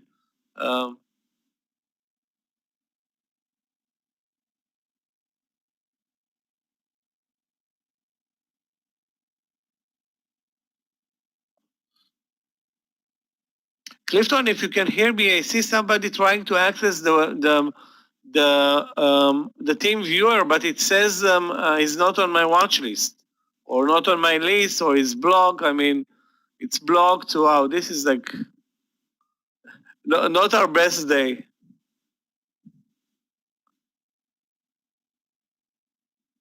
Yeah, but I don't see how I can add it to my white list. I just I don't see where's the option to the white list.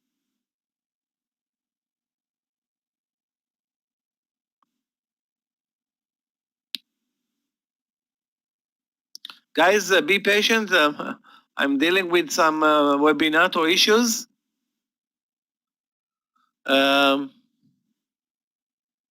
With regard to FVRR, normally it's a very low volume stock, and the trend is higher. I don't see absolutely no reason to short it at 257.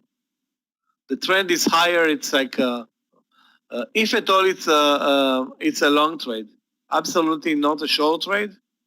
Not for me, I mean. Yeah, GM long. Also, the spreads in FVRR are like 50 cents. I'm not trading anything that looks like that.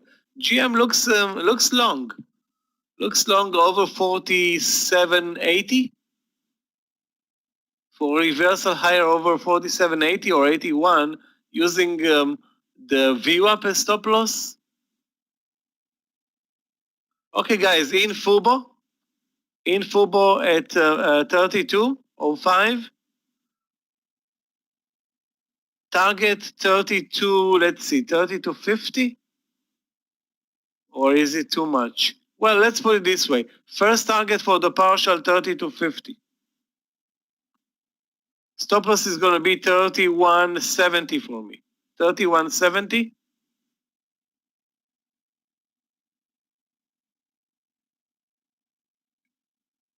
Volume is picking up. That's actually a good thing.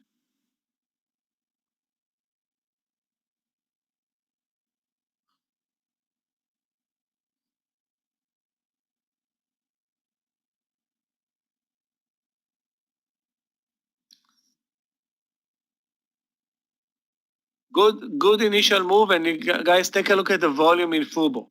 There's a pickup in volume, 30 to 50. 30 to 50 is my partial in Fubo, if we can get there.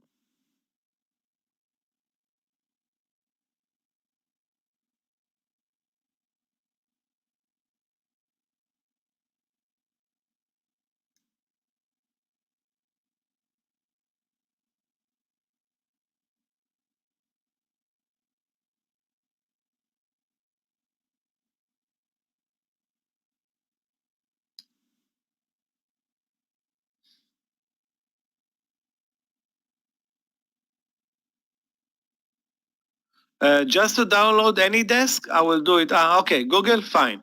Guys, I'm taking a couple of minutes break. The partial any second now in Fubo. I will be back. Couple of minutes.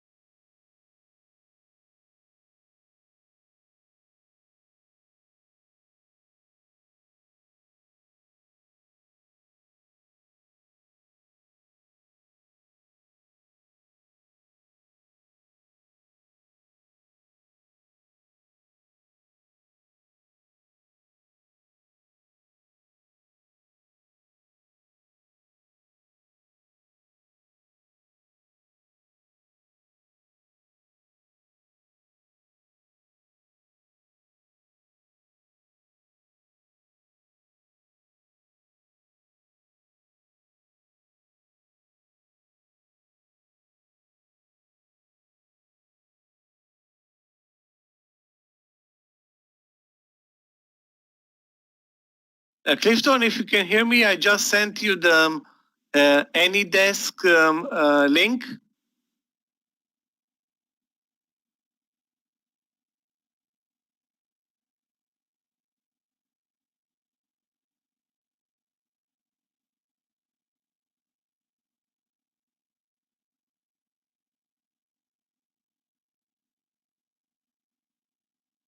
Guys, we're looking good in Fubo.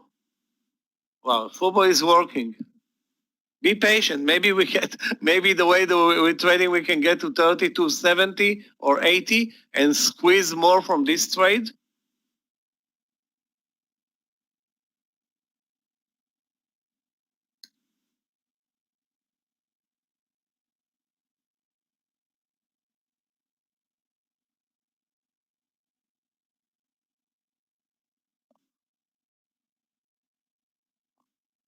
I don't know what is the target on the daily chart. I'm just, looking at the volume more than the price action, thinking if I should take the partial or be greedy and wait for more.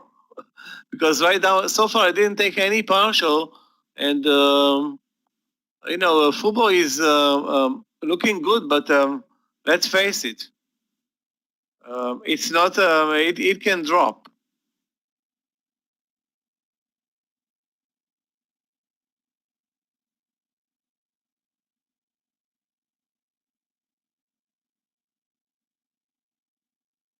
Guys, I'm taking again a break. Sorry about that.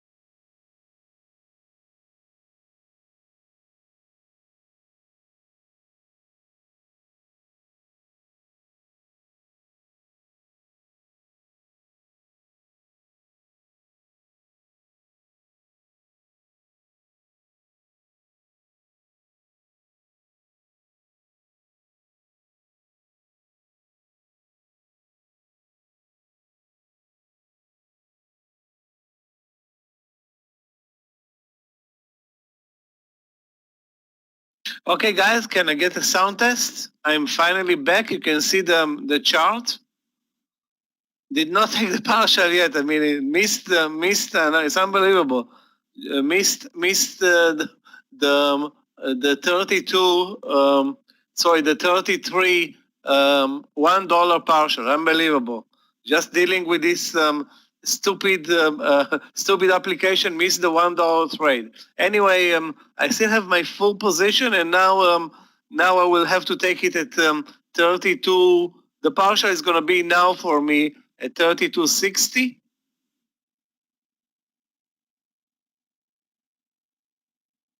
Okay, took the partial. Okay, actually, now took the partial. 32.59. So again, we did good with this trade. I mean, I knew that there is something to the Fubo trade because the pattern was perfect. The support was. I mean, the only reason that I took this trade basically is not the 32 long. Is more like the 31.70 support, and of course this daily chart, which has so much potential. Take a look at this daily chart. I'm looking at this, basically eyeing 60, which is totally off the chart. But I will try to stay in this trade. Try to stay in this trade and maybe swing 500 shares or 300 shares. Right now, I still have 500.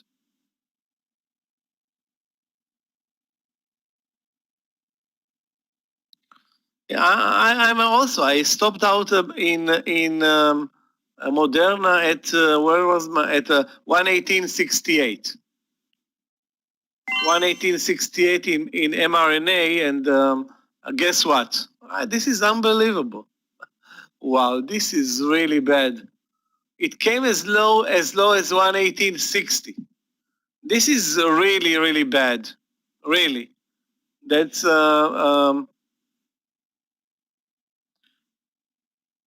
that's robbery.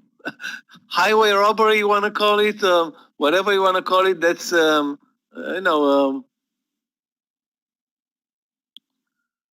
very unlucky. Very unlucky. Very unlucky with this mRNA trade.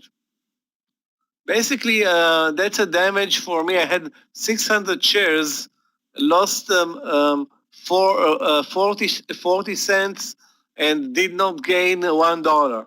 That's an $800 turnaround, pure and simple. Actually, more than the Fubo trade. Very unlucky. And again, guys, I was not very much a fan of trading ZM lately. But if you look at ZM today, take a look at this trade. I talked about it, but I actually did not trade it. That's 340, and stop loss was 338.70. Again, looks like Fubo. Okay, consolidation under the round number, and then this move. Shame on us. I mean, out of 3 trades, I managed to lose one, miss one, and on the best one, missed on the missed on the $1 partial. Yeah, let's take a look at Snap. My stop loss in Moderna was here, 118.60. Sorry, 118.70. That was my stop loss. I got thrown out of the trade at 118.68. Got thrown out of the trade of 118.68. It came as low as 118.62, and that's very unlucky. Very unlucky. Yeah, let's take a look at Snap. Snap is very strong, or was very strong. Looks good, but the buying the highs of the day with not a great market right now.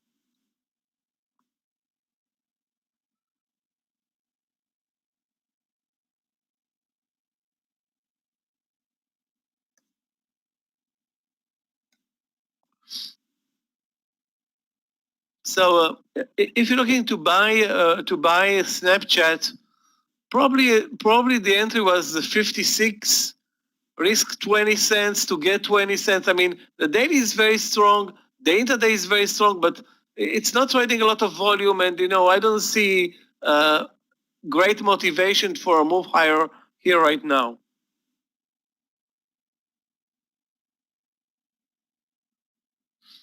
Guys, my stop loss in XPV is going to be the round number 51.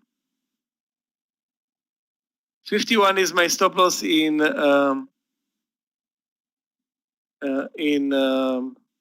XPV. And the target for Fubo, back to the highs of the day, meaning 33, where, this time I won't take a partial at 33, and I will try to survive without a partial as long as it can be a swing trade. Yeah, let's take a look at LI long. Wow, LI, amazing move today here at 32.80 or 33. Sorry, 34.80 or 35. It's very extended right now. Fabrizio, you should have been in this trade here at 35.60 or 70. Here it's look what a great move you missed. You missed this 35.50 to 32. You missed on 70 cents. And now you're going to enter, with a 70-cent stop loss. That's your problem here. Or our problem if we're going to take the trade. And of course, the trade that we did not take, the ZM trade, is working to perfection. No pullback in ZM, up $3.50. Unbelievable.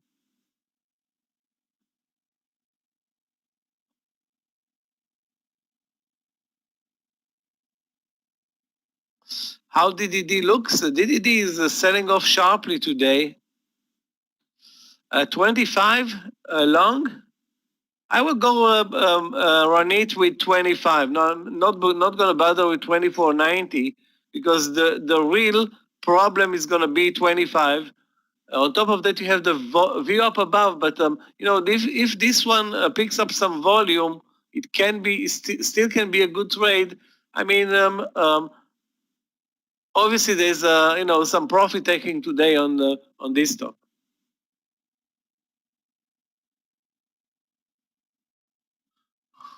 Okay, guys, we're definitely missed.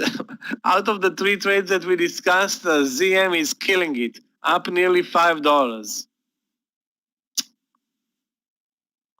That's, when you are not really focused on trading and doing other stuff, you're going to miss the best ones, obviously. I mean, I didn't want to be doing other stuff and trading ZM at the same time. You need to be focused when you trade ZM.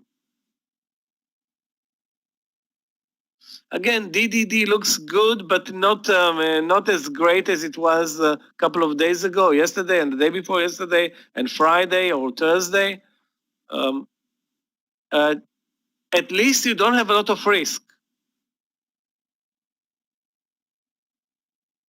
Yeah, it was a very, very nice setup above the view up at the round number with a relatively tight stop loss, and you know that ZM is basically ZM has gone through two terrible months, down like 50% or 40% from all-time highs. So that's I don't want to say it's a bargain, but this trade was a bargain.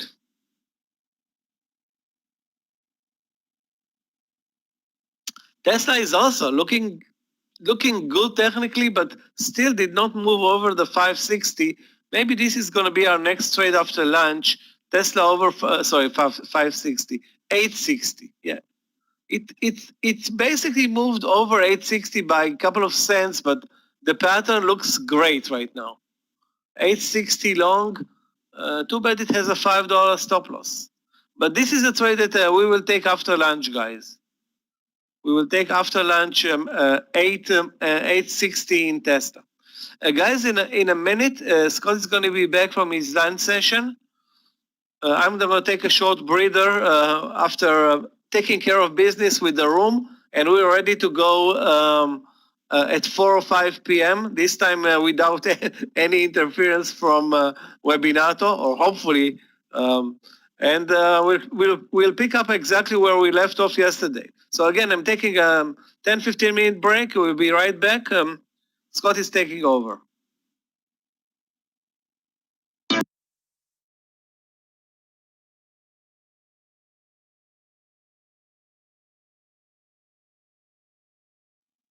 Michael, thank you so much. Traders, welcome back. Welcome to the afternoon session here.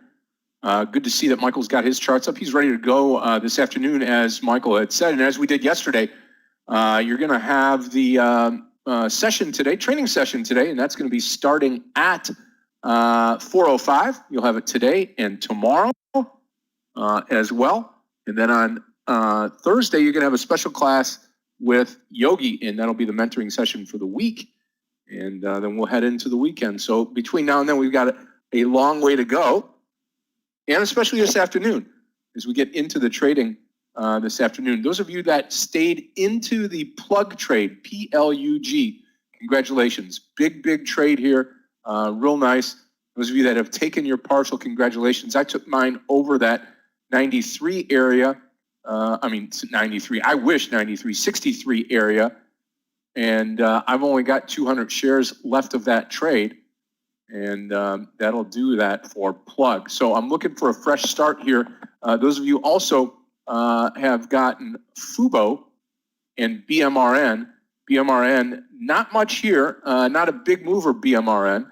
Remember, we took BMRN. I think Danny had posted the BMRN trade earlier, and that was... let me see, where did I get in? I think under 80. Yeah, under 80, I got into this trade. I still have full share size and really not a whole lot going on with the trade. So I'm going to pull this up. We can watch that. That's like watching paint dry. So now we'll just keep a look on Fubo. Those of you that are in the Fubo trade, remember that trade back a little while ago. Big move on Fubo, and that's exactly what we were looking for here on this trade. So if you all are in Fubo, that looks really good. I know Meir got in at 31, I believe, today, and all the way up to 33. So that's a good sign there. All right, and then we got Plug, Neo not doing a whole lot, Tesla hanging around, which has been a big mover today, and then LMND. I think, man, I really want to take LMND. It's still very spready though, LMND. So we'll see, as much as 50, 60 cents.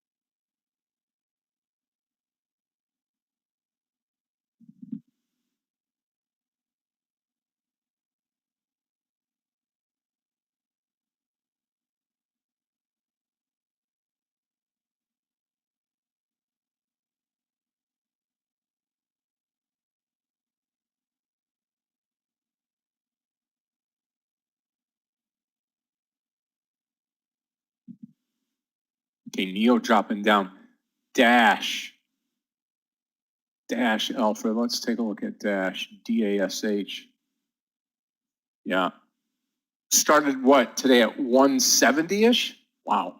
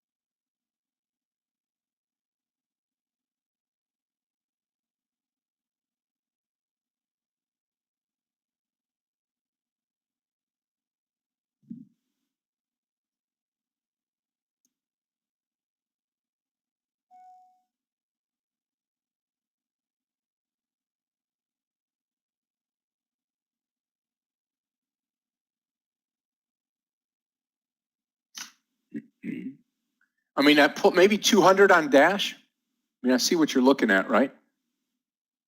Looks good.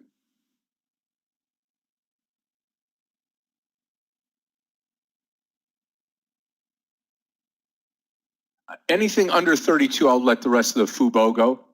And I'm looking for an additional trade.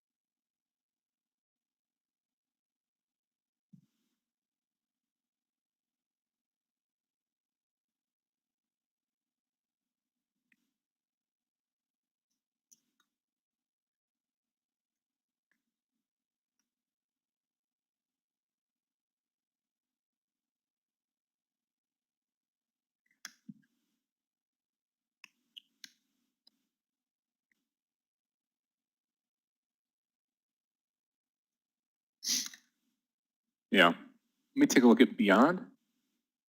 I'm watching Dash here. We'll see what it does. Okay, BYND. Not a ton of volume, but looks good. I mean, I would only take it to the upside here. Only take it to the upside.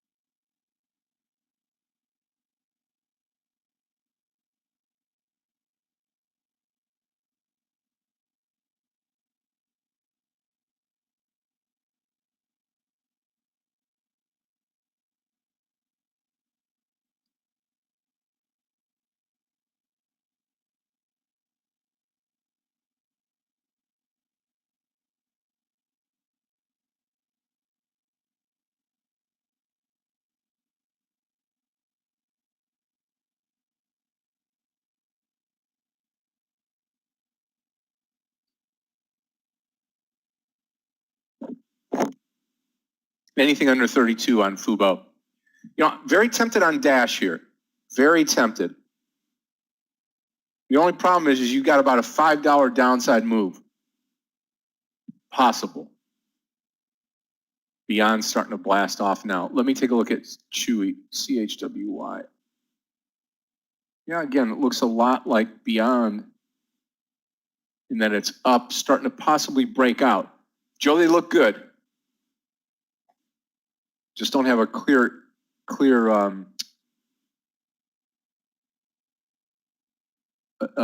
in on them, meaning where to buy them right now. Like Tesla towards 850. Yeah, Tesla towards 850 looks good as well.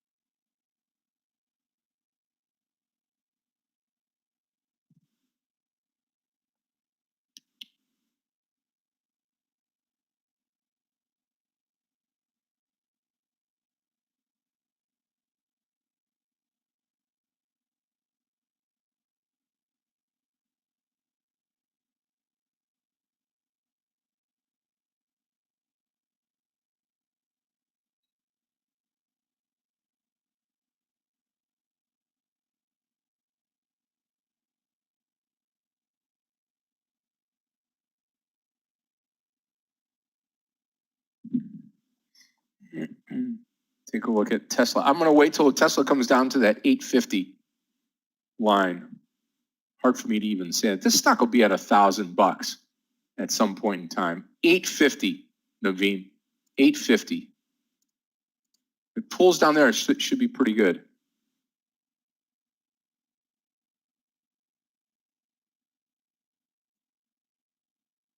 Yeah, right, Alec? No doubt.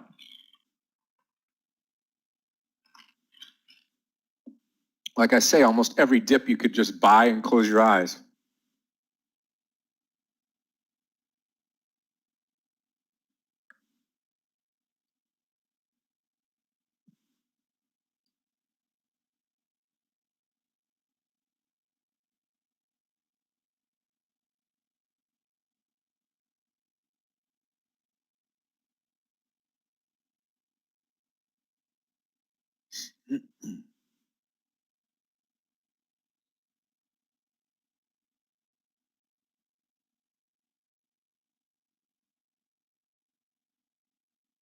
Yeah, Naveen, I don't know why it doesn't allow me to write back to you, but yes, 850 would be the long. If we get down in here, it should bounce and we could take it long.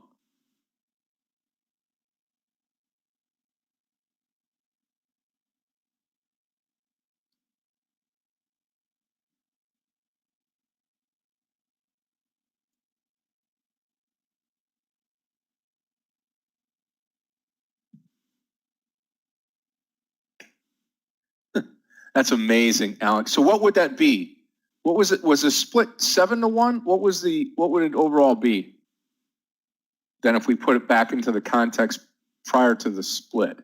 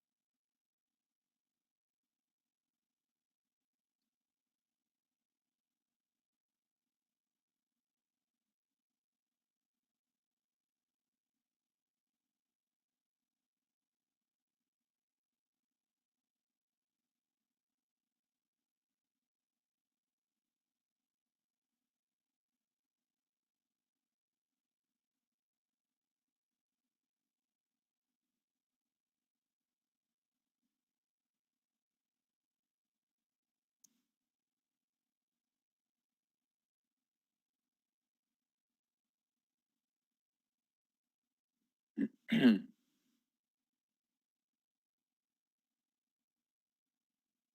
going to call it over 855 on Tesla long. Going to take small size here. Tesla long 855. Hopefully this will provide us into the close type of trade. Here's the level 2. 855 long Tesla.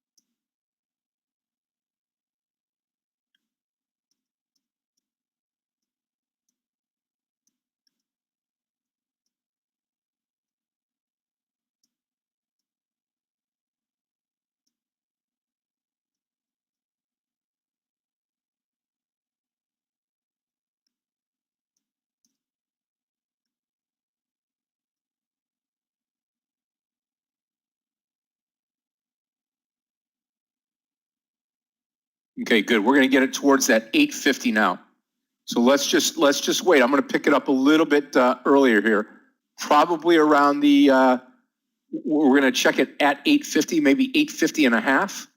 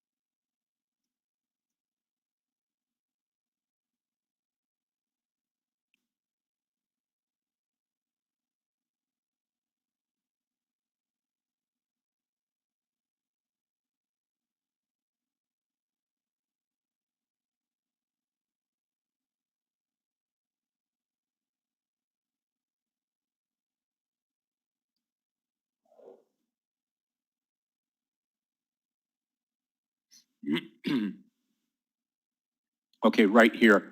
I'm going to take it as we get through 850. I'll do it 851. So let me revise it. We'll call it 851 on Tesla. 851. And stop loss is going to be 849.70. So 849.70. So I'm long the stock right here at 851.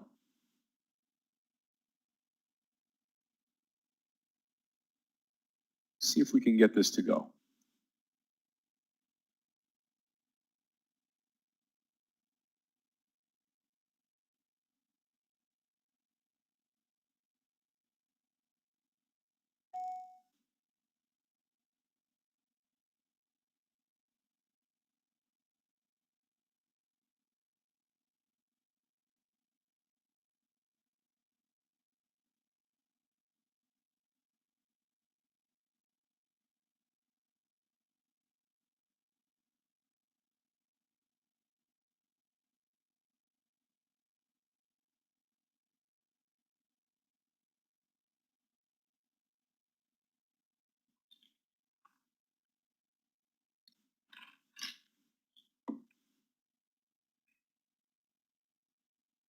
Okay, so just watch it again, 840. I'm going to revise that, and it's going to be at the bottom of this candle here, 849. So $2 stop loss.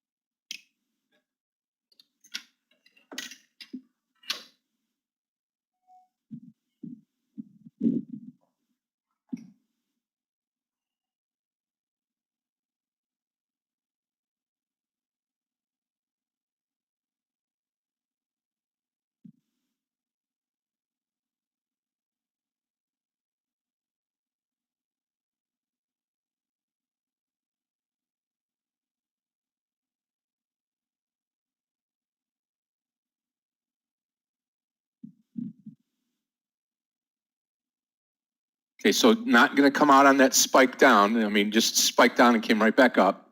Never come out on a spike.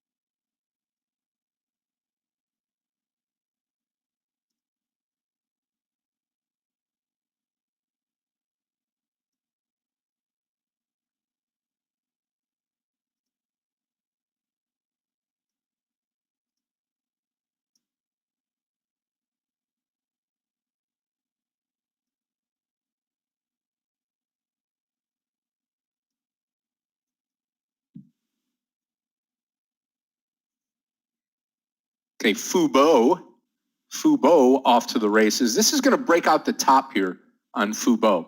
Now, on the Tesla trade, traders, if you're in this Tesla trade, my target on the Tesla trade is going to be 854. 854 on Tesla.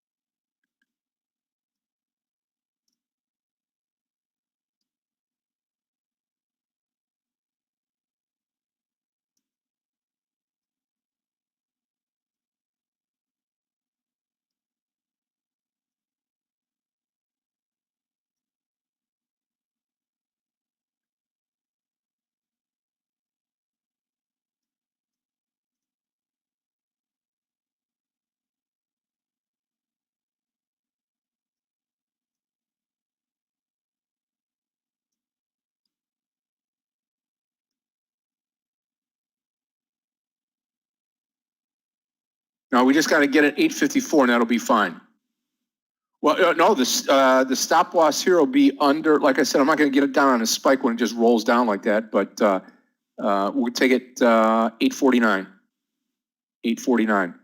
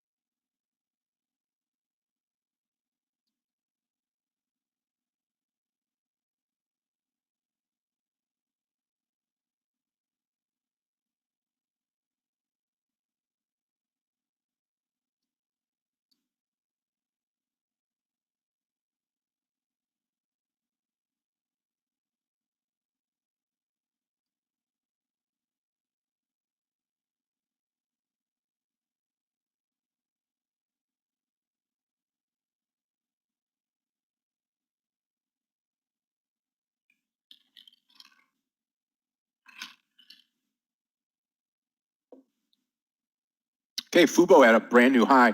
Here comes Tesla. I'm going to take the partial here, 3/4 of the trade out. 854.04. It's giving me over 3 points on the Tesla trade. And I'll keep 100 shares in here and see if this will climb into the close today. Again, we got a long way to go. I wish this trade was at, say, 3 o'clock, 3:15 instead of right now, but it looks really, really good to continue here, and I'm going to hold on to the trade.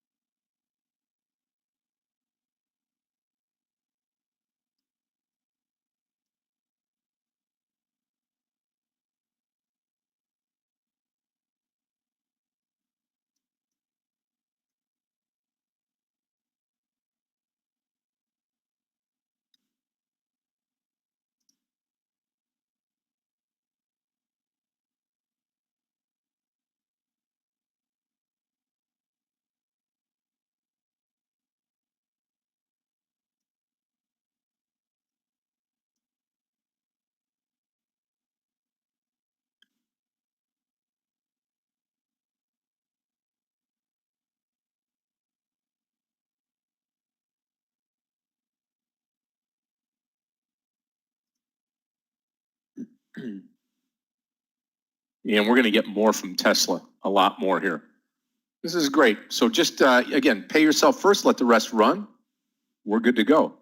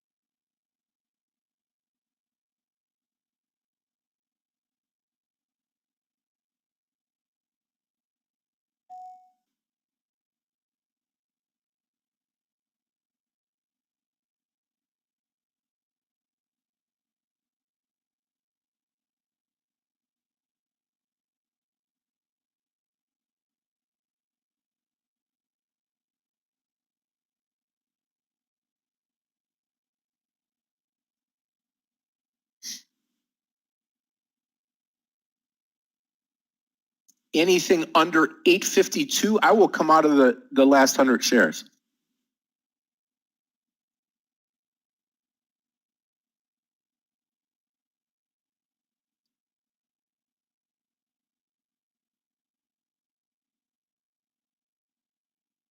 It really worked out in our favor. I mean, I know that it dipped down there, but that was just a spike down. You can see the candle there too.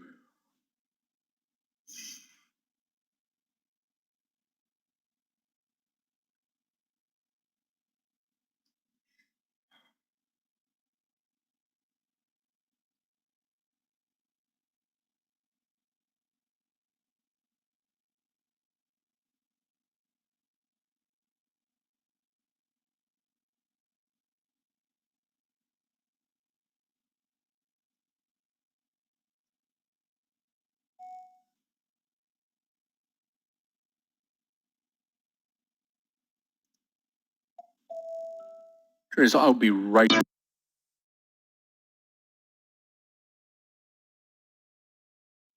Guys, did you pay attention to what happened in ZM? Because I'm bringing it back to my main watch list after basically not watching ZM for maybe more than a week. So we paid dearly for not trading that 340 reversal trade. Definitely paid dearly for that trade, for missing on that trade. Yeah, let's take a look at JMIA at 41.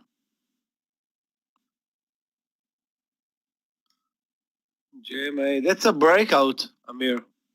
Breakout at 41. You know, JMIA is amazing on any time frame. I'm just looking at the risk on this trade, like probably 40 cents. Probably 40 cents.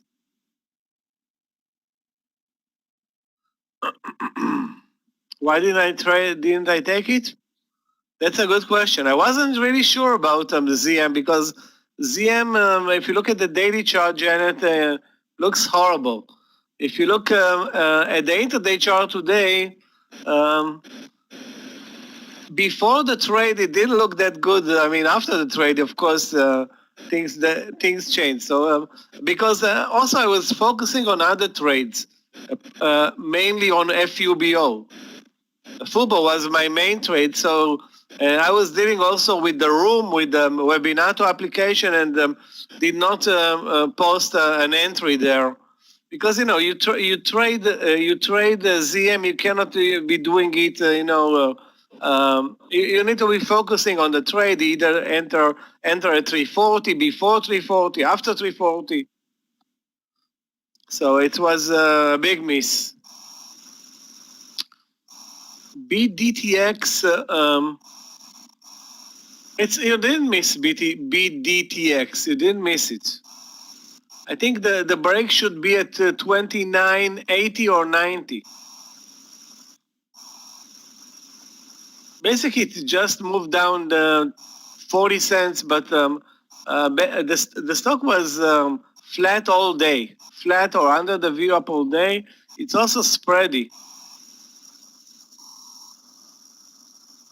If you're looking for, what was the trade that I was watching for? GSX. Take a look at GSX, Yoni. It's under 46, I think. It's also a short candidate. Also very weak on the daily chart.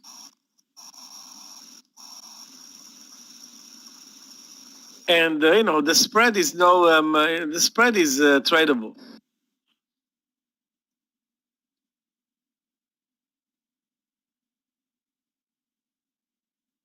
Guys, it's unbelievable. The XPV support level at 51 held by a thread of a needle, I think.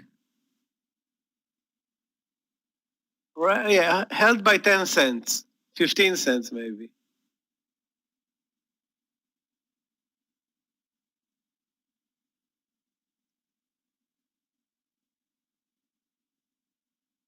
Yesterday, I don't remember what I said today. So I trust you when you said that I didn't. Maybe I didn't see anything yesterday, but again, if you look at them, yesterday there was nothing showing on the daily chart.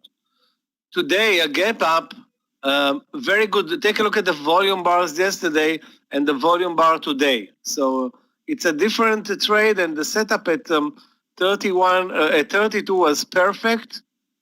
Now we are $1 in the money, and I'm going to swing this one. Assuming it's not going to drop into the close, I'm going to swing it and hope that we're going to continue this one higher tomorrow. Yeah, with regard to DoorDash, wow, what an amazing day for Dash today. Finally, a move over 190 for a $10 move. Wow, really?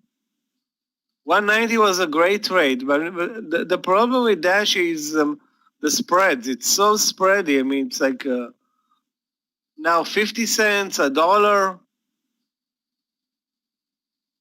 Indeed, it's a $190 stock, but the spreads are constant and they are big. So you need to take care of your quantity here, meaning trade maybe a quarter of your normal trade. Anyway, I don't see a new entry point. The entry point was an hour ago at 190.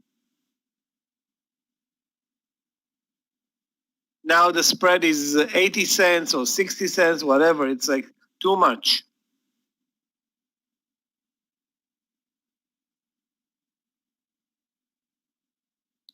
Okay, we're back to the VWAP area.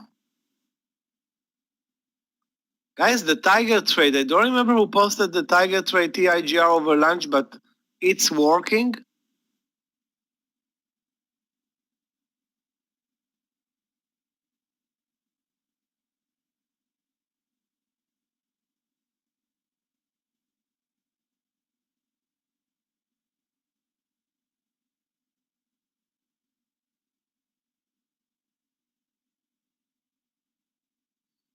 The market hasn't been, at its best today. We started with a move sideways and up.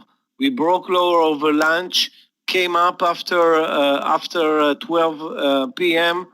Almost to the highs of the day, and now we're moving down again on a very, very flat day.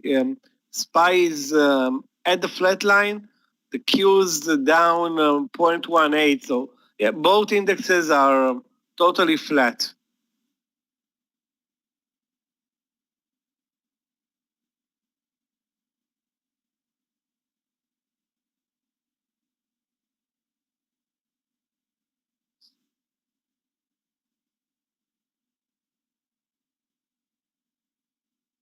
I'm gonna take a look. Let's watch DoorDash, but DoorDash, I think we missed the trade.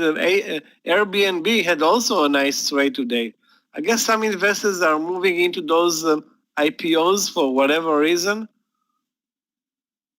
I mean, IPOs from a month ago.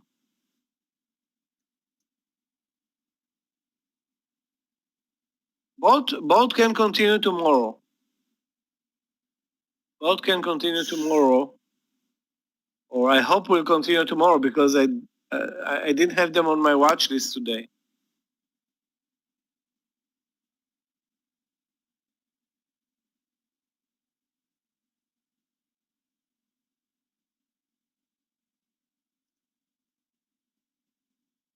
Guys, watch or search for short trades. If you can find one, that can be great. The market is under the VWAP and looking weak. Not very weak, but weak. Yeah, traders, and here's what Michael's talking about. When you start to look over the SPY, we're just starting to roll over here now, and this is a fine indication as breaking through yesterday's close that we are on the downside now. We're starting to roll back over here, and just be careful. I don't know where we're going to find the firm ground here. Maybe at that 378. We'll see, but if not, could be further down day here. So again, let's just wait and watch.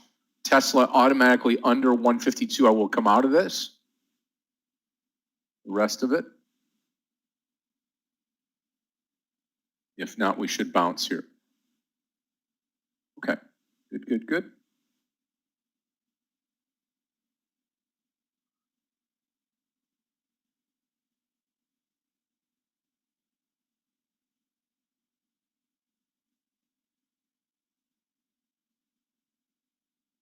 Guys, add Stitch Fix to your watch list for tomorrow. We definitely missed a great move in Stitch Fix today.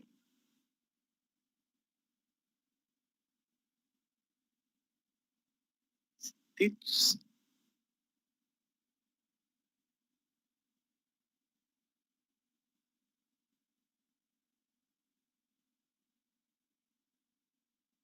Too bad, but that one can continue. I mean, this stock can continue tomorrow. Looks great on the daily chart as well. Yeah, unbelievable, actually. Yeah, with regard to MU short under the VWAP, let's take a look. Yeah, and if you're looking at MU today, It's at the flat line. The stock is trading a very narrow range session, no trend. I don't see any reason to be spending time trading MU today, not right now.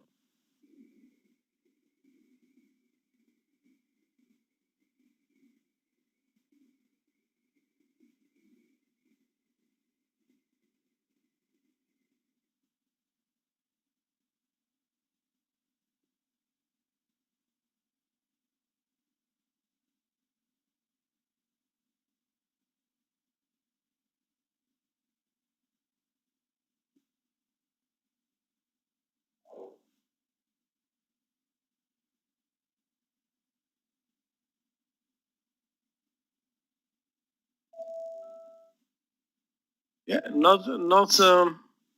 I don't see at this point that many trading opportunities.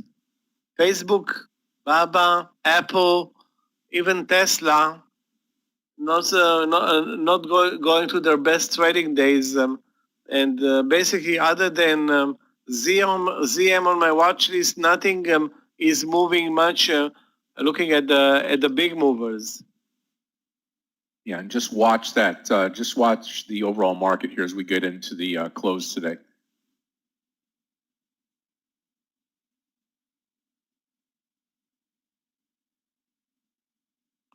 VRTX short. Let's take a look. Yeah, definitely a bad day for VRTX. The daily looks really, really weak.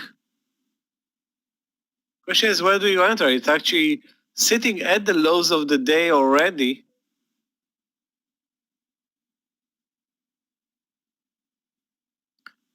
Again, the only entry that you can have right now is at the lows of the day, 229.80 or 230.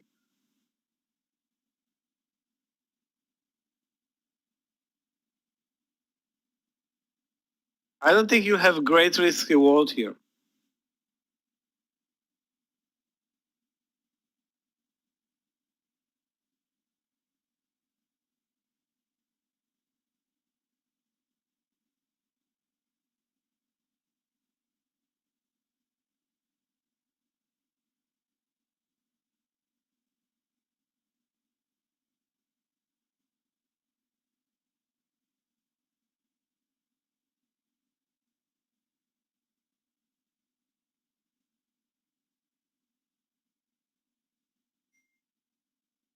Today, XP, and LI are working very nicely.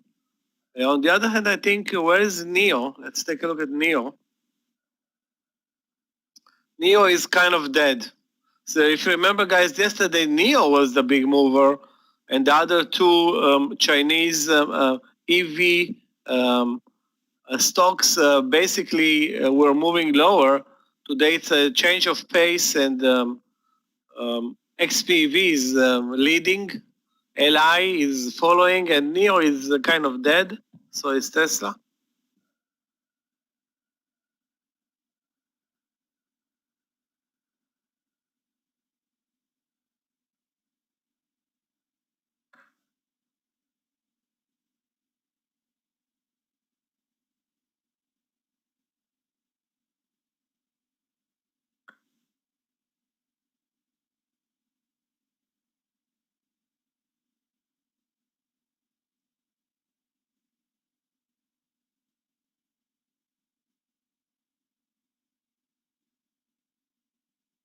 Guys, remember we have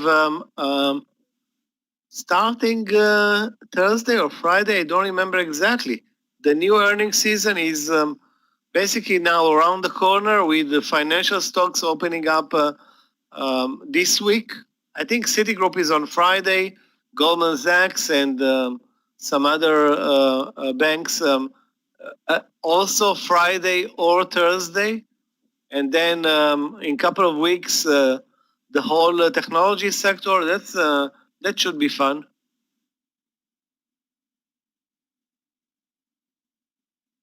Now we'll see. We'll really see what you were saying, Scott. I said we've already had a couple of them report. earnings. I was looking this morning and yesterday, just starting things off. But it's going to be neat to go into this here as we get into February, late January, February, and then we turn into tax season, and we've got the we've got the presidential piece still to figure out. It's unbelievable.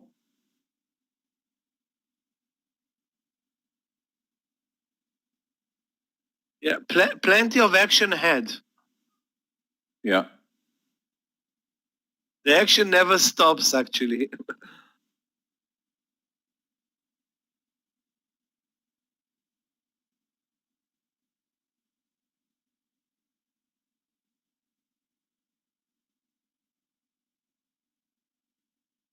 Guys, BT over 21.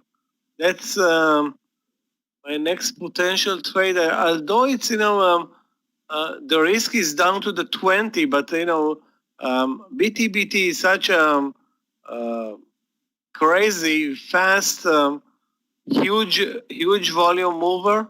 21 support is at 20. Let's see how it approaches 21, but that's my next trade. Hitting now pretty much we're hitting the 3 o'clock, which means that it is still have enough time for a good move.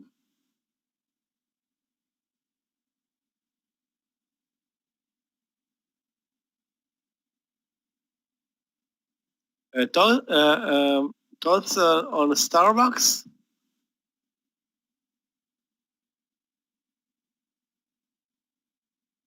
Well, it's trending lower. Anytime it touched the view up, if you're watching it, Mohammed, it touched the view up like 3 or 4 times today and immediately was rejected.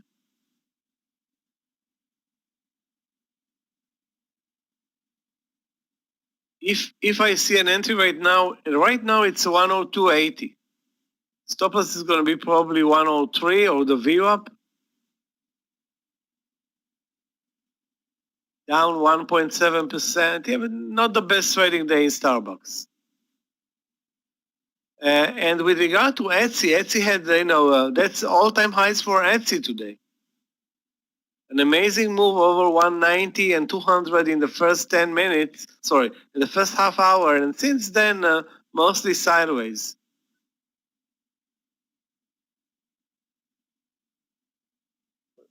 I don't see any new entry, but maybe 210 tomorrow, Alfred.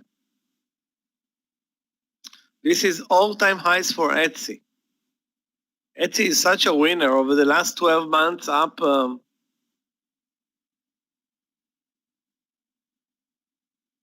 40 to 200, like what, 400%?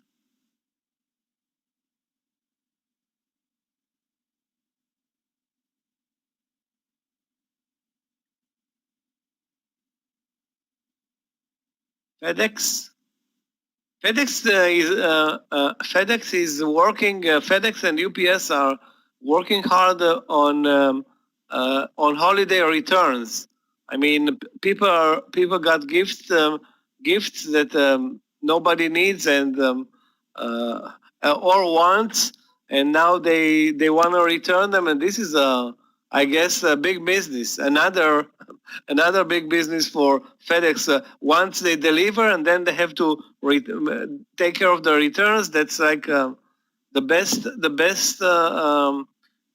market for them is now returning all those items that people basically don't need and want the cash back or anything.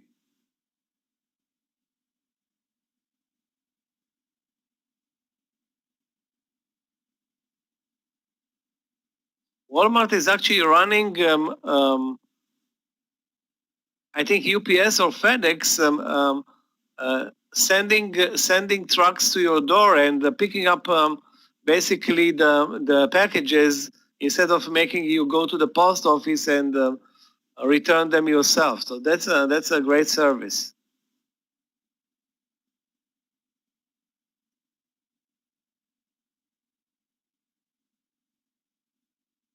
So I am flat now. In fact, I'm out of Fubo, and I'm out of Tesla. On the Tesla trade, Naveen, Again, 855 or this VWAP line right here, 854.50 could come in here.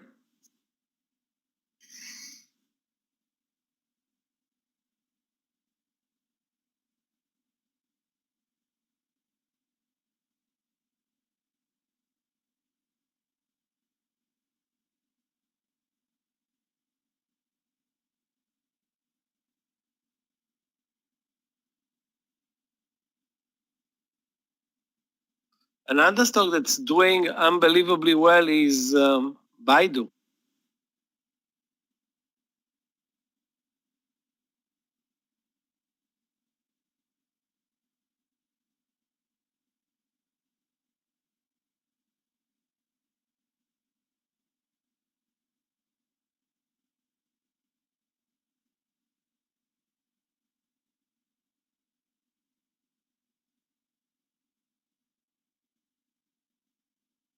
I don't know what to look for. I was looking for short trades. Now I have to look for long trades. Now the market is really changing color every 5 minutes.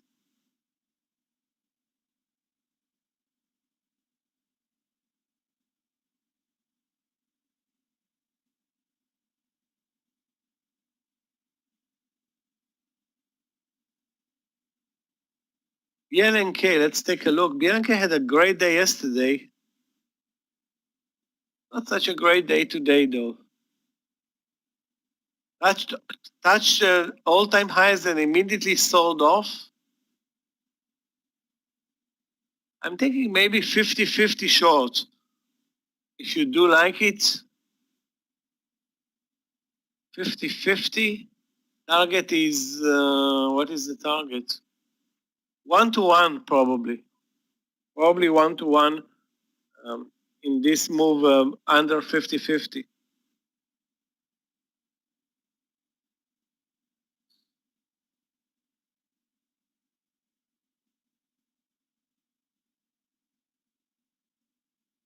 NIO is very flat today. Absolutely nothing is cooking there.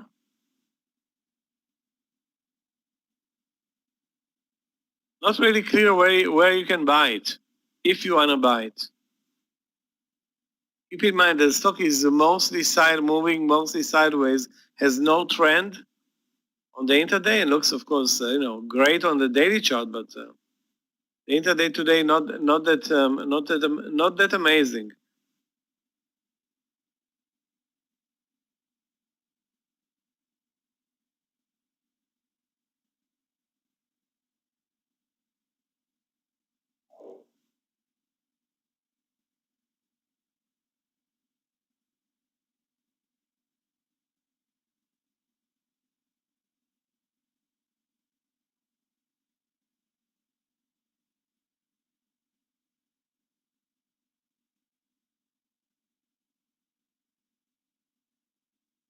Yeah, Boeing is going through a dodgy day. Take a look at the daily chart. You'll see a perfect dodgy, very low volumes, reverse from the lows, turn lower from the highs. So that's a typical dodgy day for Boeing.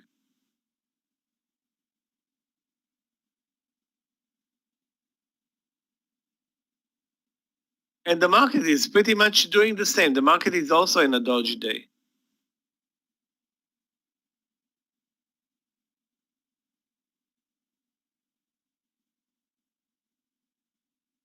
Not a perfect dodgy, but near a dodgy.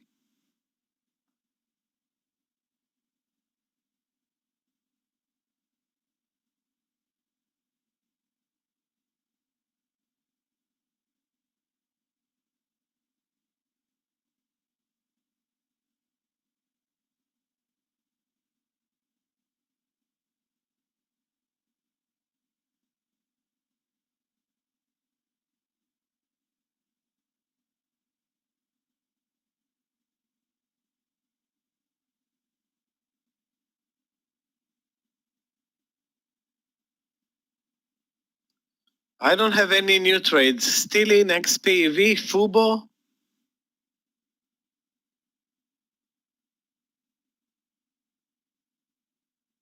CFII from yesterday as well. That's not a good not a good swing trade, but nevertheless, I'm waiting there.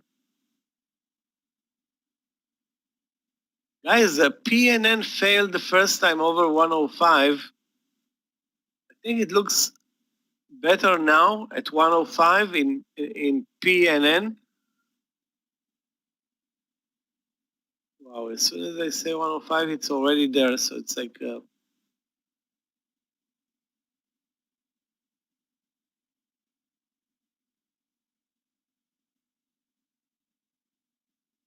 105 long Here comes that PNN, 54 area on Tesla. guys. Yep, same as before, same area here that we had experienced a little bit of an issue on Tesla. It's coming back up there.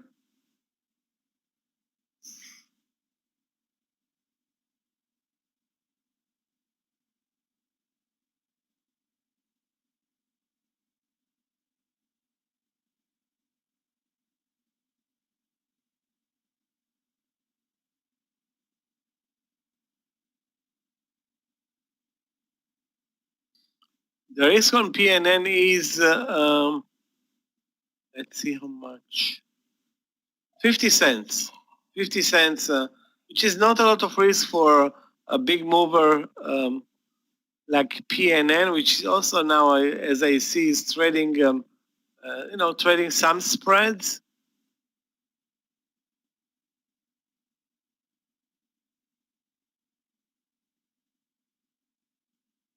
The owner of Las Vegas Sands died today, but it didn't affect the sector or any other stocks in the sector. And also LVS traded sideways and higher. I guess probably it wasn't a surprise.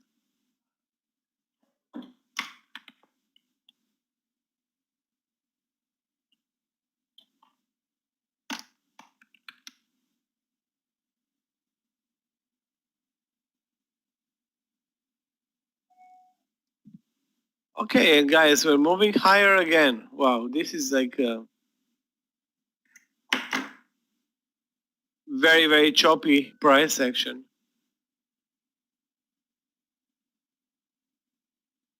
And guys, take a look at our Moderna trade. What a waste of a trade! Unbelievable. $2, nearly $3 down the drain.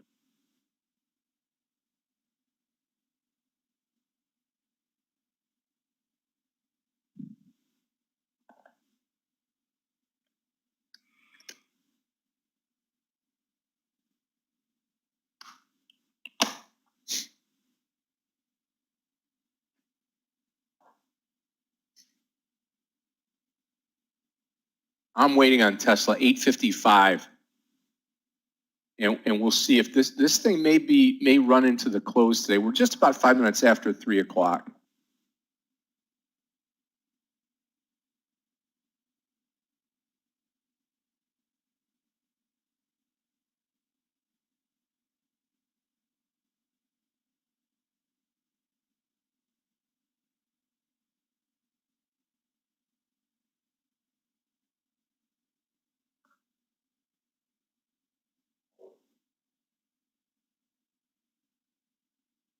Very choppy market. We're moving up, now we're moving down. It's like everything also in a very, very narrow range.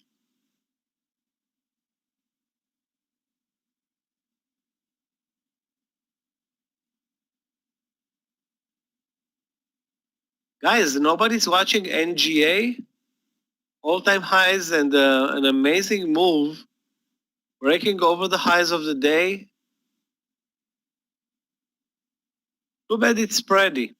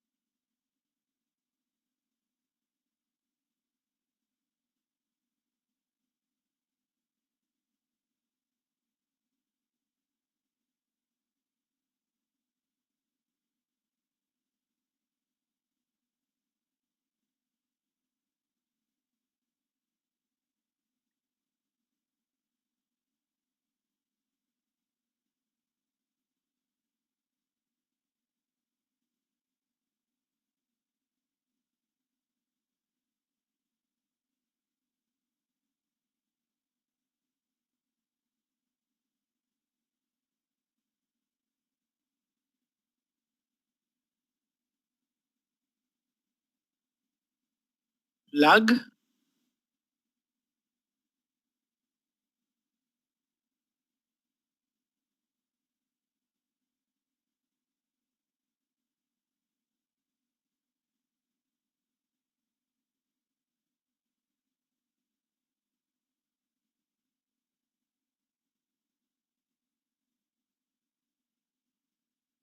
After all, plug gapped up and looks strong on the day chart. If you look at the intraday chart, the price action was awful.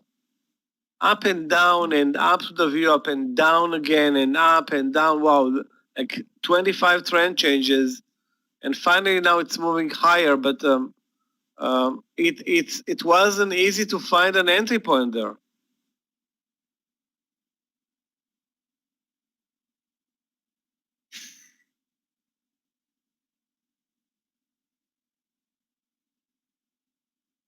Guys, the Fubo not all-time highs, but daily highs. This is definitely a swing trade, assuming nothing dramatic happens into the close. We're gonna swing this one.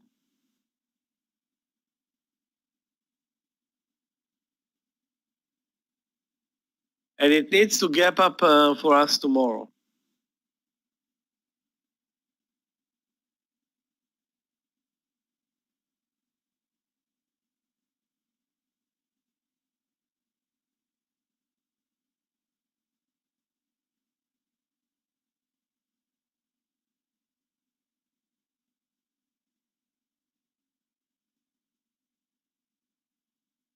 Boeing is moving from the lows, you mean, Alfred?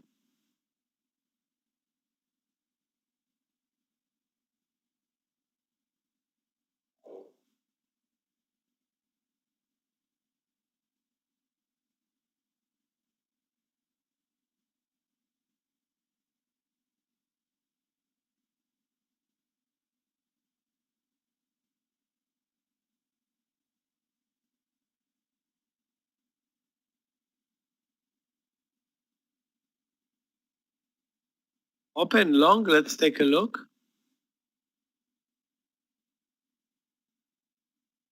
Open long over the VWAP, that's 2750.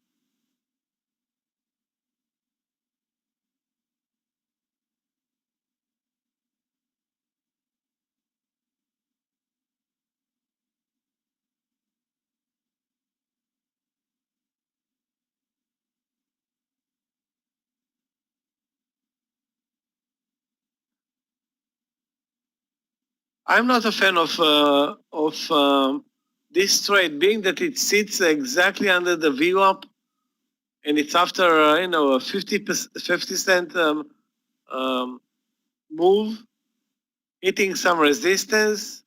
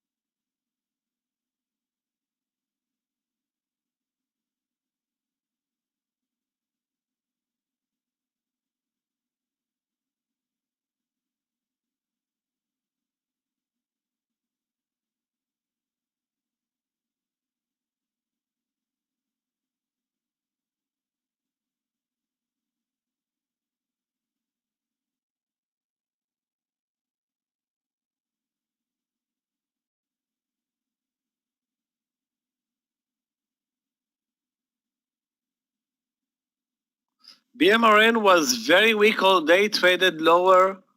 Basically, it's touching the VWAP area right now, which I would guess that it's going to be the area where the stock turns again around and breaks 80-50 and continues lower. Not the best setup right now. Very low volumes as well.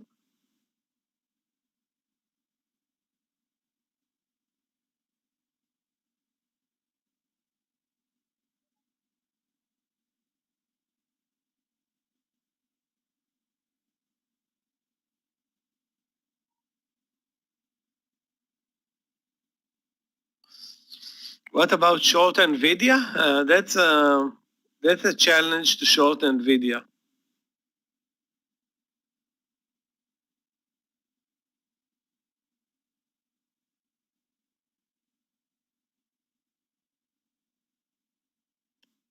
NVIDIA is now a mega mover, a $500+ stock. It's not going to be easy to do anything with it.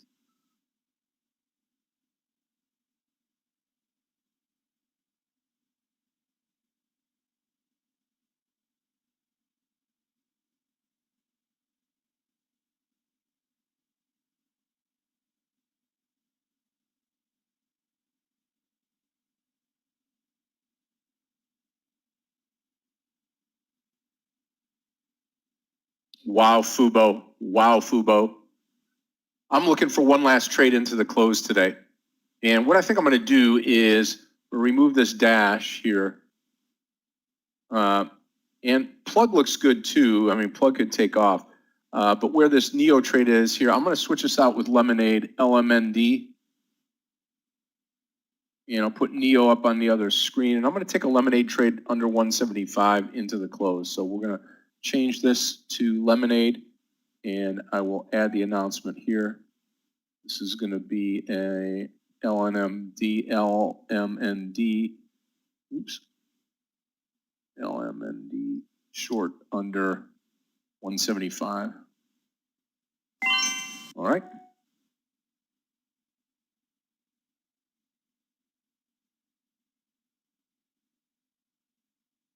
LMND has no barriers. This one can easily drop to 170.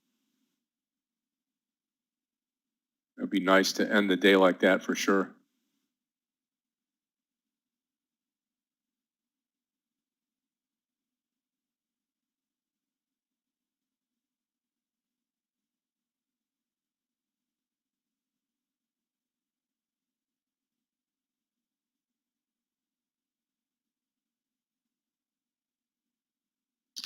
Silvio, if you're looking for a trade in FCL, let me see where it is.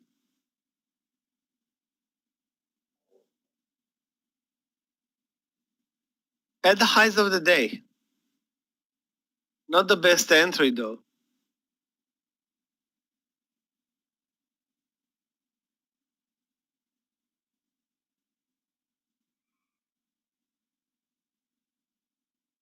In this market, anything that's a breakout trade, it's probably a late trade.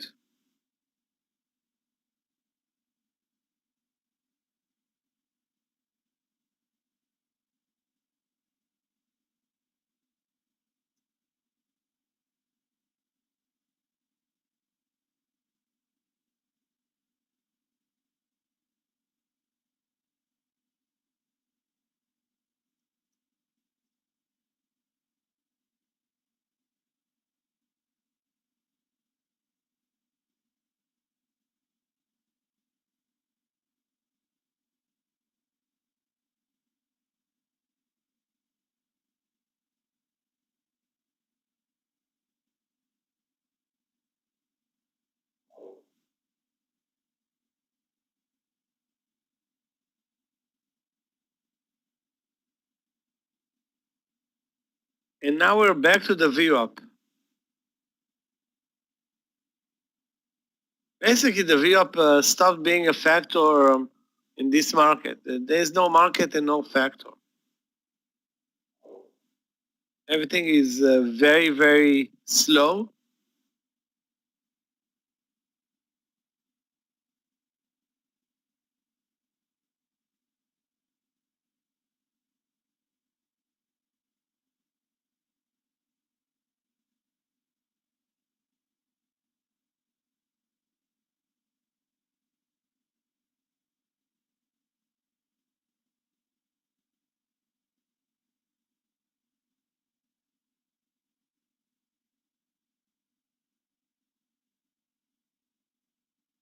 I don't remember where we wanted to trade AMD today. Obviously, obviously the reversal under 96 was a huge success.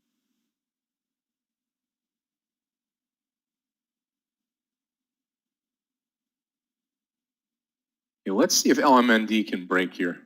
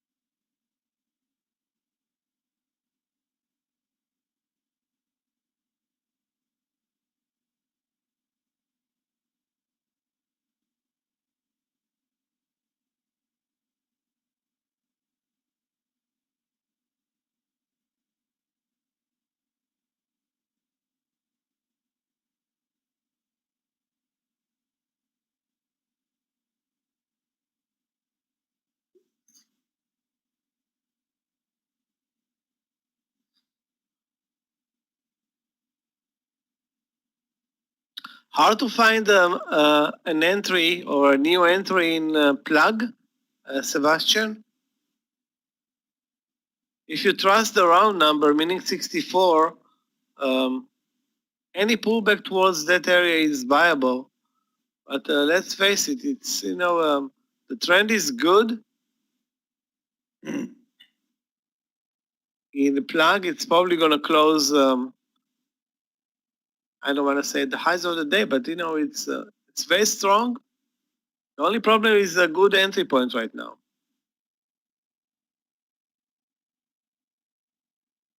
I don't see one at this point.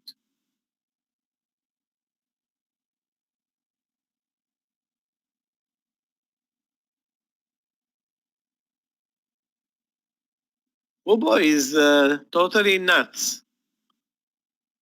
But it was predicted. Guys, if you save the 100 shares, 200 shares, 50 shares on Fubo, that's now $2.50 in the money. Definitely a swing trade.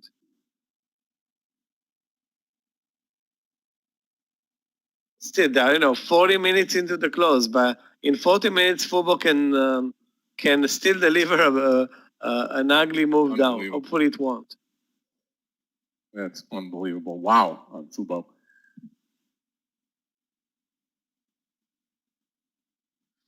Scott, over lunch, we were contemplating to buy ZM at 340. Lucky for us, we did buy Fubo, but ZM is up now $12. Yeah, unbelievable day for that stock. And traders, if you are thinking about adding to Tesla, anything over 860 can either be bought or added to if you've already taken a position in this stock. That's exactly the trade that we're watching over lunch. There's definitely a big seller at 860. Now the market is stronger. Yeah, no doubt. No doubt.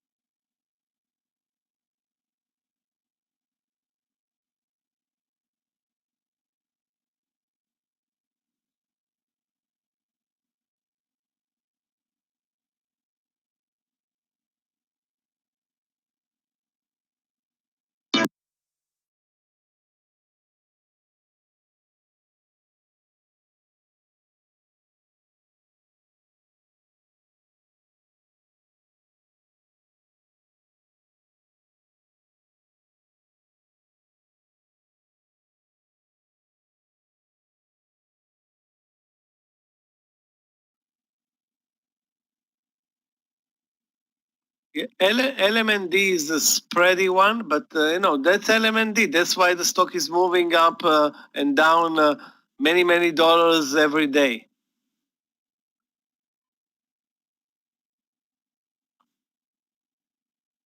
Yeah, Tesla is now at the highs of the day. XPV is at the highs of the day.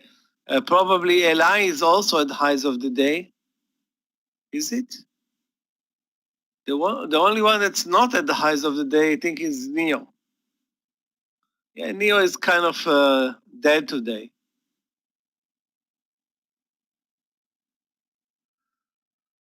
Now let's see what happens with Watch Tesla it at break out. 860.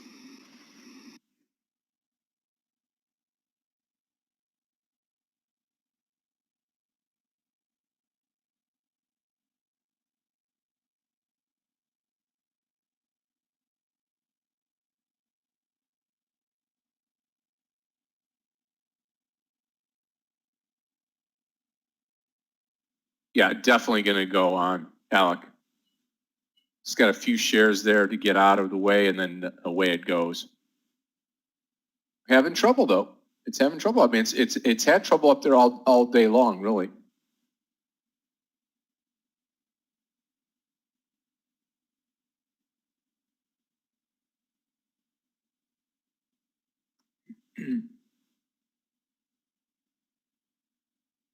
Again, there is a big seller hiding. It's not showing the 860, but it's definitely hiding a couple of cents above.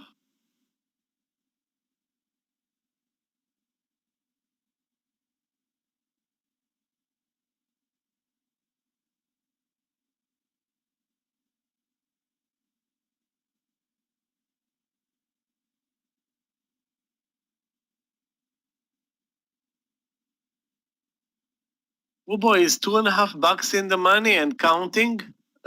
This is now getting really out of hand.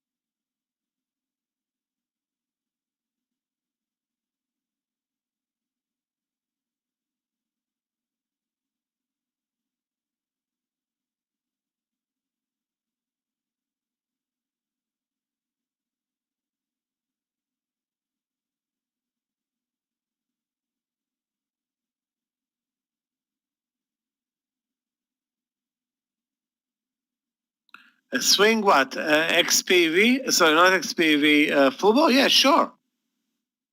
How can I not? I was thinking to swing it at 32.50 plus. Now it's at 34.80 plus. Yeah, ZM, it's too late. We missed the reversal trade at 340. Now it's 354. You can't enter a trade like $15 too late and still hope for, for a good move.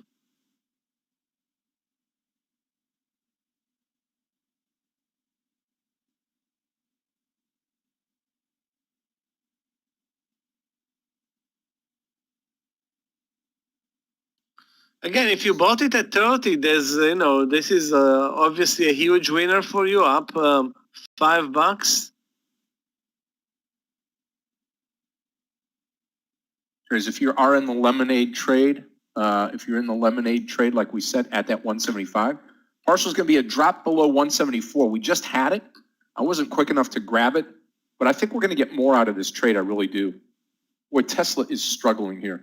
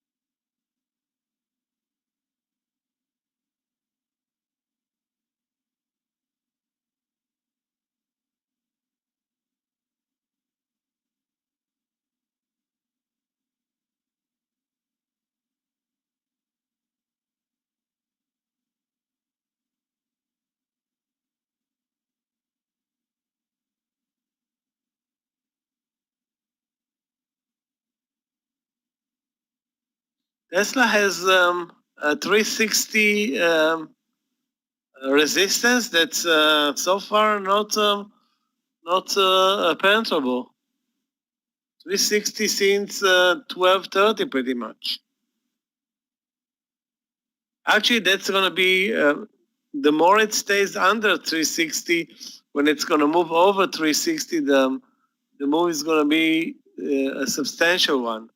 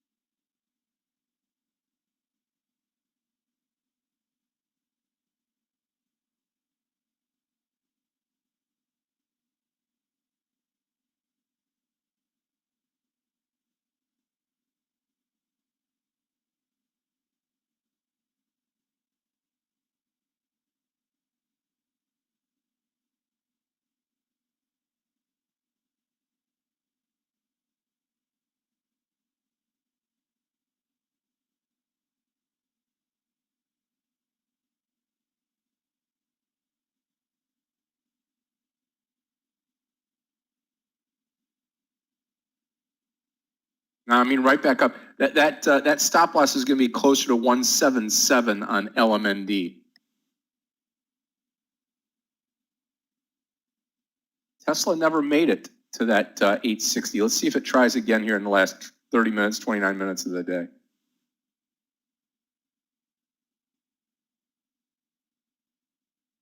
Scott, best if it doesn't do it today and tomorrow morning you catch it fast at, fast and furious at 860. That's a round number. That can be I don't want to say a $10 or $20 trade if it gets the right timing in the morning session.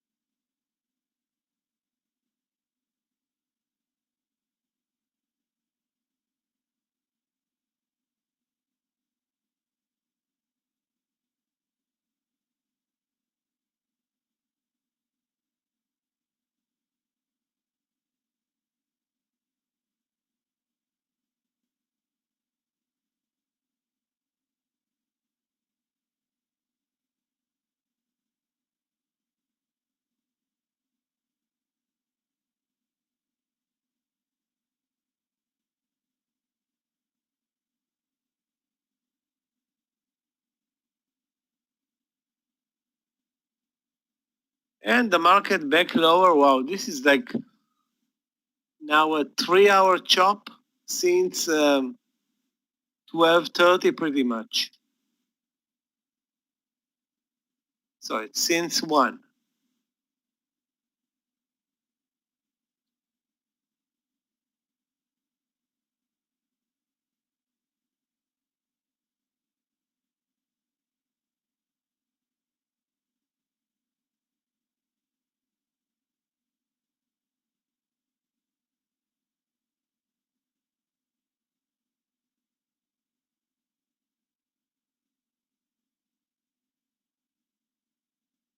$177 LMND stop loss.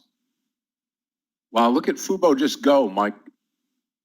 Unbelievable. Yeah, it's insane. I mean, I was watching it, but never expected this to happen today. Expected this to happen on a gap up tomorrow. Now it's gonna kill tomorrow. Kill tomorrow today.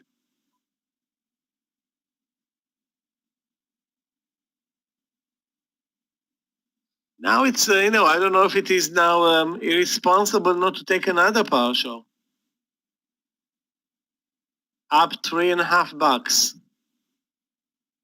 Yeah, I will take another one. That's probably gonna hurt me tomorrow though.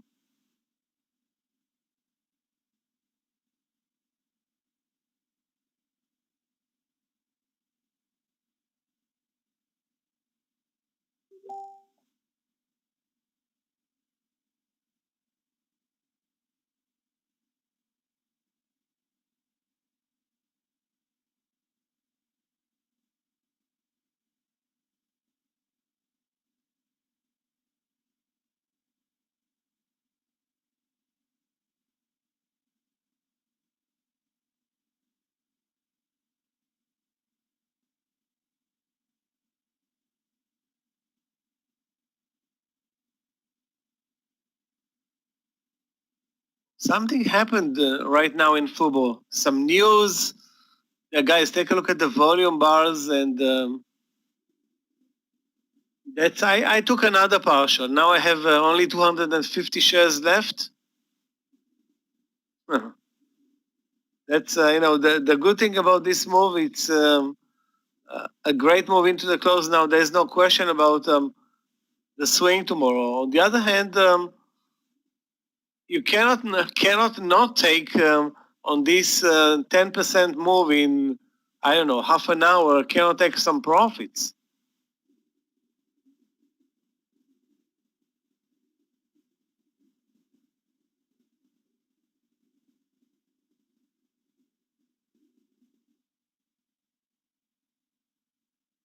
Silvio, this is all we talked about during the lunch session. This trade.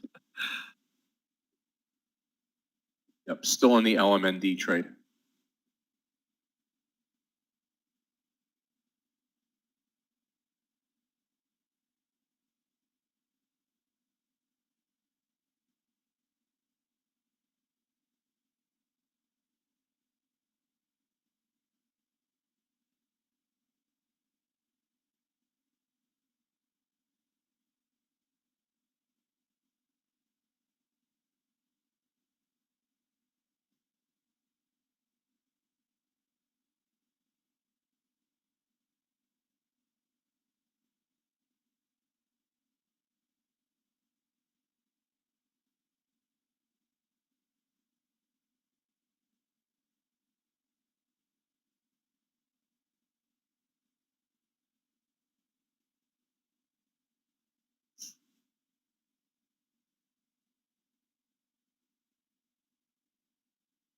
Becky, there is no more trades in football. I mean, it's take a look at the time. It's now 3:40.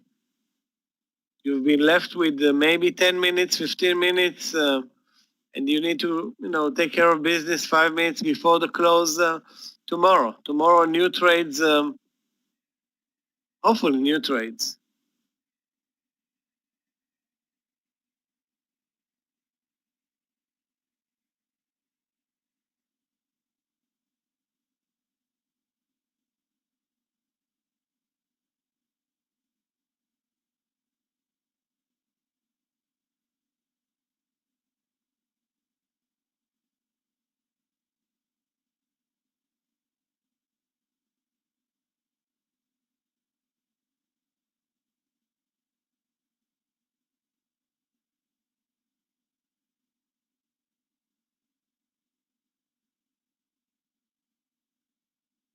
Becky B and Becky J. That's a new one for us in the room.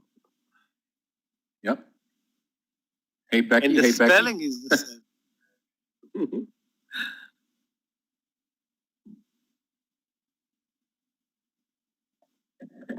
Yeah, Tesla getting trounced now. Yeah, that Obviously, 360 Scott LMND was trade was my loss. a wall. Yeah. A wall of sellers up there. Actually, I will. That's a motivational trade for tomorrow morning. Round number tested already. There's going to be lots of sellers, and that the volume in the morning is totally different than the volume at 3:30 in the afternoon. So that's going to be a different trade tomorrow morning, unless it gaps up or moves sharply lower. Guys, we have the class in 25 minutes.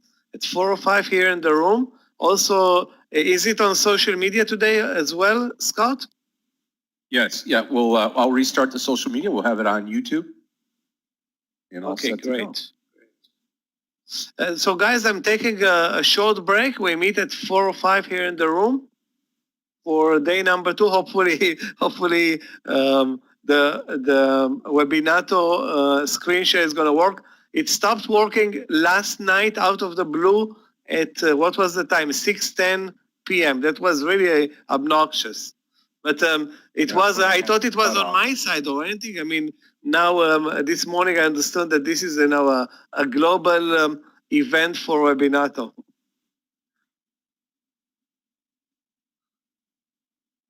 But Clifton, they fixed it. Now it works. Hopefully, things will run smoother from here. Okay, guys, I'm taking a break and we'll meet in 20 minutes. Thank you, Michael.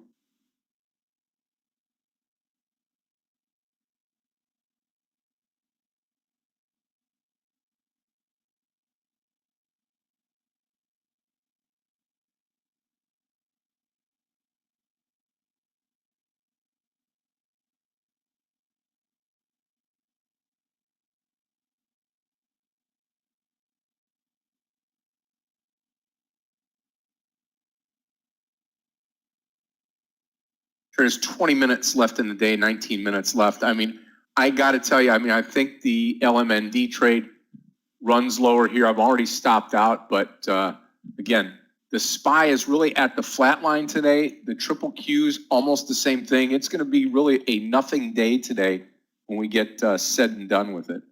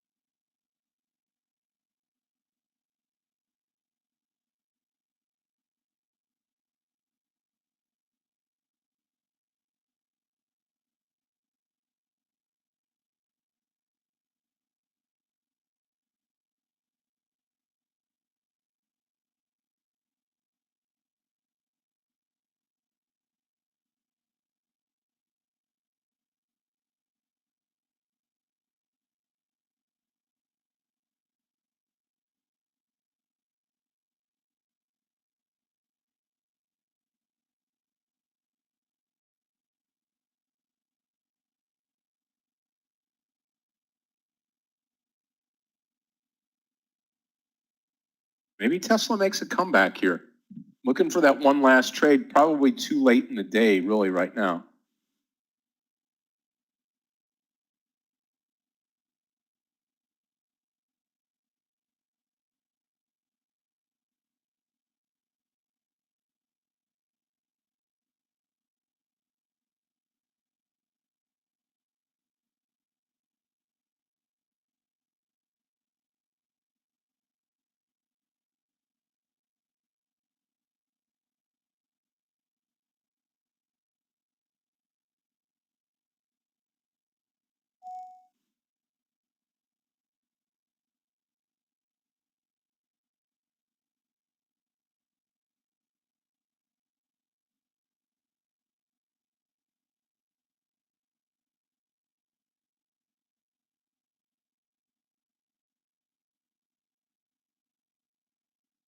That's too bad. I mean, I still think that LMND has a lot of room to fall, but not going to stick around for it today, unfortunately. I probably will not take another trade.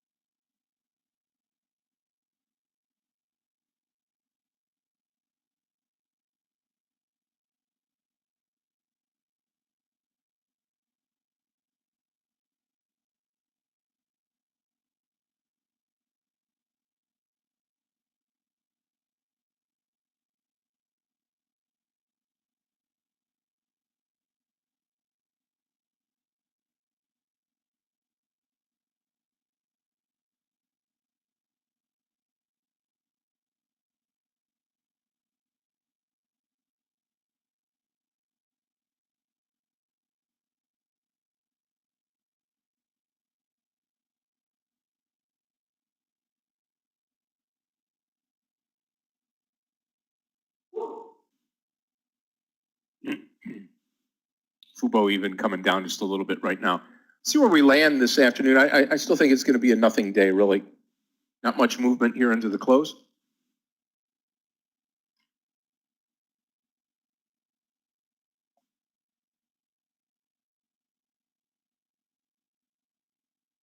Well, NEO's done nothing. That's what it's done, flat.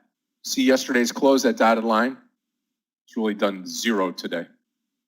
Not a good trading stock. Good trading stock if you want to just churn your account, spend money on commissions.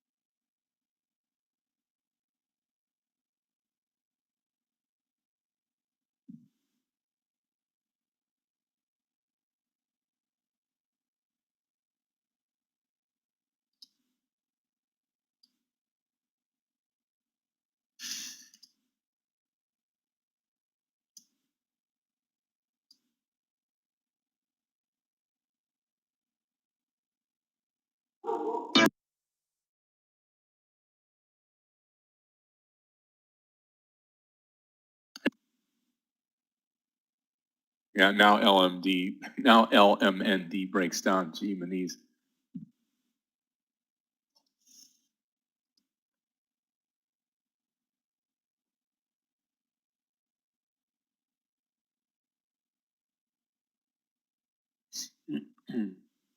Watch ZM? I will. I'm going to do nothing but go higher into the close. Right on the V. You look at that daily on that, and it's got room to run up to 400. I mean, look at that. You got the VWAP right here. This stock could really, really motor tomorrow. One to watch out for tomorrow as we enter a Wednesday tomorrow. We'll get Yogi back tomorrow. Clifton will be here at 8:45. I'll be here at 9:20. Looking forward to it.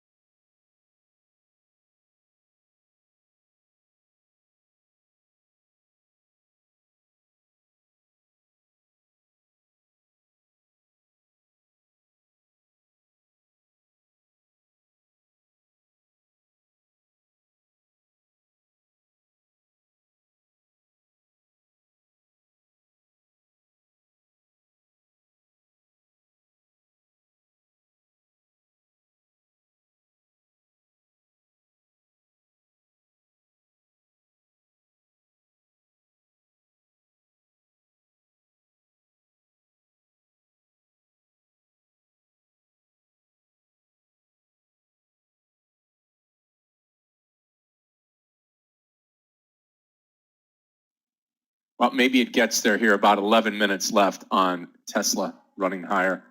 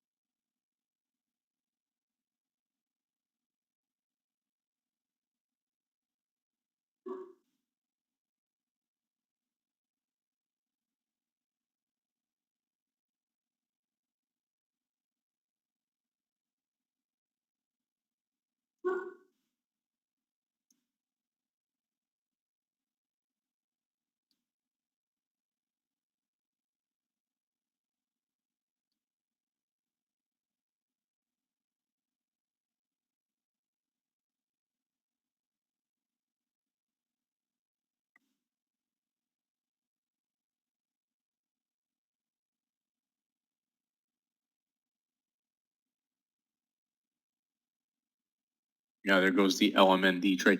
Just on that LMND trade, probably just early into the trade, I guess, but respect the market and have to respect your stop loss on something like this. There's no question about it.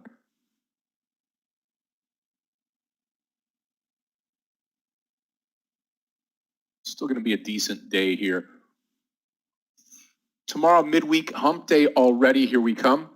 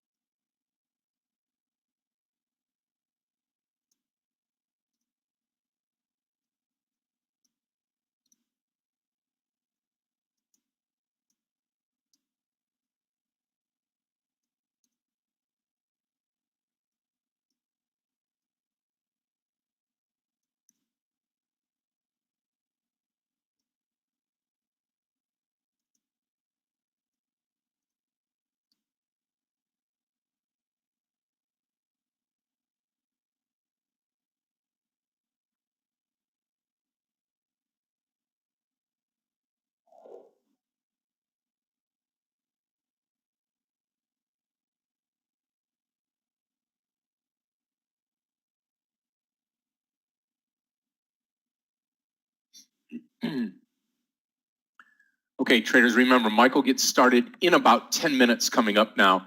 And this is going to be a great training class. Day number 2, you'll have day number 3 tomorrow. So everybody take care. Have a great night tonight. God bless you all. Godspeed. Thank you to Gabe and Clifton for hanging in there today with all of the issues in the room and fixing us up as they always do. Danny, Galia, and Aggie, I know Meir's gone. We just appreciate everything you do. Stay tuned for Michael Orevi. Michael's going to be coming in here. If you are Shafcard, I can't respond. I can. I'll respond to you in just a minute here. Traders, have a great evening. I'm going to go out of the day today, 3,117 higher. But that's could have been higher here, but with that loss in LMND earlier, really caught me. So everybody have a great evening. God bless you. Take care. Thanks again, Asif. And we'll see you tomorrow. Appreciate you, William. Thank you so much. Traders, stay tuned. Michael's coming on up, and he'll switch out the charts here in just a moment.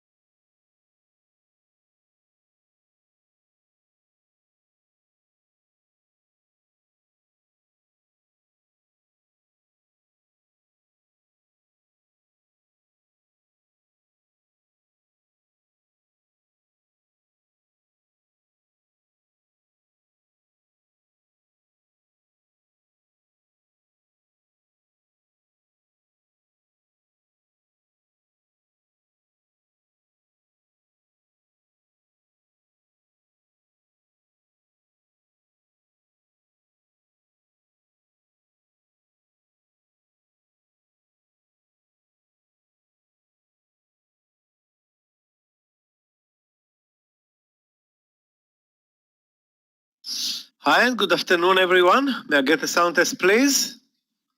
Welcome to day number 2 out of 3 of our advanced day trading strategies for January. Yesterday we had a obnoxious and final ending of the class when the Webinato application crashed. And it was obviously something that spilled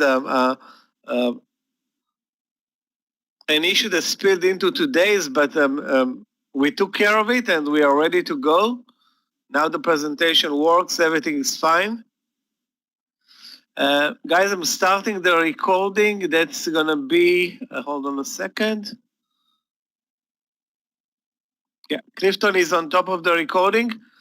If you do need them, ADST class for January 2 out of 3.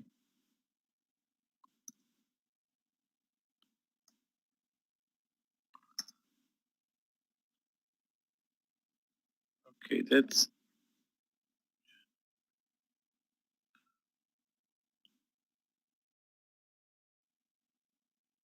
Okay, guys, so let's recap what we've seen yesterday, what we went through yesterday.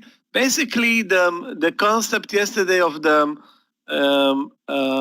class was, and we did, of course, did not finish the class. We're gonna pick it up exactly from the recap yesterday. That's slide number 9 or 10. I will go back as far as number 9. So. It's clear that momentum stocks are the best opportunity for day traders to take advantage of big intraday moves. They are not necessarily the best trading days or the best entries for investors, because those momentum trading days can be red and can be green, can be at the highs of the formation, can be at the lows of the formation, and you know that the rules that apply to investors and swing traders are totally different from the rules that we apply as day traders. But just to see how important the momentum day, which includes, of course, a big range bar and a big volume bar. Let's see some examples from trades today. Okay, guys, let's take a look at examples from trades today. Let me enlarge the chart.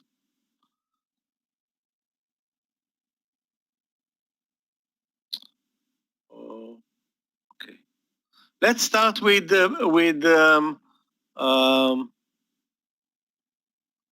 FUBO. You know, FUBO is a good example. That was our trade at 32 in FUBO. It had nothing to do, of course, with FUBO being amazing on the daily chart. I mean, there is lots of potential in FUBO on the daily chart, but before it broke 32 and closed now at 36.50, really? 36.50? Unbelievable. We haven't seen, you know, a great range trading bar. However, we did see, it was very easy to see the volume bar. So if you look back at the entry and the volume bar at the end, at the close and the volume bar, it's clear that this is the biggest volume bar in FUBO ever. That's already V on the volume. Now, as opposed to the trading range, maybe it's not the best trading range ever for FUBO, but it's definitely twice as big as at the end as yesterday, and obviously way above the average for FUBO. So it's clear that FUBO was the criteria for FUBO as a momentum stock fit. Let's look at other big movers today.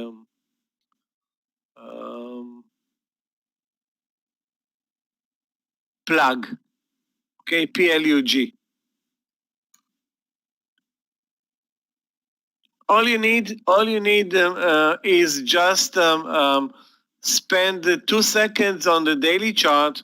You look at Plug, you see best volume bar ever. 100 million shares traded today wow, 100 million shares in plug. This is a gap up and go, so it maybe does not fit exactly as the best range today, but obviously it's a momentum stock. I mean, volume best ever, range good, not the best ever, but the outcome is very, very strong.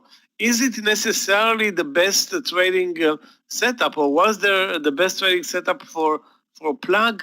Not really, but I would not have traded a plug today. Very, very choppy day, but at the end or eventually, if you look at what happened with this very, very careful, I think, algo move. Take a look at this perfect channel, guys.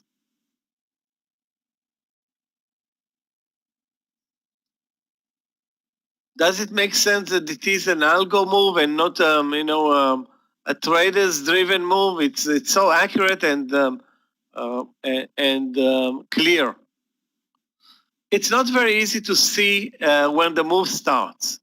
Of course, the pattern wasn't even close to being as clear as the pattern in Fubo, but the outcome is also very strong.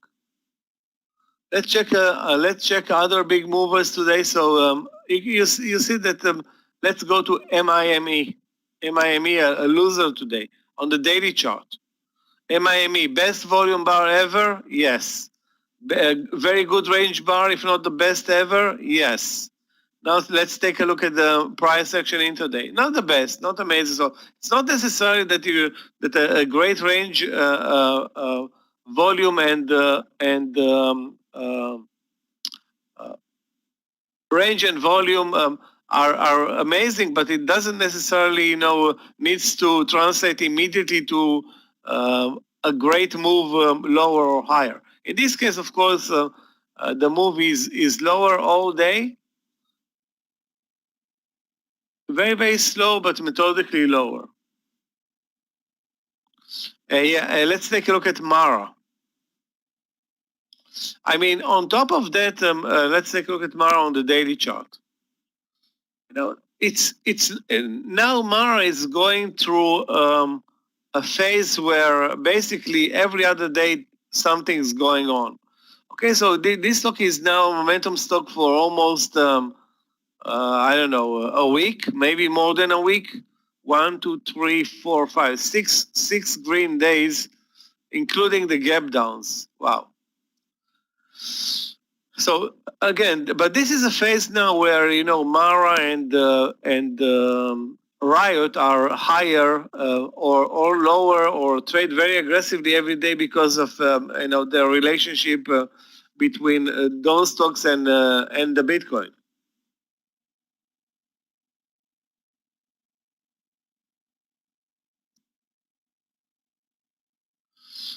Can you tell us the checklist, please? What do you mean checklist? Sarab. I don't understand the question. The checklist for what?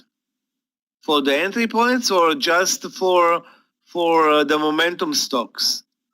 Because again, for the momentum stocks, we talked about it all day yesterday, and basically it's super simple. A lot of volume, best volume bars, and best range bars. That's the recipe, and you need to observe those very, very fast and clear on the daily chart. And then you move from the daily chart to the intraday chart looking for a trade.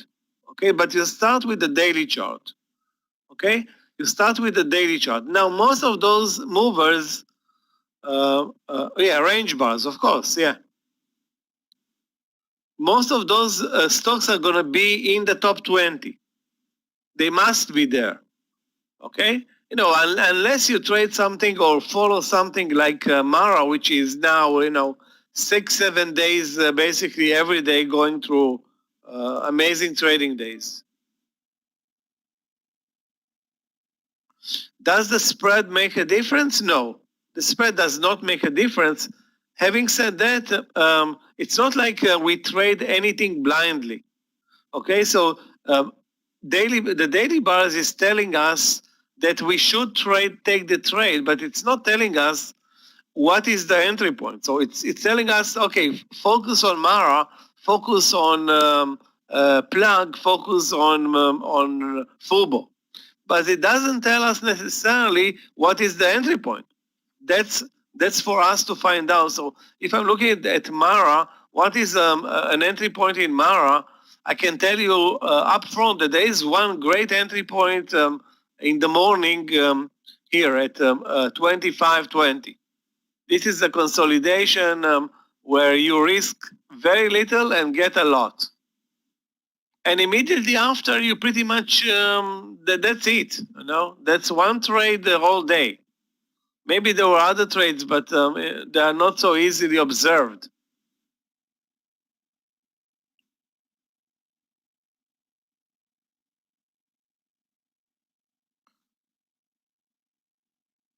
Actually, I did not do very well in Fubo. Fubo, I sold 75% of my position. I still have only 250 shares there. Anyway, yeah, it was a very good trade. Won't complain. I mean, this is probably my best trade today. My second best trade today.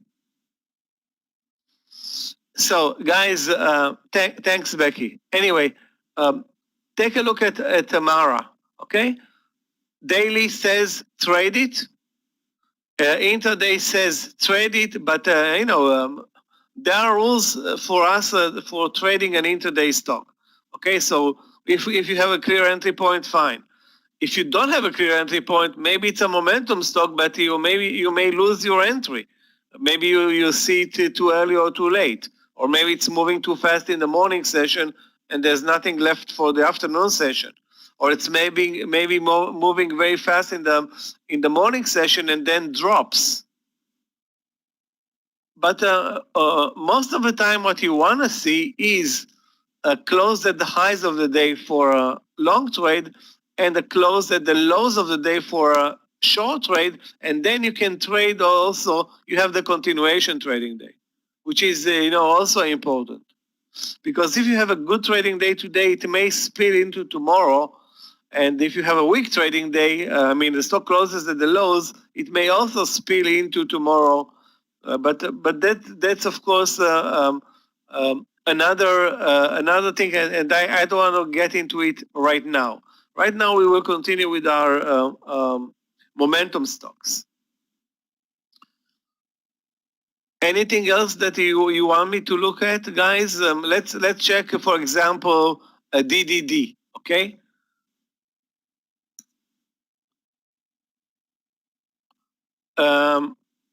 When was it? Thursday, best momentum ever for the stock. Friday, continuation, but it did not close at the highs of the day. However, yesterday it closed at the highs of the day. Now you can see that the volume bars are basically dropping every day now. So the volumes are not as great as they were 2 or 3 days ago. And I think tomorrow it has a very good chance of becoming, it's not going to come back to the way it traded when it was $10 only 4 days ago. 4 days ago and today this is a totally different stock, but things are going to cool off eventually. Things are going to cool off, and we're going to see DD come back to reality unless something can happen tomorrow. For example, an upgrade for for an important analyst. An important analyst upgrades the stock, and the race will continue again tomorrow. We'll see. I mean, it should be on everybody's watch list. DDD. Okay, now I will close with ZM, which was also interesting today. But again, if you're thinking about ZM and a momentum stock, it's not really a momentum stock today because the volume is average. the trading range is average. Still, when you're talking about a stock that almost every day trades a range of $20, there is lots of potential for a trade in ZM. Okay, not very easy to trade it lately. Basically, over the last 10 days, the stock is doing absolutely nothing.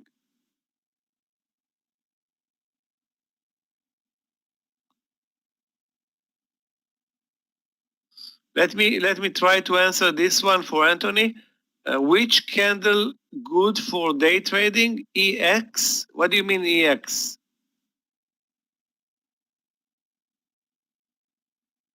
I don't understand the question. You mean which candle is good for intraday trading? I trade most of the time the 2-minute bars. I trade the 2-minute bars, but there shouldn't be a difference between the 2-minute bars and the 5-minute bars. That should be pretty much the same. I mean, let me show you what I mean with an example. Let's take a look at FUBO, for example. You can see now FUBO. This is the 2-minute FUBO, and the entry on our trade was here at 32. Okay, so hold on a second. That was our entry. Now I can change it to 5 minutes. Nothing changes. Take a look. This is the 5-minute bar. It's the same entry. 15-minute bar. Nothing changes. A 1-minute bar. Nothing changes. So if when you switch time frames, your entry changes, then it's not the right entry, because support and resistance is support and resistance no matter what is the time frame. Those that put out a big position to be sold at 32 are not asking themselves what the time frame you are trading. This is it. They sell, let's say, 500,000 shares at 32. That's what the hedge fund that was preventing FUBO from moving higher decided to do. So they sold lots of shares at 32.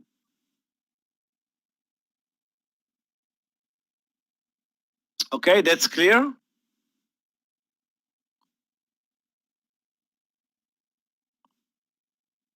So the time frame is irrelevant. Okay, the support and resistance is super relevant, because if you look at this trade, okay, now you look at the 5-minute bars. Wherever I'm going to draw the line for support and resistance, it's going to be the same. So if you remember, we said the stop loss is 30 cents. Why 30 cents and not more? Because this is pretty much the consolidation range here. So it moved over 32.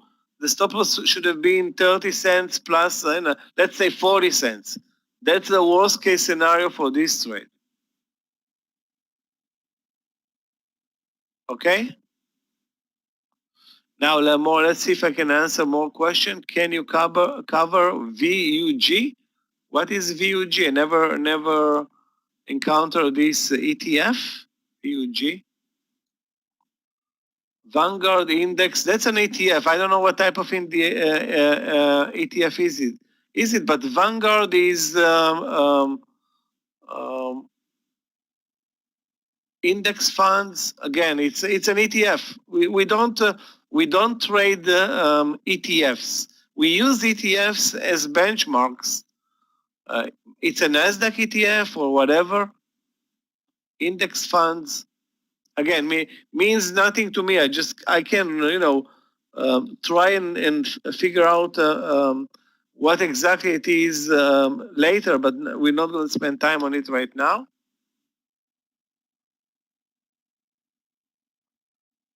What studies do we recommend in terms of studies on the intraday chart? I use only the VWAP and the real support and resistance levels. Most of the traders in the room use the same setups. That's what I use.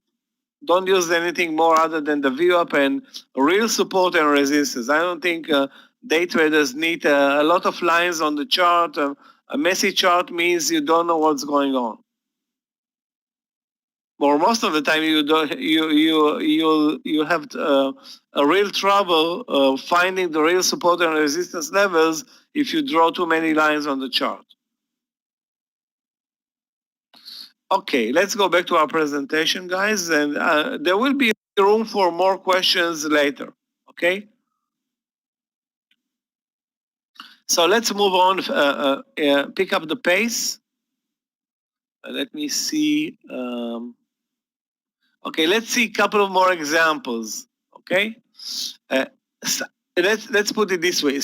If I want to summarize, okay, the topic momentum stocks, they are observed not on the intraday chart; they are observed on the daily chart. Okay, and you need to see. Take this example where Eno. Remember Eno in trading amazingly strong in June, post the coronavirus spread in the US and Western Europe, okay? And you can see what happened before the stock broke over 15 on news that maybe they have some, I don't know, vaccine or drug or whatever product they were selling towards the coronavirus, and you can see the moves in the move in the stock early March, very good volume. Then the stock basically loses momentum and trades with a very good trend. You know, the trend was still very, very good. So investors that picked up on Eno, they can make a lot of money. Fine, but day trading wise, there's nothing in Eno for almost 3 months. Nothing happens in April, nothing happens in May, nothing happens in June or until late June, and then late June, the stock jumps in 3 days from 15 to 30. Those are the days where we need to, hit it. First day, second day, third day, pretty much 3 days, and in 3 days the stock doubles. And if you are a good day trader, you pick it up cheaper or earlier, and maybe stick to the trade with a small part of your entry, and fine. Then you can make a move from 15 to 30 in 3 days, and probably gonna stop out on the 4th day. Again, the bottom line is you observe the daily. You need to observe first the daily chart and spend little time on it just to understand what type of stock you are trading. A stock that trends higher or trends lower, or moves sideways, or a stock that has, great volume, great trading range, and you need to be focusing on it, all the trading day. And in this example, you can see that, the move in Eno is very, very technical. The stock moves, breaks 17, then breaks 18, then breaks 19, then breaks 20. It's like one of the best trades ever in Eno, if not the best. Take a look, guys, at this example. Being that we traded X last week and this week, I didn't trade it, but many of you that are observing X, that's US Steel on the daily chart, could have picked up a great move. Now, this is X going back on X, nothing. It's still a very good intraday mover at times. And in this example, the stock is coming up from all-time lows. So again, is this a stock where investors are going to buy it? Obviously not. No investor is going to make the switch in 1 day based on a gap up and pile into, US Steel. But for us as day trader, this is a very good opportunity because the stock is, showing in our top 20 very, very early. It has a clear uptrend all day. Lots of volume, no spreads. I mean, if the stock is very spready, even if it does have a great setup, we are not going to trade it. Period. Okay, if the stock is very, very strong, but lacks volume and it's very, very spready, many day traders are not going to be trading it. I think we've seen a couple of examples even today. I just don't remember. Did not focus today that much on the trading day because of the webinar or issues, but that's something that you will take care of it from this day on. Meaning stocks that are interesting, develop good trading ranges, and needs to be followed for the entry point.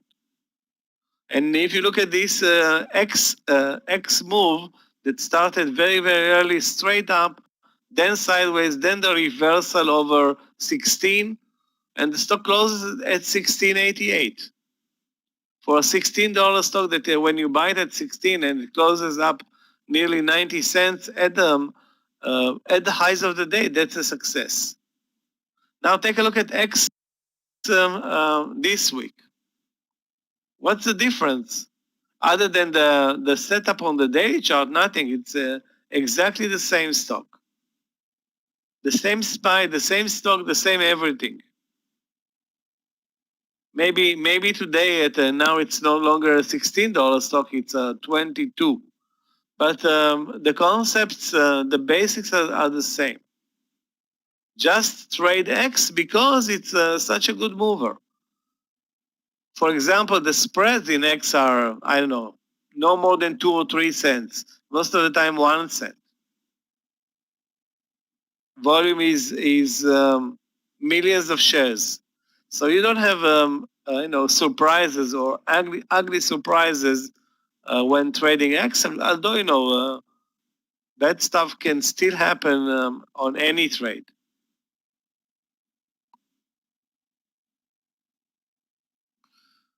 Take a look, guys, at this example. Big, December 6th, 2019. And February 28, 2020.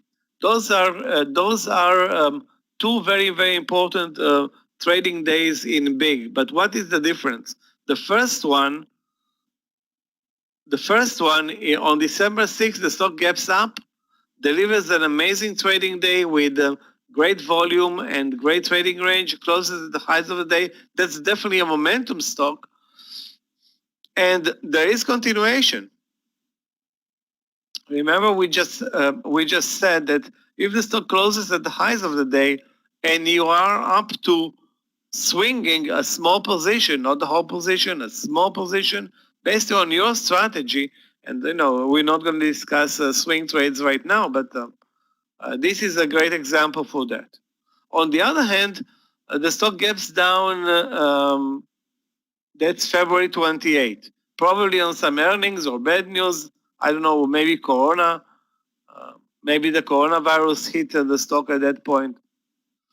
And the result is for us as day traders the same. We follow it. We follow the stock whether it moves down or whether it moves up, while institutional traders are stuck with a position, and probably they will go and they're not going to reverse position just because of one trading day. I'm guessing. I don't know. I mean, this is definitely a horrible move on news for Big. And are you still waiting for this trade after it drops from 24 to 16 in 2 days? I'm not sure, but that's beside the point. Our business is to locate those trades and find entries on the intraday chart. That's it. So the daily is very, very simple and should be very, very simple and easy to observe. And now you move to the intraday chart.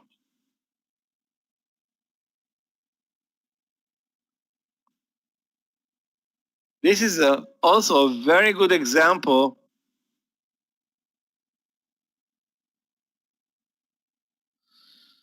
can I help you to understand how institutional funds buy and sell during earnings? I don't know myself. I mean, there are so many ways to, when they say institutional funds, there are thousands of them. First of all, then everybody trades differently with different strategies. And why is it important to you, John? How they do it? Because you're not an institutional fund, and I am definitely not an institutional fund. They trade totally differently from us. They trade along the whole trading day. They have a computer buying the whole trading day, while we buy on 1 point. I mean, we buy at 41, they buy at 41 through 42. Okay? So this is totally different ball game. Though this is not us. We are, you are an individual trader having a buying power of, let's say, 100K, and they have 100 million K.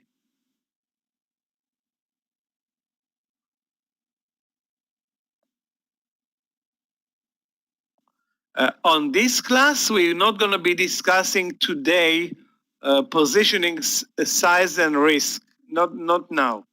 Okay, we're discussing more strategies, not really how to manage trades. The discussion here is going to be today about strategies, more theoretical stuff versus just managing trades. But basically, because managing, you do it every day in the trading room. Because again, managing is something that needs to be done live, okay, not in retrospect. I mean, of course, it's interesting in retrospect, but the examples are live every day.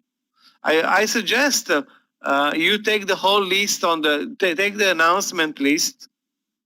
That's I think maybe 20 trades posted today, and put them on your watch list and try to understand what was the idea for the analyst taking that trade, long, short, or whatever.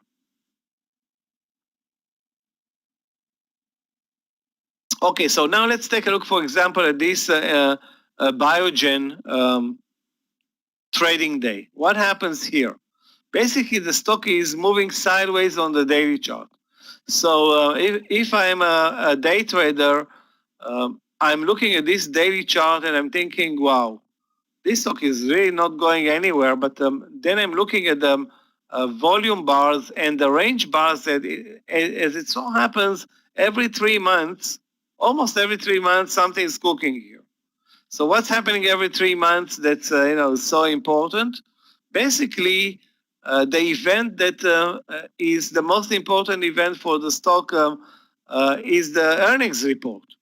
And being that we are actually entering the earnings season this week, that applies to everybody. Now, every stock has, going through a review of a performance review or a test being tested every 3 months.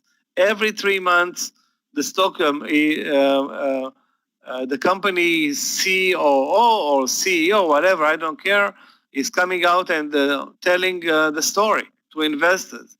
What did he do over the last 3 months? And how is the future or near future, long-term future? Based on that, institutional traders are switching their positions, buying more, getting out and looking for Tesla. I don't know.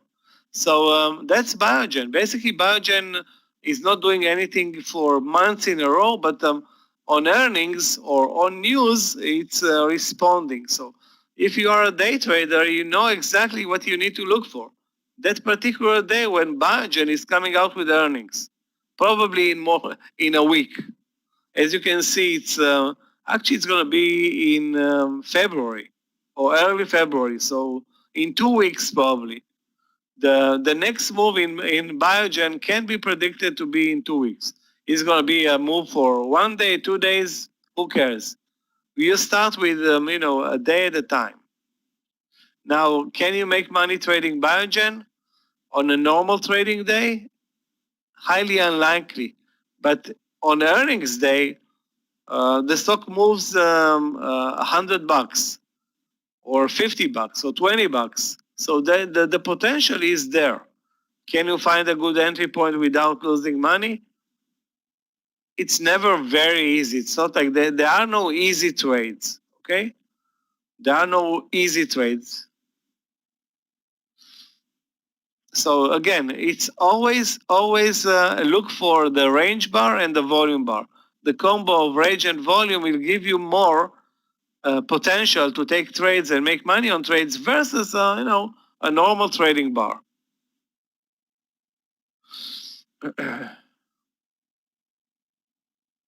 If you guys, those who are trading SPC or following SPC since its IPO more than a year ago, take a look at these amazing range bars and volume bars ahead of the coronavirus outbreak last year.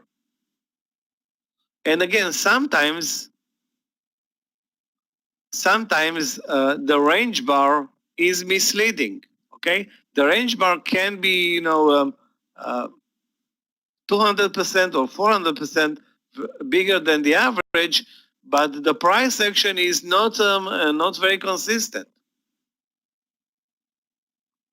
Okay, if the price action is not very consistent, then you're not going to make money, or you shouldn't be taking that trade. Okay, so this is the example where you can see SPC on February 18. The daily chart is the chart on top, and the intraday chart is the chart of the bottom. But was there money to be made on the long trade on February 18? And the answer is probably not. Okay, probably not. Was there money to be made on the short side?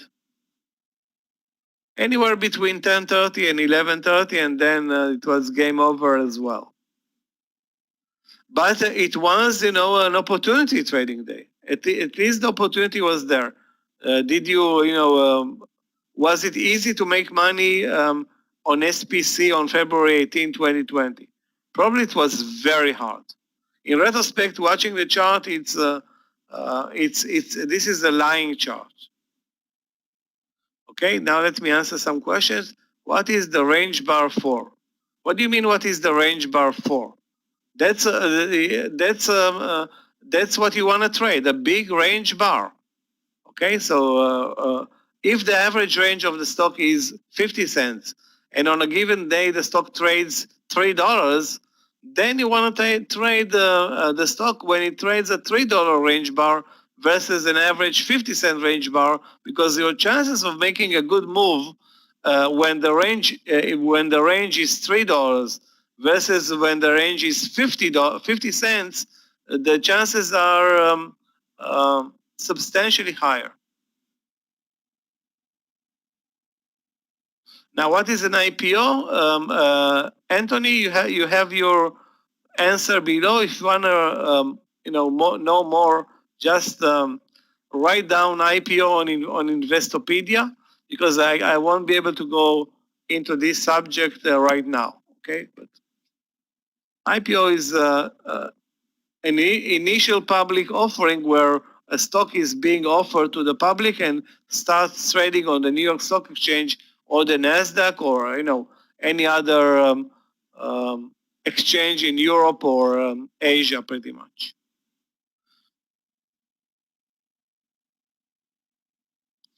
Okay, guys, we're going back to Tesla. Okay, take a look at Tesla. That's February 3rd, 2020. Actually, a month before the coronavirus started to spread in the US. Now, take a look at the range bars in Tesla before February 3rd. Okay, and the range bars in Tesla after February 3rd. And you can see that the range bar in Tesla on that particular day was 10 times the normal range. What was the reason for that? Why would a stock suddenly trade, instead of having a range of let's say $1, it trades $10, up or down. What is the main reason for this type of hype move, whatever you want to call it?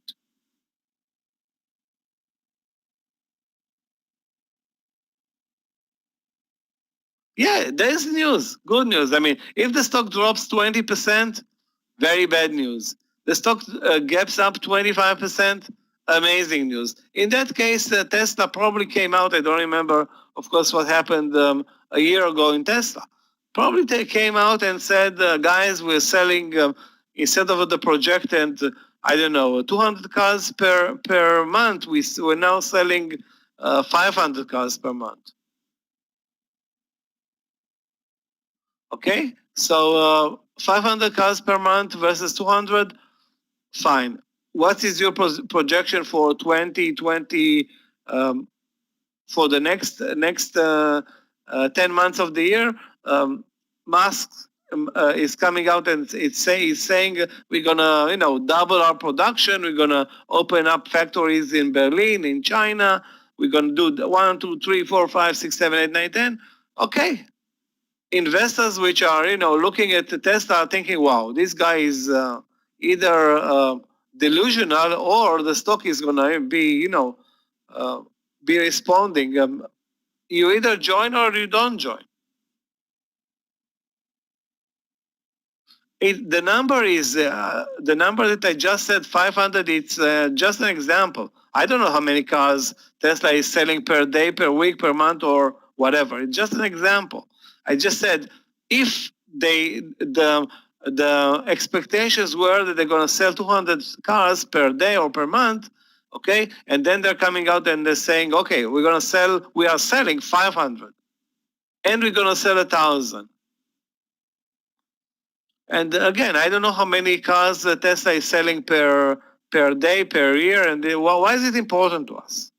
It's not really important, okay? All you need to know is that when the stock gaps up, it's probably on very good news. That's clear. When the stock gaps down, it's on bad news. Now you're not getting paid to be an analyst of Tesla. There are plenty of analysts in the room in the United States. They don't need another one. It's not going to be us anyway. So because we don't work for Goldman Sachs or Morgan Stanley. So now if you want to make money, look at the intraday chart and find an entry point. That's your business. And if you're doing your job very well, maybe you can get paid as good as the data analyst that upgraded or thought that it's a good investment.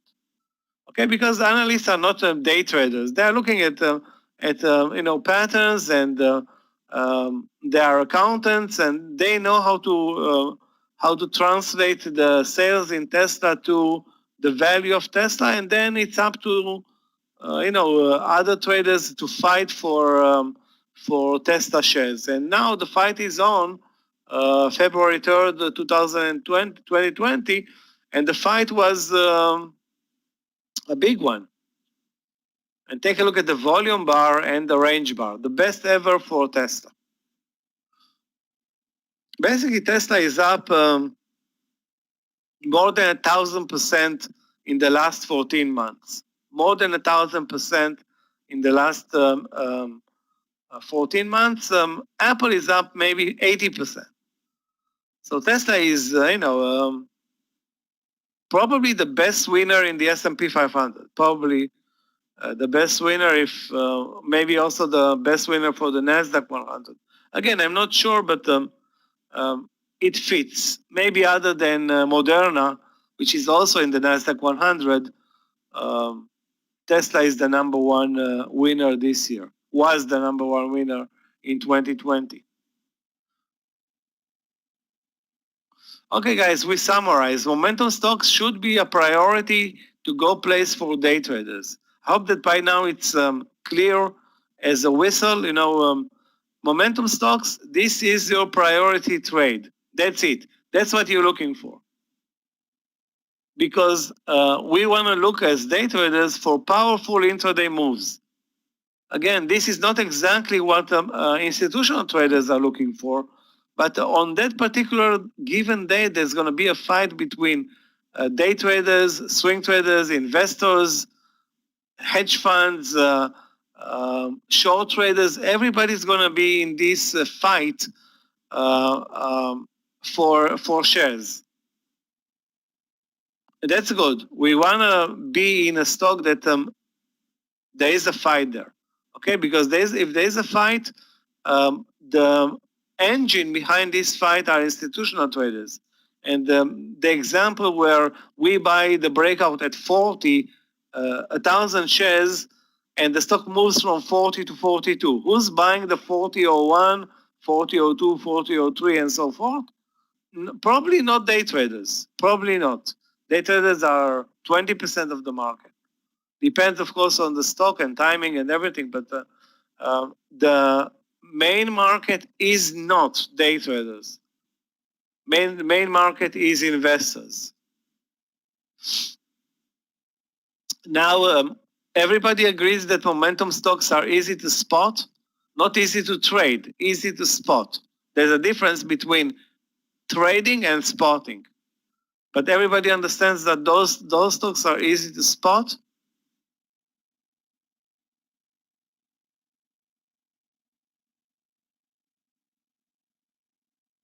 Yeah, they are easy to spot. If they are not easy to spot, it's not a momentum stock. Okay, if things are not clearer, watching the daily chart, that the range bar is bigger and the volume bar is bigger, okay, move on to another stock. Also, we use the TFS Trader platform, a top 20 stock screener. Now we have for TFS traders, there's a new platform, the Evolution platform, which also has a stock screener. And many other people that here that trade in our trading room that have different screeners for different platforms. And I don't know which platforms you trade.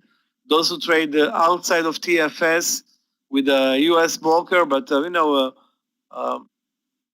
idea here that you must have, if you are a day trader, you must have a stock screener. Okay, and this stock screener should be an integral part of your platform. New TFS is hard. Wow, what is hard? The stock screener? Why is it hard? I think it's. I traded it. It's not very hard. It's a little bit more more simplistic than the old TFS because it has only one list, one long list for long trades and one list for short trades, including those obnoxious small caps. But the big movers, and I don't have now the time to get in and upload my new TFS platform, but the winners are going to be showing on both platforms. Okay, so how do we trade momentum stocks using two very simple strategies? Okay, reversals and breakout or breakdown. That's pretty much the strategies that we are going to use trading momentum stocks. Two strategies: buying the reversal or buying the breakout.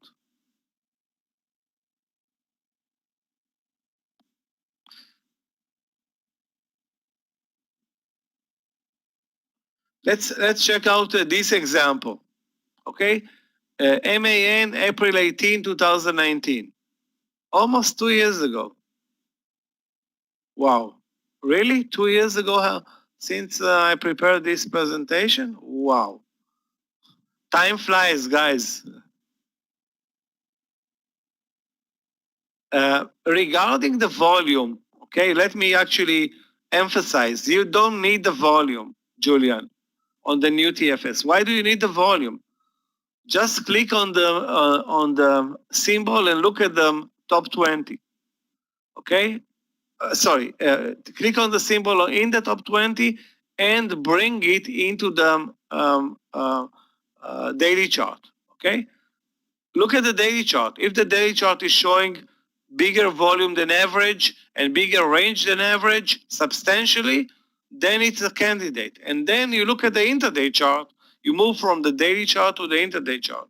So it goes from top 20 or stock screener or whatever you want to call it to the daily chart.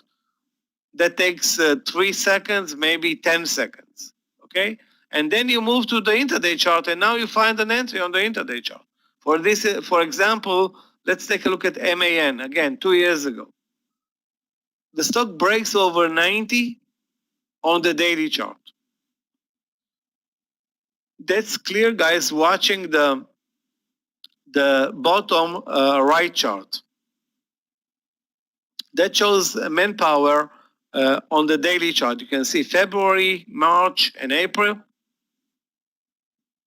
And the stock breaks to all-time highs, and this is how the stock basically trades on April 18. Basically breaks over 90, moves straight up to 95, has maybe two entry points. One is the reversal trade, the other one is the breakout trade. Now let me see that, let me check that there are no mistakes here in the room. Everybody knows the difference between a reversal trade and a breakout trade?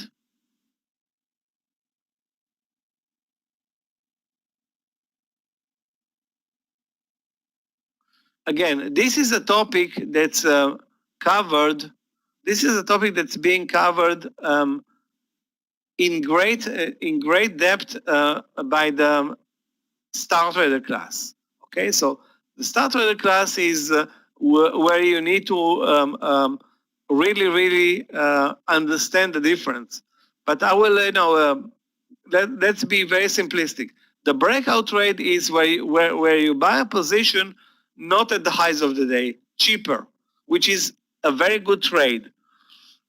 The breakout trade is where you buy the position at the highs of the day, meaning you pay more money. Most of the time, you're going to take more risk. However, many traders will join you. More traders are going to join you on the breakout trade versus on the reversal trade. Why? Because institutional traders are not going to join you most of the time on the reversal trade because they don't trade the intraday, while they do trade the extremities, or some trade extremities. Okay, so the good thing about the reversal trade is that it saves money, you buy cheaper, and you take less risk. The bad thing is that the volumes on reversal trades are normally lower because not a lot of traders join. On the breakout trade, on the other hand, you have many people or investors joining on the trade, which creates more volume. However, you buy it at the highs of the day, and you take probably more risk.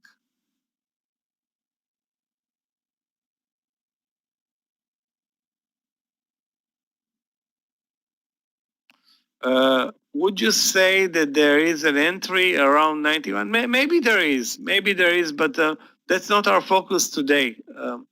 Okay, all we understand right now is that there are two types of trades, the breakout or the reversal. Okay, but we're not gonna, the concept right now is not necessarily try to find, and learn those setups. But this is what you need to do, okay, on momentum stocks. And like we said yesterday, remember yesterday the example, what was the example? I think SPC. Try to enter as early as possible. Not necessarily, of course, at 9:30, but if you can enter at 10 or 10:30 and hold on to the position until 4 p.m., you have a better chance of delivering a good move, because a stock that's trading 4 hours is necessarily going to be, statistically a better mover than a stock that trades 10 minutes. Okay.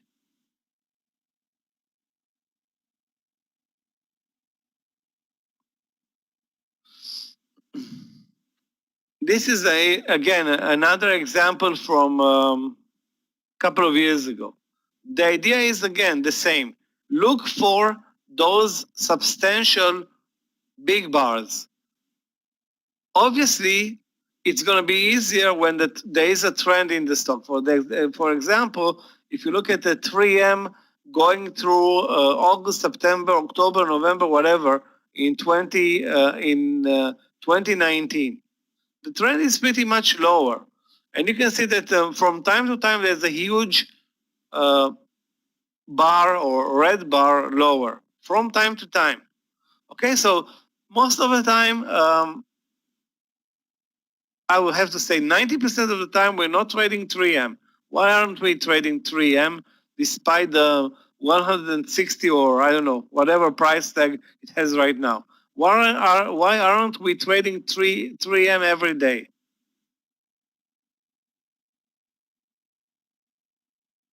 All day, every day. Why won't we leave all the other stocks, aside, and we can focus on 3M? But this is, a $200 stock. There will be range. There is good enough range almost every day.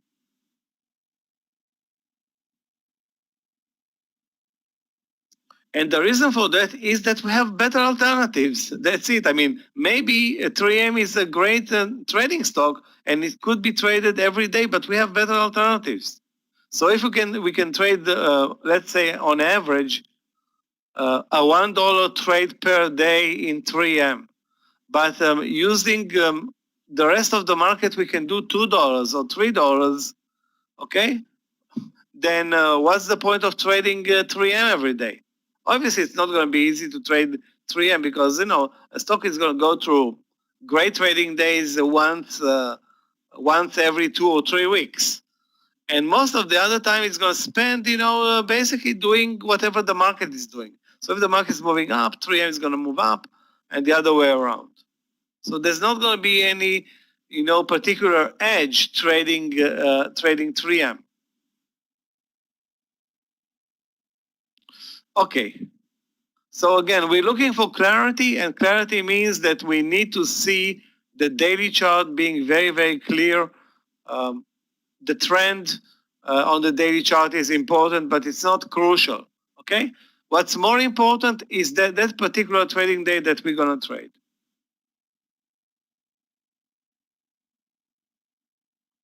Yeah, risk reward is always part of the equation of the trading, okay, of trading.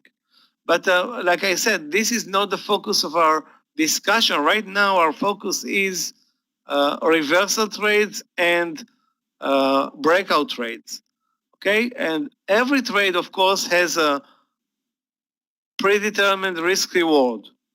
At least if you don't know the reward, you must know the risk, because the risk, if you don't know the risk, you cannot, take the trade. How can you can take the trade when you don't know what is your stop loss?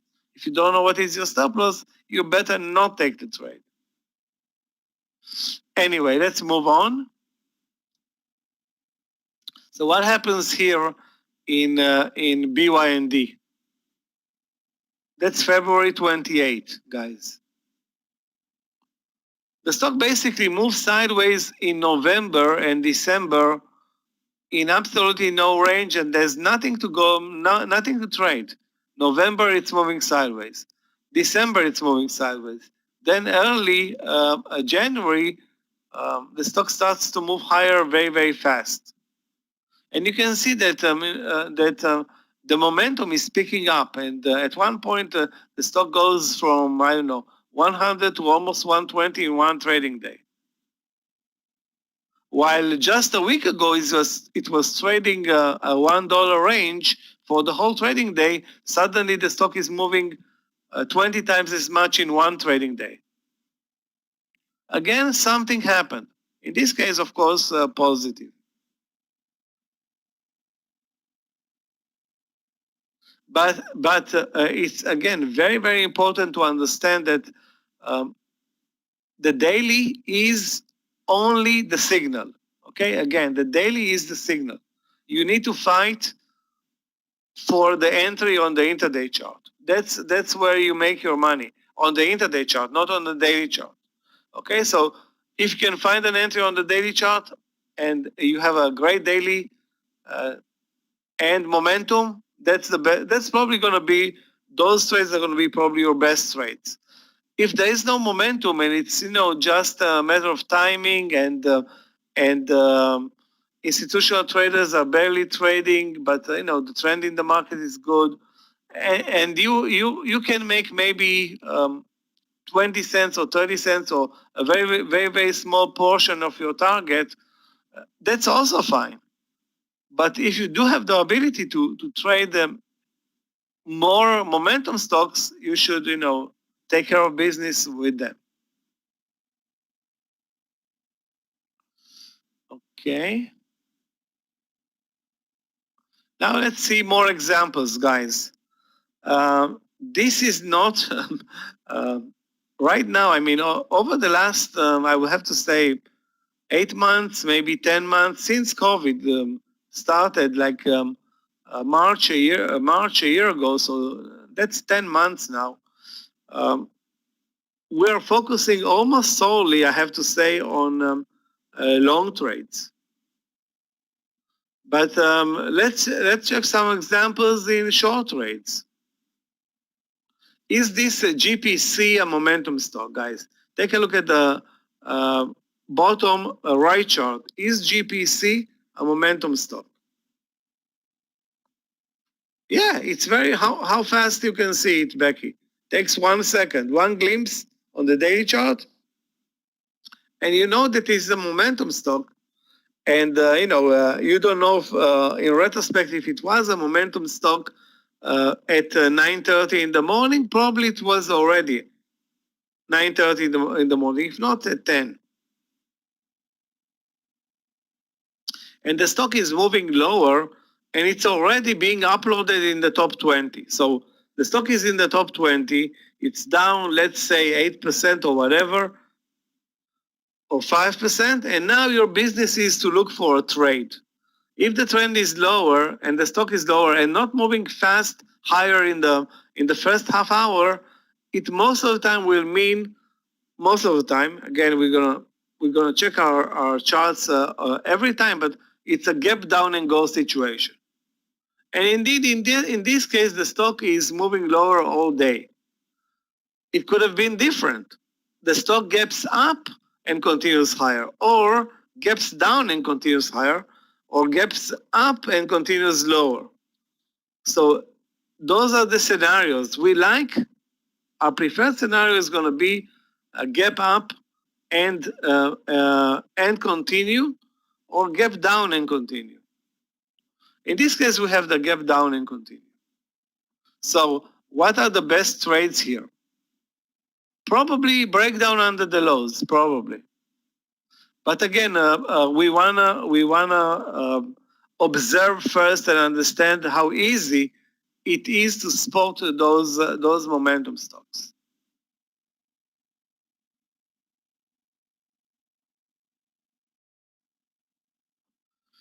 Okay, is CGC a momentum stock on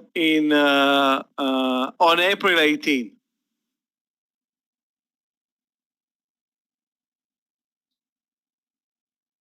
CGC was trading $50 a year ago, and now it's trading 24. So a tough year for the cannabis sector, all stocks. But is this watching the bottom right chart? Is this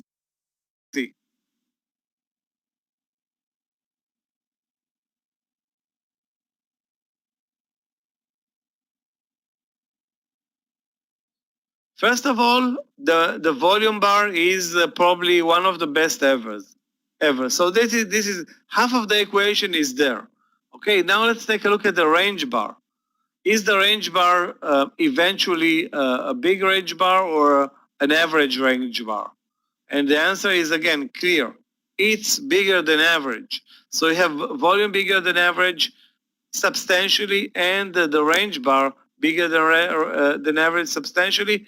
Okay, this is a trade. But what type is it? A long trade, a short trade? We don't want to guess, because our business is not to guess. Now we need to look at the intraday chart. So all the time that's being spent on the daily chart, it's worthless. All you need to answer yourself is two questions: volume and range. If you check on both substantially higher, okay, you may continue. If not, that's a waste of time.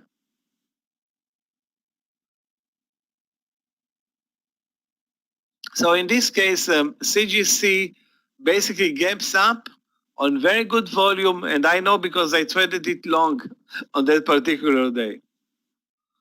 I remember trading it. I don't remember exactly where I traded it, but definitely did not make any money on this trade. Definitely.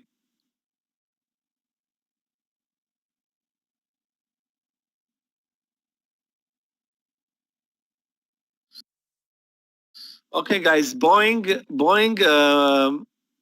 less than a year ago, 8 months or 9 months ago, when it was 380, is this a momentum stock for Boeing? Take a look at the range and the volumes.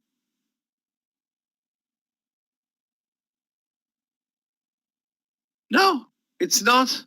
Now, does it necessarily 100% mean that I won't be trading Boeing on that particular day?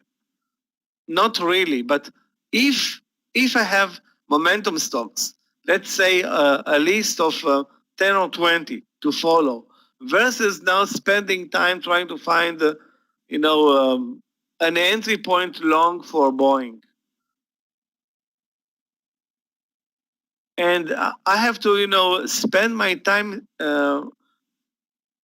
very, very smartly during the trading day, because if I'm going to spend time on potentially stocks that are not moving or moving without any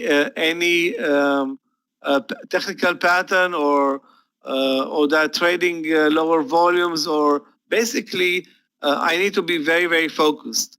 And now my focus is on the momentum stocks.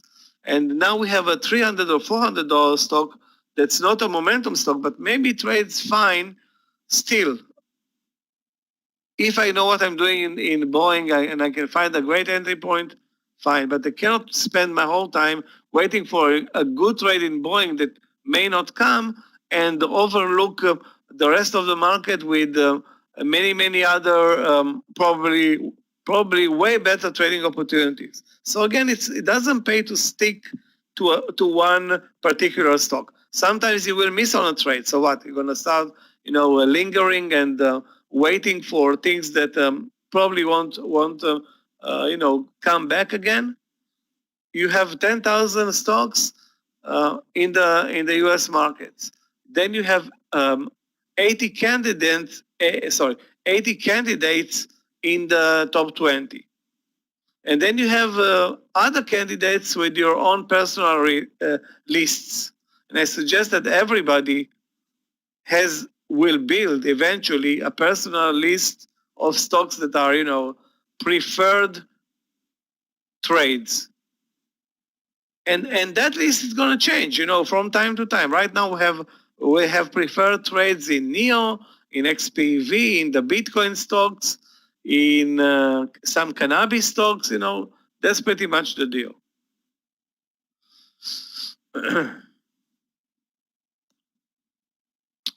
Guys, take a look at this amazing example.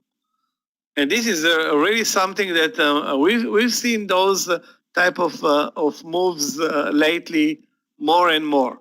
A stock is gapping down 25% and moves higher all day. How can it happen? Why would investors or traders buy a stock that's down 25% and the stock moves higher and it's being bought all day instead of being shorted?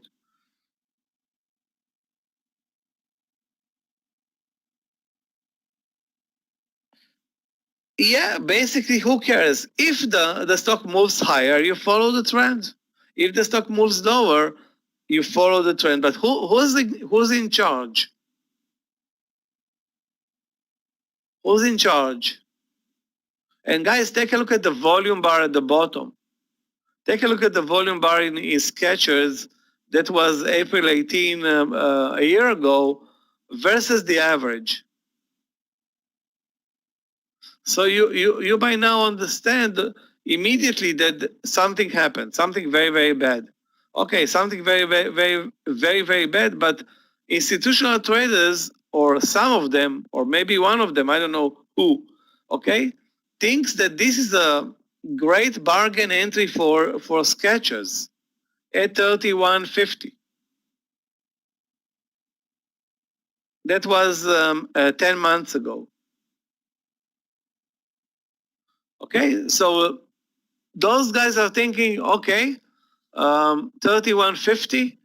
That's the price that I'm willing to pay. Maybe a couple of cents more or less, and I will start, piling up. I'm a hedge fund. I cannot, pile up 500 shares. I need I need this position to pay dividends to everybody, investors and the owners of the hedge fund. So I cannot buy 5,000 shares. I need to buy 50,000 shares or 100 million, I don't know, 100,000 shares or 1 million shares. Okay, depends on the plan and the allocation, but I cannot do it with, just, buy 100,000 shares with a market order.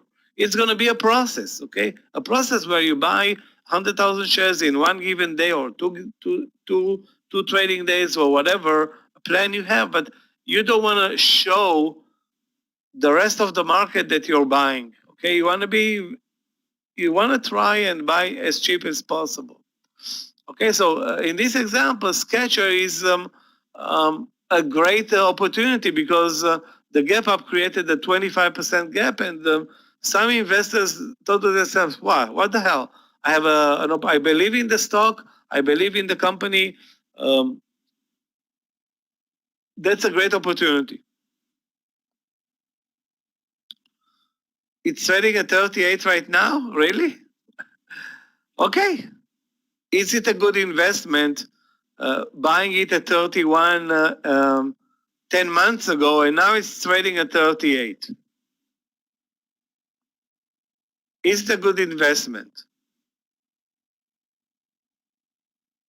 And the answer is, who cares? It's not our decision.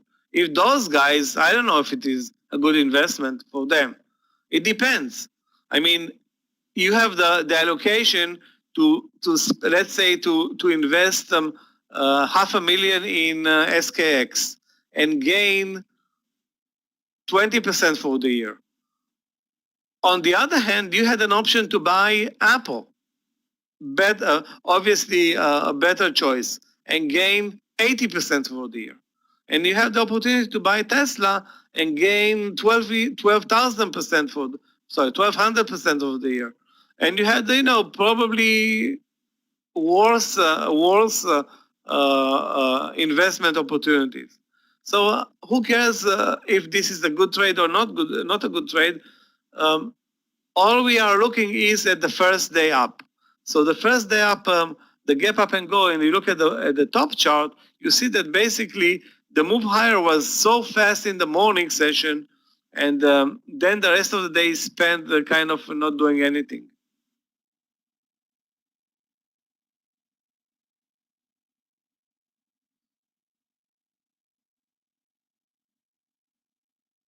Let me answer the question. So they say you need to be on the right side of the trade. I don't know what it means, the right side of the trade. Okay, those are semantics. The right side, the wrong side. If the stock is moving higher, the right side of the trade is the buyers. If the stock is moving lower, the right side of the trade is the short traders. But again, we are day traders, and our time frames are relatively very, very tight. Let's say 4 hours, 5 hours to the most, and sometimes 20 minutes. Sometimes we will be in a trade 20 minutes. If you are in a trade 20 minutes, it's probably not a very good trade. probably not a very good trade because you stop out after 20 minutes instead of being in the trade 4 hours. Sometimes the market is going to kill your trades.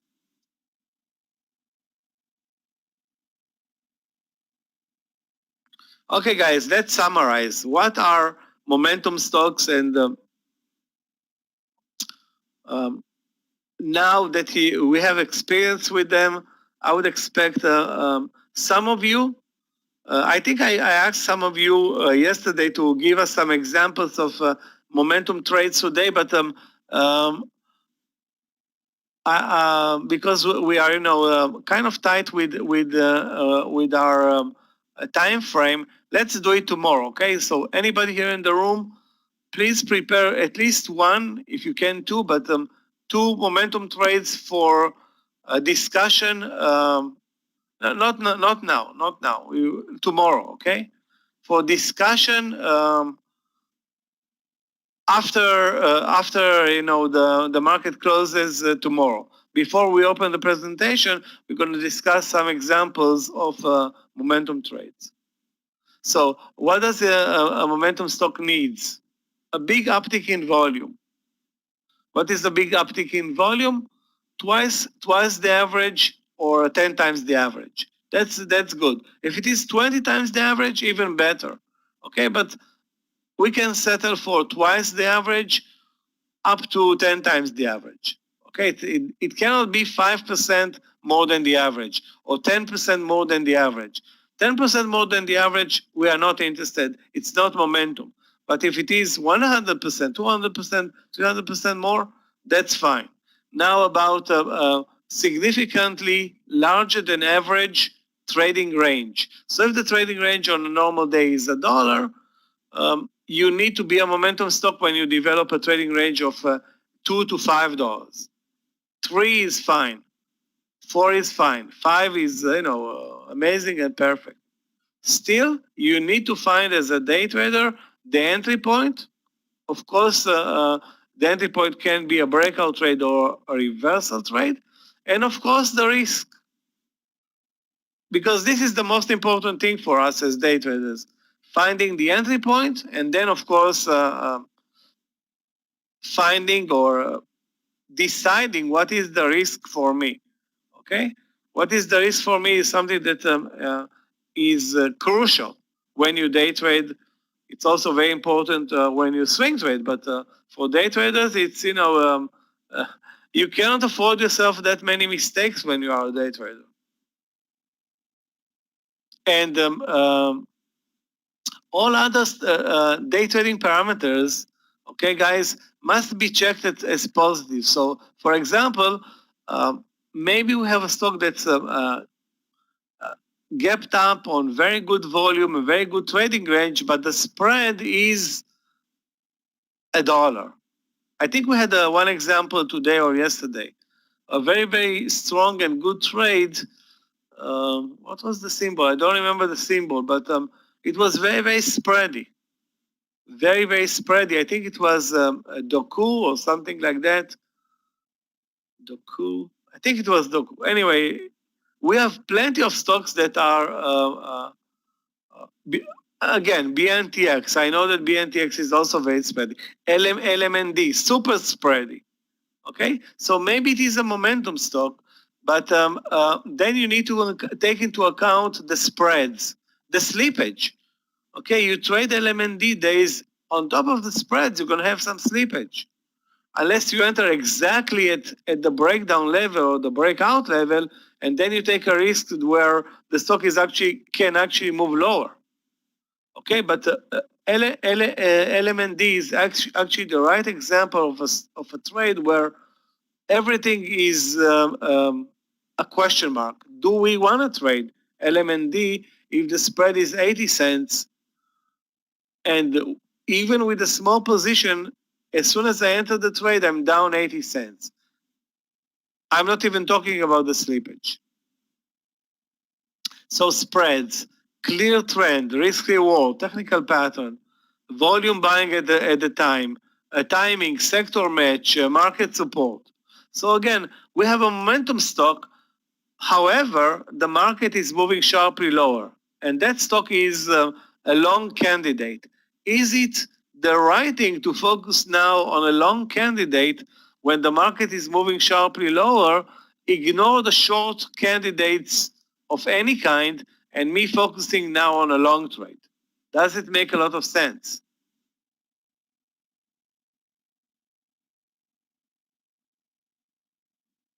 And the answer, of course, is no. Doesn't make a lot of sense. If the market is clearly moving higher, or the market is clearly moving lower, okay?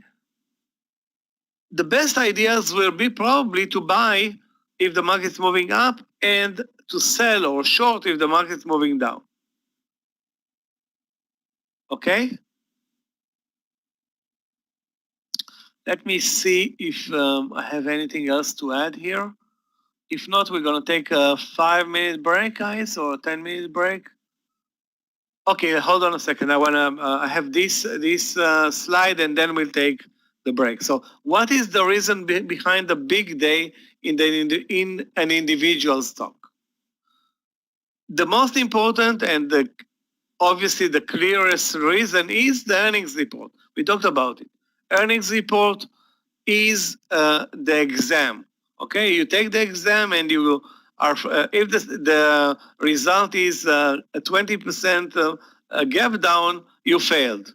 If the result is a 20% gap up, you are an A student for that particular test. Okay, so anywhere in between, uh, it still can be okay a momentum stock with a very good result for us as day traders, or the other way around. But the idea here is that behind the big day there are news. Most of the time, those news are going to be related to the earnings report. Also, we have news related to the launch of products, new products for the company, regulatory news, upgrades and downgrades in the stock by analysts. There are many stocks, especially IPOs, that start trading, and then after a couple of weeks, maybe the first earnings report, analysts start crowding the area and writing their opinion on the company. And if those analysts are all of them are saying the same thing, like potential is great, good target price, blah blah blah, there will be traders, investors that are listening to those analysts, and they will start buying. We had a great example. I'm not sure that you're gonna see it this time, but in SPC, couple of months after the IPO, or 3 or 4 months after the IPO, after it traded lower for 3 months, an analyst, I don't remember if it was Morgan Stanley or Goldman Sachs, I think Morgan Stanley came out and said, wow, this stock is going places, and it was trading at $8, and he said, okay, it's worth 27, or the target is 27 or whatever in 6 months to a year. And what happens immediately after? The stock jumps and runs higher for like 3 months. Some of the reason was that particular analyst. Others were, news, the individual news or good news in the stock. And of course, there are also those recognizable patterns in a market leader, or patterns on the daily chart, where you trade just because the pattern is a round number on the daily chart without being actually a momentum stock. It happens from time to time, but this is like the trades of the past, the trades of more than 10 years ago. This is how we used to trade 10 years ago. Only breakouts, only round numbers. It was very fast trading at times. Okay, guys, let's take now 5-minute break. I hope it's okay with everybody. It's now 5:30. Let's be back at 5:35.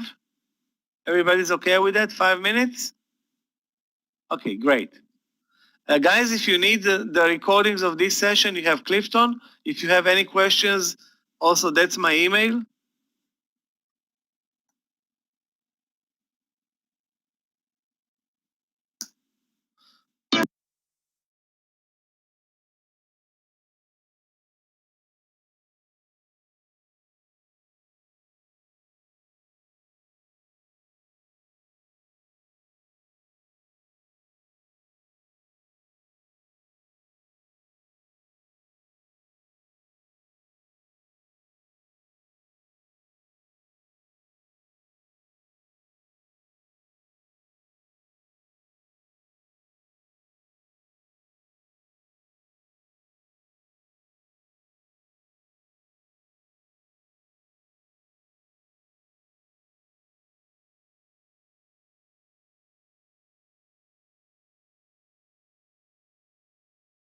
Giovanni, for some reason I cannot write back to you. Have a good night. Thanks for being here.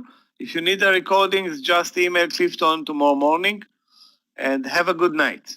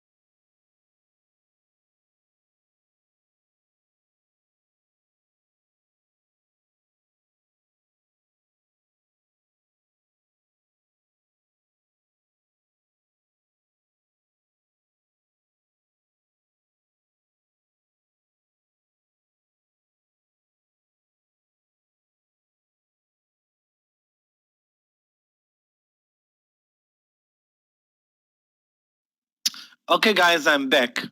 So, if there are any questions, that's the time. If not, I want to continue because we are definitely lagging our schedule after the issues last night, and hopefully those issues are not going to be repeating themselves in today's session.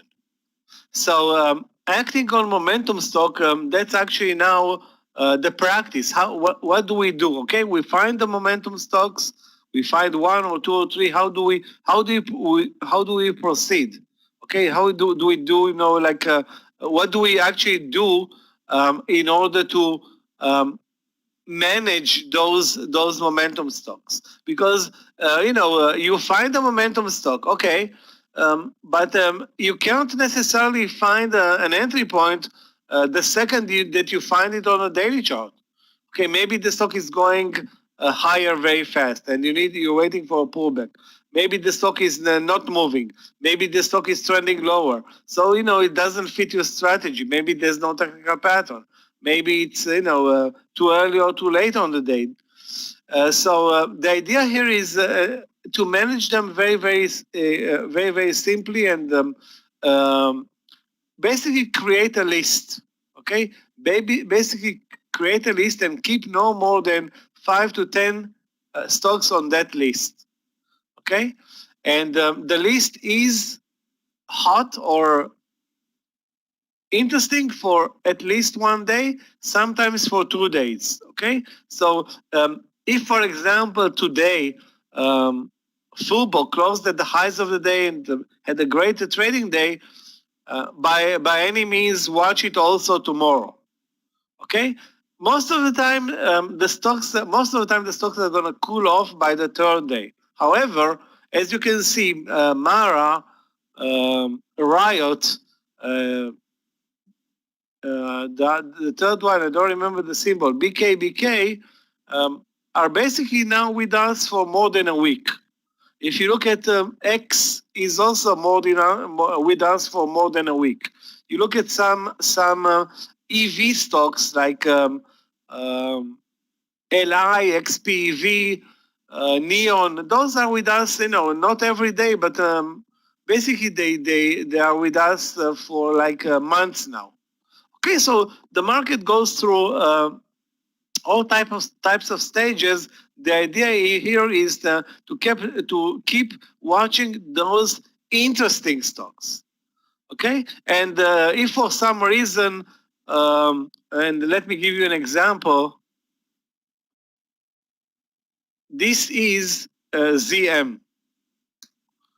Okay, and this is the daily in ZM. Now, for those who trade our trading room, you know that sometimes we used to trade ZM on a daily basis.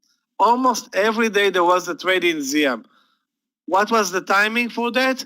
If you go back to September and August last year, September, the stock moves from 350 to 550 in 2 weeks. No way we're not watching this move higher in mid-September in ZM. Then the stock trades to all-time highs, then start to move lower. Suddenly, over the last 2 weeks, guys, the stock is flat and moving sideways.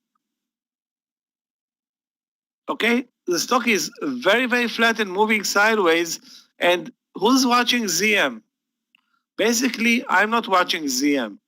Okay, today I decided to move back to ZM because I wasn't, I did not find anything interesting, and started watching the chart of ZM, and then suddenly I'm looking and finding this entry here at 340. Okay, let's go to the 2-minute chart, then you'll see how clear it is. Now, keep in mind that ZM is not your normal day trading stock. It's very volatile, very spready, but there's always that but. Okay, it cannot be volatile, spready, and it's not going to trade. It's not going to be a good mover. It's going to be from time to time. It's not going to be a good mover, but there will be that particular trade where in this case example, the stock moves $20 in 2 hours. So it doesn't matter if you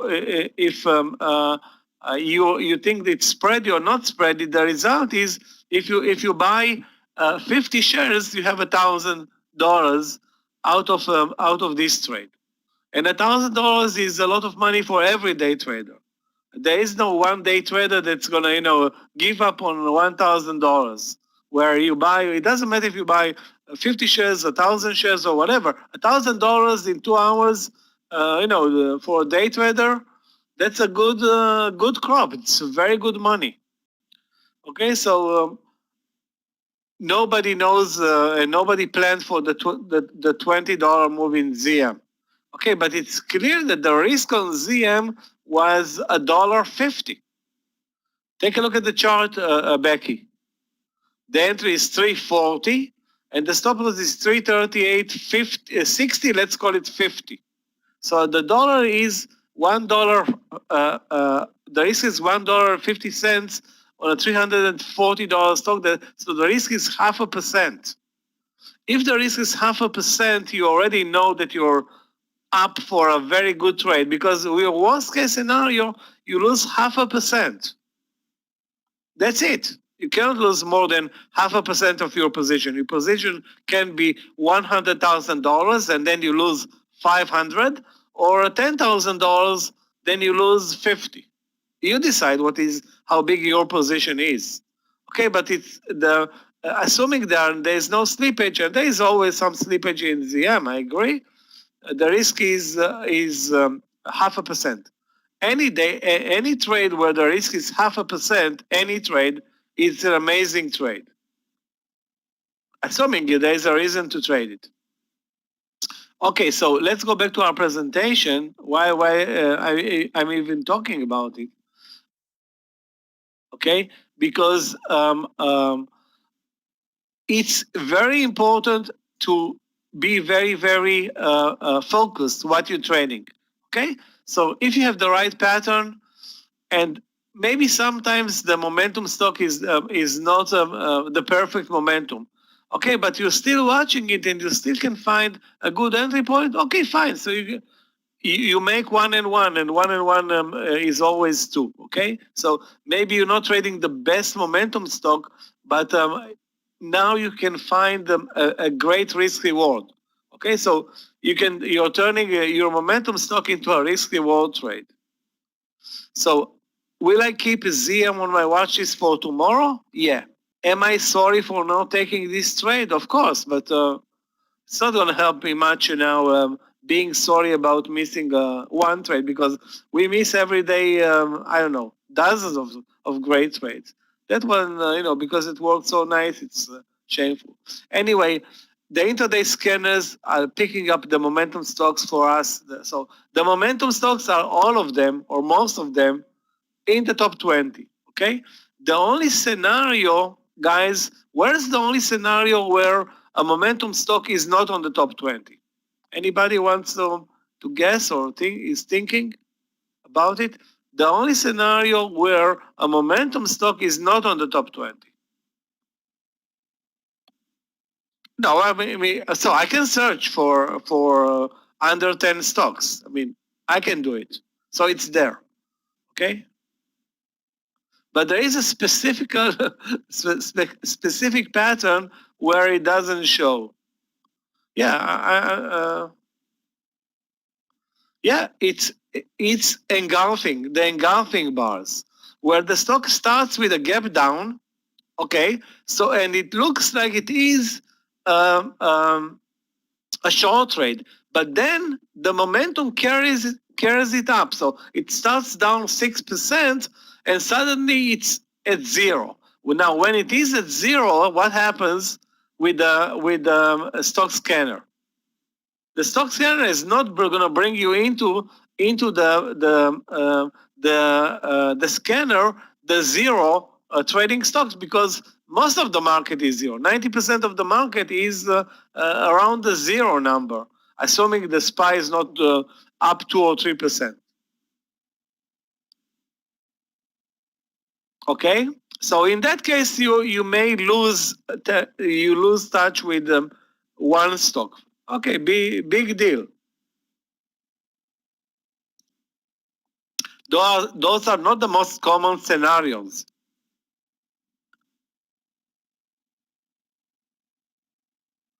Okay, so those momentum stocks are going to be on the top 20. Now you must create a watch list for those momentum stocks. And again, we talked about it just a couple of minutes ago. The momentum will continue a day, 2 days, maybe 3 days. Let's say an amazing scenario, the momentum will carry on a week. Okay, so as long as there is momentum, you stick with the stock in the list. As long as the momentum vanishes or it's no longer interesting, you throw it out and you look to bring in another stock. Okay, so that's a list that you should have for, I don't know, at the beginning 3 or 4 stocks. After 6 months, maybe 5 to 10 stocks. Okay, so again, don't overload and don't bring in too many stocks. If you have too many stocks, you're going to spend so much time, searching and looking. You never going to find anything. So you need to be focused and bring in only the best of the best, where you have best volume, best range, best setups. Those are the stocks that need to be watched and fed into that particular list. Okay. So what are the benefits for trading momentum stocks? First of all, this is a unique opportunity for day traders to take advantage of bigger than average moves in individual stocks. That's straight up our alley. That's what a day trader needs to trade those momentum stocks. Okay, because this is where we have an edge over the rest of the market. The rest of the market is not focusing necessarily on the intraday moves from support or from resistance in the momentum stocks. Institutional traders are going to coming in and out on earnings. Some are adding to their positions, others are subtracting their positions. The whole idea is that they're spreading their entries all the whole trading day. Okay, while we are looking for one particular entry, maybe 2 entries, but not more. Those guys are scaling in and out for 10 of thousands of shares, maybe sometimes millions of shares per one trading day, where we are happy to trade a 1,000 share position once, and that's it. We don't want to enter 1,000 and exit 1,000 and enter and exit and be in and out all day. We want to have one trade at 10 o'clock in the morning with 1,000 shares and stay with this trade until hopefully 4 p.m. That will be the best scenario for a day trader.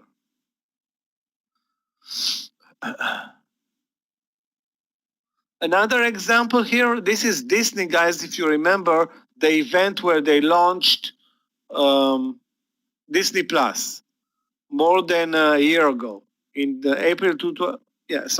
less than a year ago.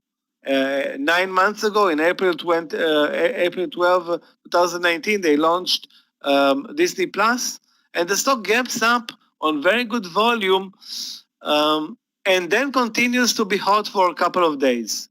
So, did it pay to stay in and watch Disney? Maybe yes, maybe no. The whole idea is that it's a well-known company. If the company is well known, more investors and more traders and more new traders, or there's going to be more interest in the stock like Disney versus a stock like I don't know, Fobo or whatever.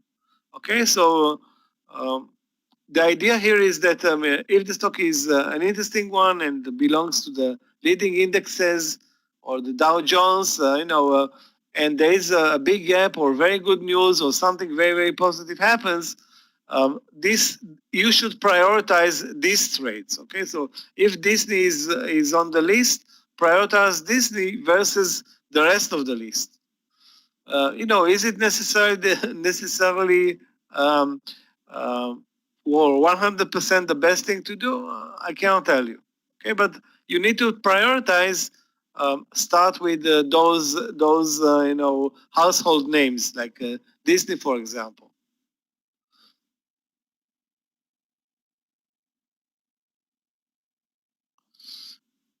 Again, those who traded a year ago, okay, the idea here is that you have a great first day and maybe a great second day. Sometimes there's a great third day and a great fourth day and so forth, but 1 and 2. So first day you keep you enter the stock in the list and you watch it and hopefully you trade it.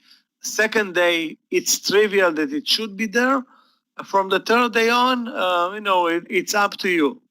If you still have room for it and you have or you see anything interesting, fine. But if you're not in the trade with the swing trade by the third day, that's a game over. Okay, you need to find another entry. So if you're not in a position and you still keep the stock on the third day, the chances of a good move are kind of diminishing. Kind of. Again, there are examples that can from time to time show otherwise. Let me go further. Examples. Okay, let's start now, and we still have plenty of time in our session today to talk about trading momentum stocks and trading reversal patterns. Okay, what is a reversal pattern basically? The reversal pattern is the ability, or our ability, because we are the only ones using reversal patterns, to buy a strong stock cheap. What does it mean necessarily mean to buy it cheap? Do not buy it. We don't want to buy it at the highs of the day. The easiest trade, guys, is the breakout trade. The stock is very, very strong. You buy it at the highs of the day early in the morning, and the stock continues higher for the rest of the trading day, and you stay with it or you take profits. But the entry is very, very clear. You don't even need to look at the chart. Okay, you just look at the stock box. The price is there. The high of the day says 91.50. That's your entry, 91.50. On the other hand, the reversal trade doesn't carry any signal. You need to work yourself, okay, and find the reversal trade. And the reversal trade can be very, very rewarding if entered in the right stock at the right time. Let me give you an example. What I mean a reversal trade. What is this trade, for example, in ZM long 340? A breakout trade or a reversal trade?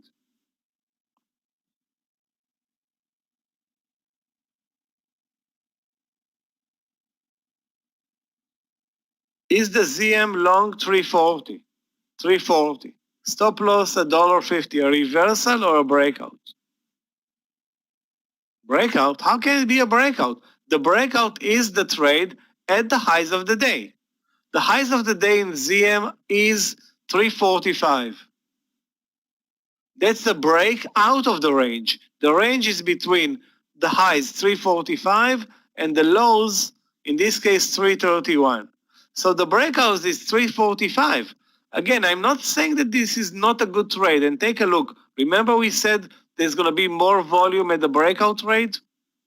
Take a look at the volume at the breakout trade. Why is that the volume at the breakout trade is higher? Why is that?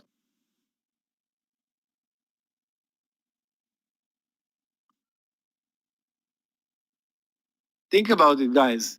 Why is the volume at the breakout trade higher?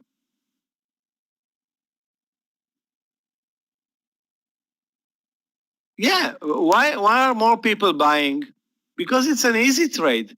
Everybody watching the chart or not watching the chart knows that the highs of the day are 345. Okay, so algos know that it's 345. I don't know, swing traders know, institutional traders know, everybody knows. Okay, so 345 is a trivial entry. What about 340? Is there a way where a swing trader finds 340? Is a swing trader able to enter the trade at 340?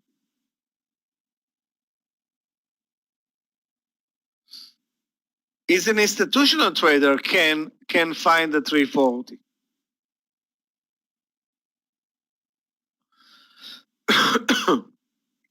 Yes? How? The swing trader is not even watching the chart, he's at work. If he's watching the chart, he's a day trader like us, by definition. Okay, so swing traders are not watching the intraday chart. Institutional traders may watch the intraday chart, but why would they buy the 340? They want to buy the 339 and the 337. They want to buy as cheap as possible. They don't want to buy necessarily a breakout or a reversal trade. So they don't have a fixation about technical patterns because the most important thing for them is to buy cheap, okay, and spread their positions the whole trading day, and not necessarily buy and crowd the plate.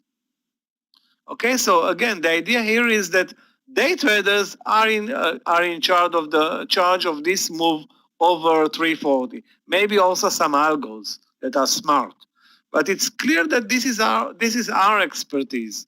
Okay, to find this 30-minute time frame where the stock moves sideways under 340, it has a clear support level, blah blah blah. We can enter the trade. This is not a breakout trade, that's a reversal trade. The breakout trade, guys, it's always the trade at the highs of the day. Okay, so clear, breakout at the highs of the day, breakdown at the lows of the day. Trades with the trend, again, with the trend of the stock, never counter the trend of the stock.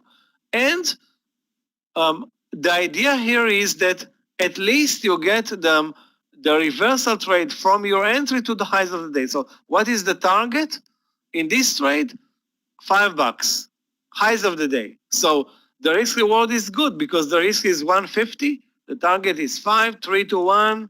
It's even good for a lunch trade, okay? Nobody can expect 3 to 1 on a lunch trade. This one is developing 10 to 1 eventually. More than 10 to 1. It went up $20 and the risk was 150.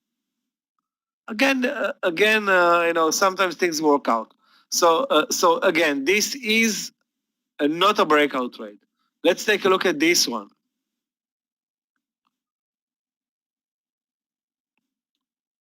Is this trade a breakout trade or a reversal trade? At 32.80. Breakout or reversal? Shafkat says breakout. I say breakout. Anybody says reversal? If so, you're wrong. Okay? It's a breakout trade. Very simple. Why is it, Alec, why is it, Becky, why is it a reversal? Again, it is at the highs of the day. Okay, we're okay with that. Highs of the day, breakout. And this trade, guys,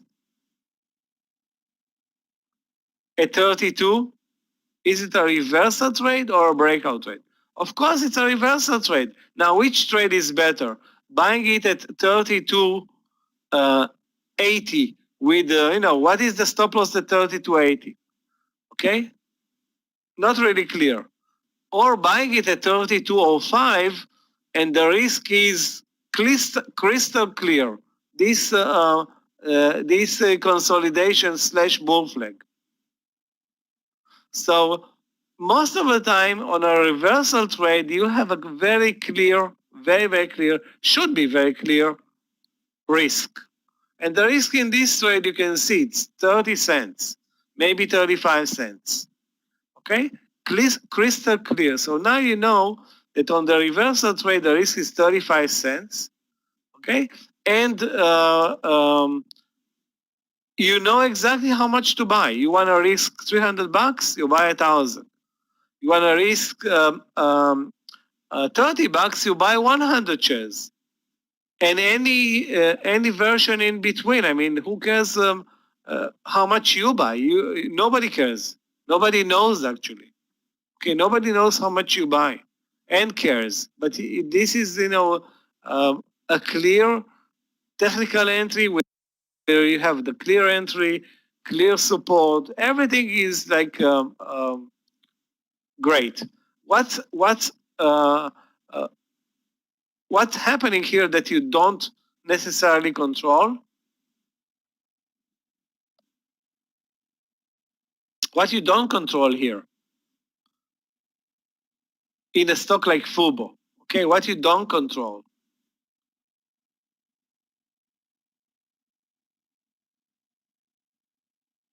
For example, in a stock like Fubo, you have the intraday pattern is fine. You don't control the spreads. Sometimes the spreads open up as big as 15 or 20 cents versus a normal of 3 or 4 cents. So the spreads do open up. Okay, but and you cannot control it. But you can control the technical entry. You can control the risk, pending the slippage. Now, if the stock is spreadier and you don't want to trade it, fine. So you don't want to trade it. But if you do see a perfect technical entry and the stock is spreadier, maybe instead of buying 500 shares, you buy 350. Or you basically adjust, take less risk. Okay, so if the stop loss in Tesla is $5 and the stop loss is Apple is $1, the positions that you're going to buy in Tesla is not going to be the same position that you're going to buy in Apple, assuming the same price. Okay, you're not going to be taking the same position with a $5 stop loss versus the same position with a $1 stop loss. That doesn't make a lot of sense. Okay.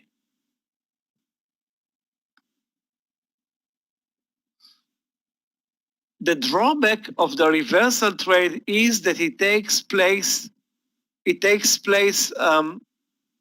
relatively late in the day. So if you're looking for a reversal trade in the first hour of trading, good luck finding an idea like that. I dare anybody to come up tomorrow and show me a reversal trade where you enter in the first hour of trading. So that's an issue. But sometimes you can wait until 2 p.m. and the move after 2 p.m. is going to be good enough. So I don't have a problem with trading anything at 2 p.m. Even at 3 p.m. I do have a problem entering trades at 3:40 p.m. That's game over for 99% of the market. Still, I would love to trade a reversal trade early in the morning. It's highly unlikely that we can find one. Okay, highly unlikely. On the other hand, we have the breakout trades all day, especially in the morning session. Another positive or very positive thing for reversal trade is the risk. Let's go back to our example today, which is amazing, ZM. The risk in ZM when buying the 340 reversal trade is $1.50. What is the risk if I buy the breakout over 345 in ZM? What is the risk at 345? Anybody?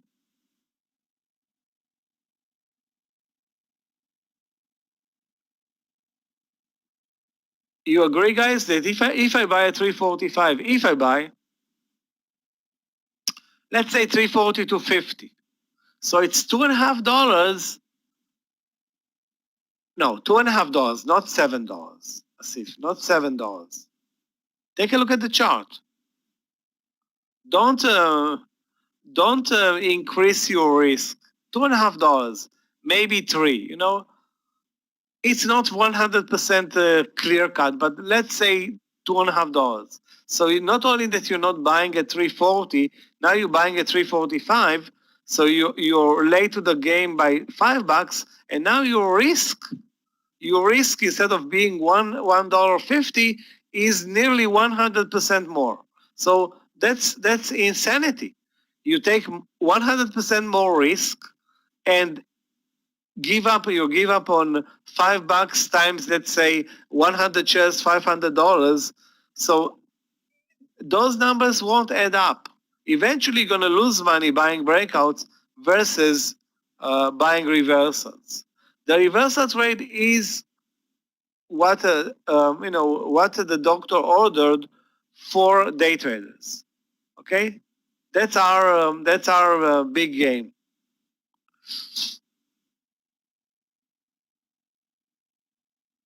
And now, guys, you need tomorrow, as soon as possible, to take reversal trades, 1 or 2, and we're waiting for you at 4:05 tomorrow for you to show some examples. Yeah, it can be also a short trade. Definitely, it can be a short trade. Do I have an example for a short trade today? Not really, but LMND, let's take a look, okay? LMND. Let's say that first of all, let's take a look if it is a momentum stock. Is LMND today a momentum stock? Volume is great? Yes. Range is very good? Yes. Basically, it's a momentum stock. Now let's take a look at the entry point. What was the entry? 174.50 or 175? 175 short. Okay, that's of course not a breakdown trade because the breakdown is basically maybe the breakdown can be called 170, ignoring these 2-minute bars at the open. So the breakdown is 170. At 175, where is my stop loss? Probably 177.50 or 178. Not really clear. I can use the view up. That's 179. A lot of risk. Okay, and eventually this trade loses money. But the idea here again is to find better entries than this one. I also took this trade hoping in vain that LMND is going to do exactly what it did in the morning session, meaning move down like $5, and it didn't. Yeah, it had very good potential, at least to the 170 and maybe more. But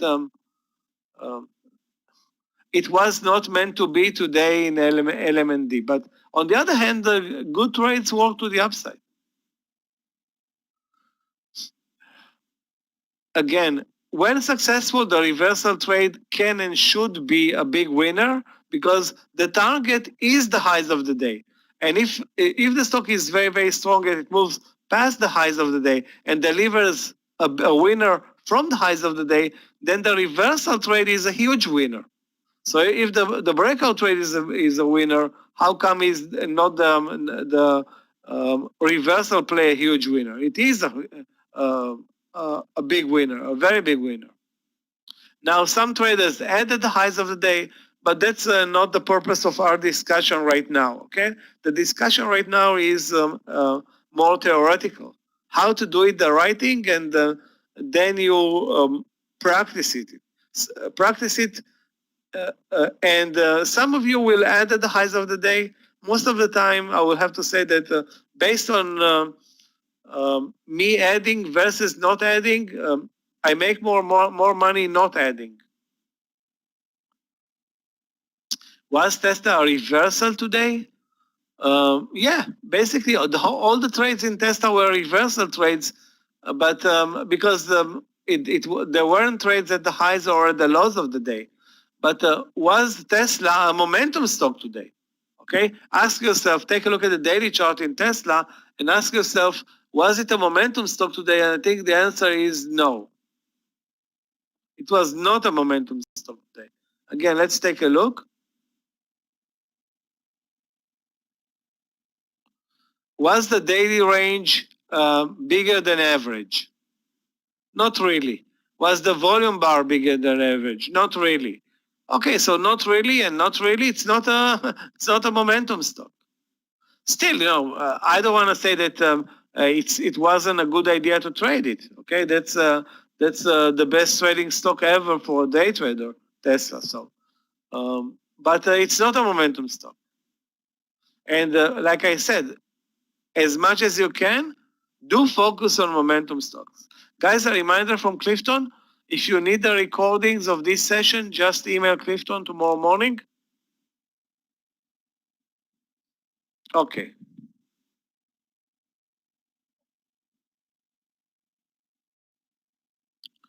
Bottom line, when unsuccessful, the reversal trade is always must be a small loser. Okay? If you guys are gonna exercise reversal trades, okay, you must find reversal trades where the risk on the trade is way lower versus the risk of buying the breakout, and it should be a clear, managed, measurable risk, because you're going to trade the reversal trades with stop losses in the platform. Okay, you cannot trade the reversal trades without the stop losses, because you're going to add up 2 or 3 or 4 reversal trades. If you don't trade, you have 3 or 4 open positions and you don't manage them with the stop losses, things are one trade is gonna run away from you. You don't want that. So all of those trades, as long as you have multiple open trades, must be managed with a stop loss. Let's see some examples. Okay. Take a look at this one, ADTN. What's the big deal about ADTN when the stock is moving sideways over lunch? Where is the reversal trade? Where is the breakout trade?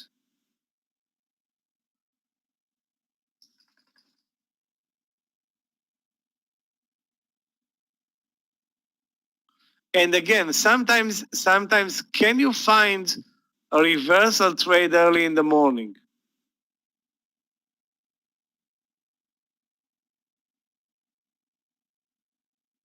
Anybody wants to analyze this chart?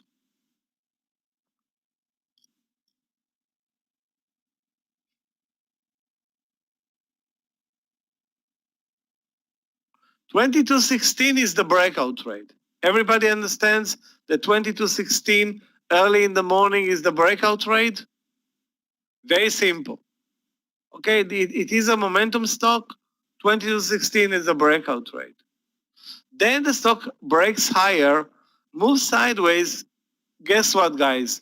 It's coming back to the entry point and now retest the entry point. This is something that shows a lot of technicalities. So the stock is back to the entry point, then moves sideways for almost 40 minutes. Okay? Can you buy the reversal trade at the VWAP area at 11 o'clock? Yes, you can. Then the stock moves higher, and can you buy it at 23? Yes. Is it a good entry at 23? What is the stop loss? That's what I would ask immediately. Is it a good entry? Maybe it is because it's a round number, but what is the stop loss? Not really clear. Okay? Then the stock continues higher and then it comes back to the 23. Now, if you are smart, you can buy the reversal trade here at the 23.10 or 23.12 or 23.20, using 23 as a support level in this case. So you can see that sometimes a reversal trade is not necessarily built on the entry point long, but at the stop loss. Now you can use the stop loss, in this case the round number 23, as a clear stop loss, and whatever happens, wherever you buy above it, the stop loss is 23. So if you buy 23.02, for example, you have a 2-cent risk on this trade. If you buy 23.10, 10 cents. You buy 23.50, probably you missed on on this game. Is it clear? This example, it's a bit complicated, but you see how you can, play around with support and resistance levels. Is it clear to everybody? Again, basically in this case, the reversal trade is 23.02 until 23.10 or 15. As long as the risk is measurable and you okay with that because it's your money, your trade, you make the decision.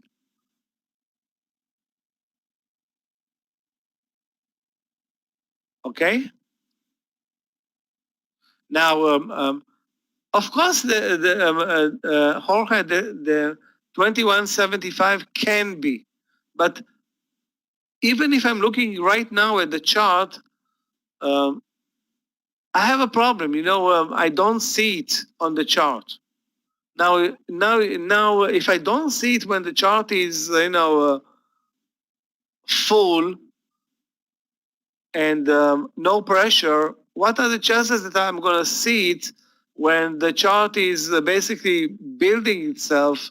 There is very little time for preparation. Okay, one of the most important things in buying a reversal trade is the preparation. Remember how much time Zoom stayed until 350 before it moved higher? How much time? Or 345, I don't remember the entry, but at least half an hour. How much time Fubo traded sideways before breaking 33? Also 45 minutes to an hour. So there is like the time that those stocks are really working on the reversal trade. Let's put it this way.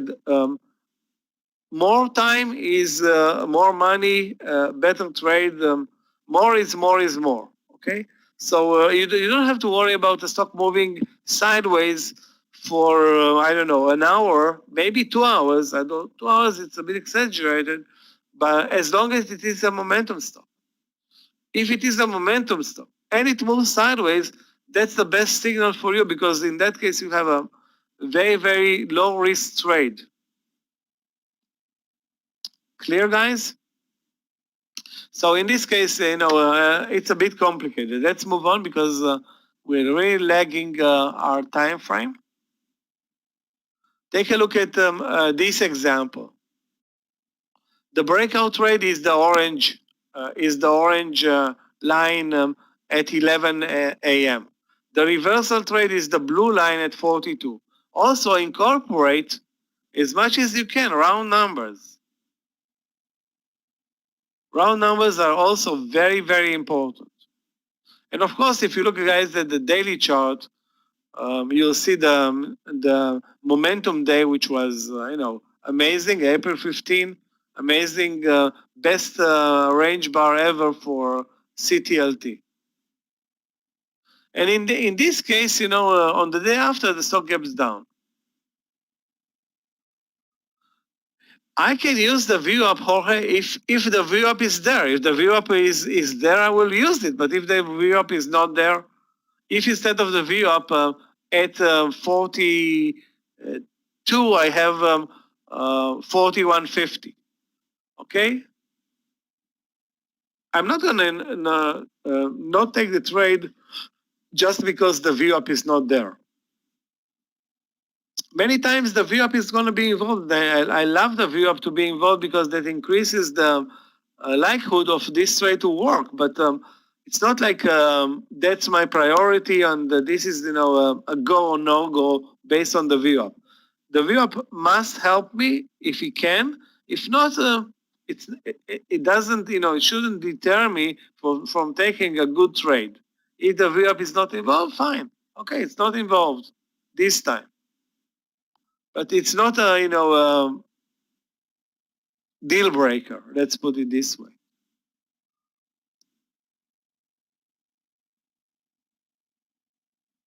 Take a look at this example, ADTN, and the stock moves sideways between 11:30 and 1:30, nearly 2 hours. How many people will lose faith in this trade? Many.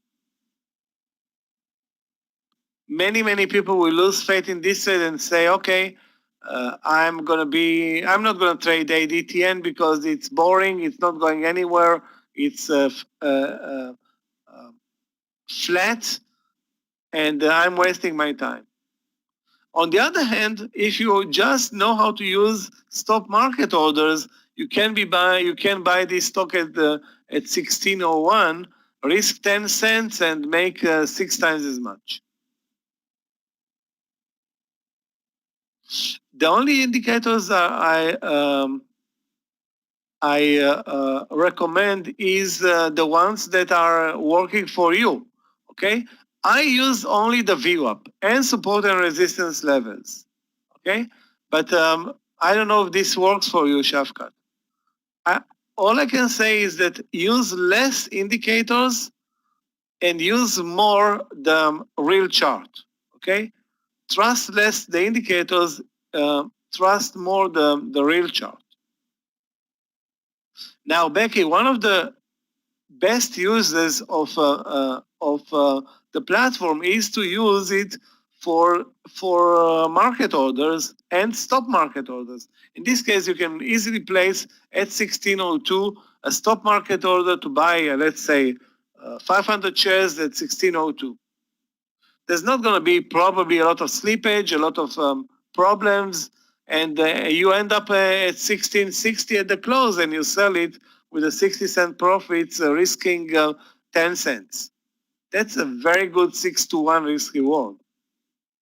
Very good. I wish we can trade any trade with 6-to-1. Okay. And again, don't be afraid to wait, because this is what you should see here is like I don't want to say a pressure cooker, or it can be a pressure cooker, but I'm not sure of this analogy. But I have no problem waiting or posting the order and waiting 2 hours. Okay. Now let's say now that the time is 3:50. Is 3:50 a good trade from support? I rather not answer, because sometimes it is, sometimes it isn't. But it's clear that it looks to be kind of late. Okay, you don't want your trades to start triggering at 3:50. Sorry, 3:30 or whatever. I almost never take a new trade after 3:30 in the afternoon. Almost never. And don't remember when I had a good trade late in the day, although, it may happen. Maybe with, I think I remember, maybe with the IPOs, it works better. Sometimes with IPOs, it will work better.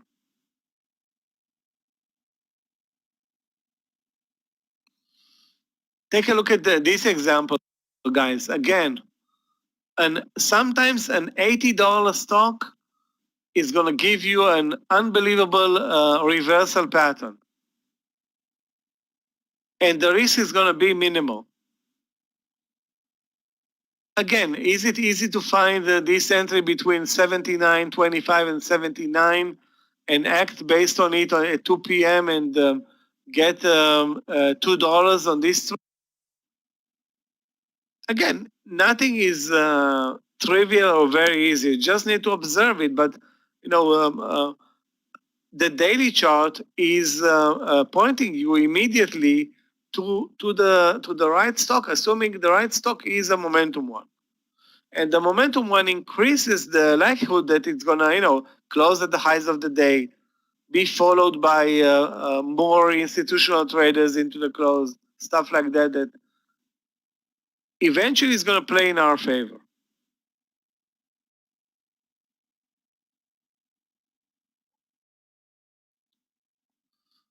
Also IPOs, guys. Remember Pinterest? Some of you that are more veterans, those who are new, it doesn't matter if it is an IPO or it isn't an IPO, but those technicalities work with IPOs or without IPOs. In this case, you have a reversal trade at 24 and a quarter, and where support is 24. And this is an IPO, and anybody that traded IPOs before knows that IPOs are notorious for the spreads. Here in this case, first day of trading, and the stock is able to give you a 25-cent risk on the trade.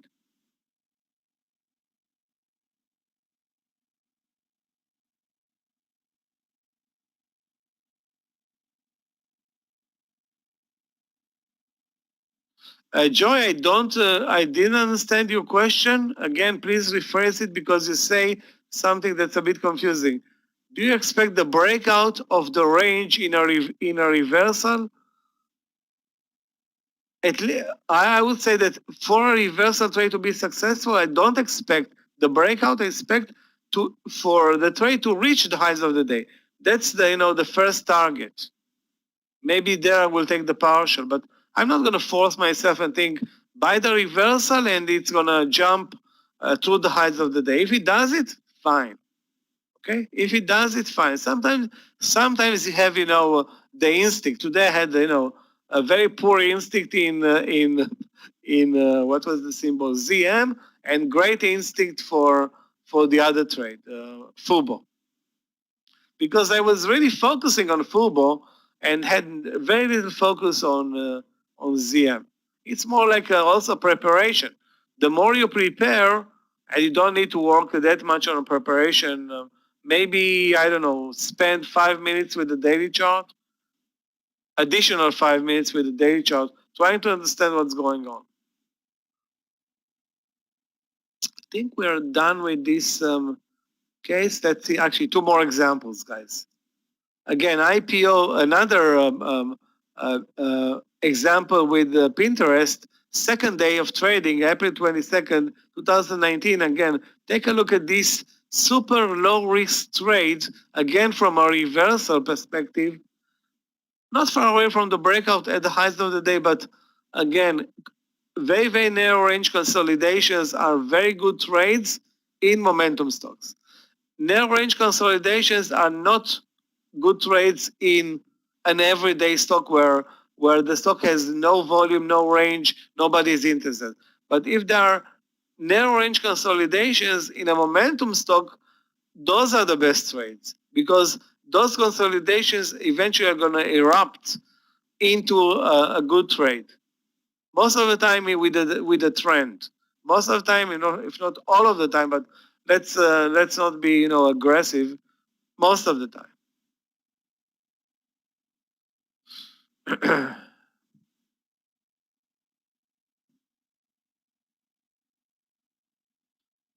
Going back to ZM, guys, this is the ZM IPO. Wow, what a coincidence. ZM was trading at $62 or $61. Sorry, $62 the day after the IPO.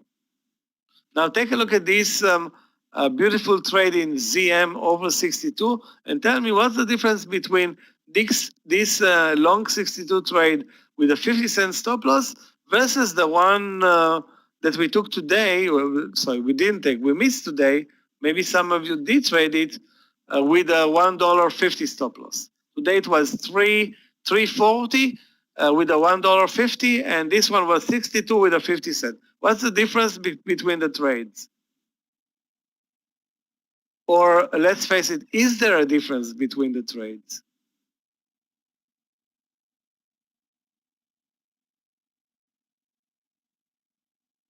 Is there a difference between the trades? What is the difference?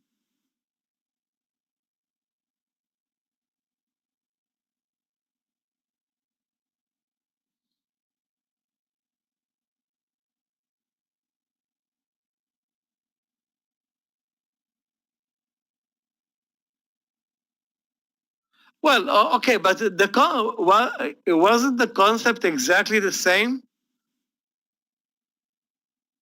This one moved 10 to 1, today it moved 20 to 1. But the concept was a consolidation under a round number, okay? Of course, I mean, the price was $60, and today the price is $3.50. Percentage-wise, today the risk was 0.5%. On this trade on ZM it was 1%. So percentage-wise, there's more risk on this trade, Sue.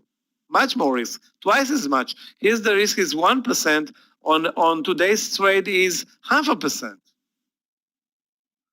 Okay, but if you analyze this chart versus today's chart in depth, you'll see that there is no difference. This is the same trade.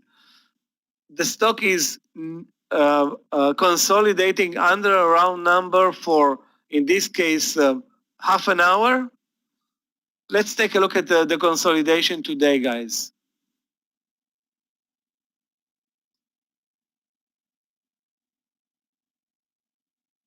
It started to consolidate at 1, moved higher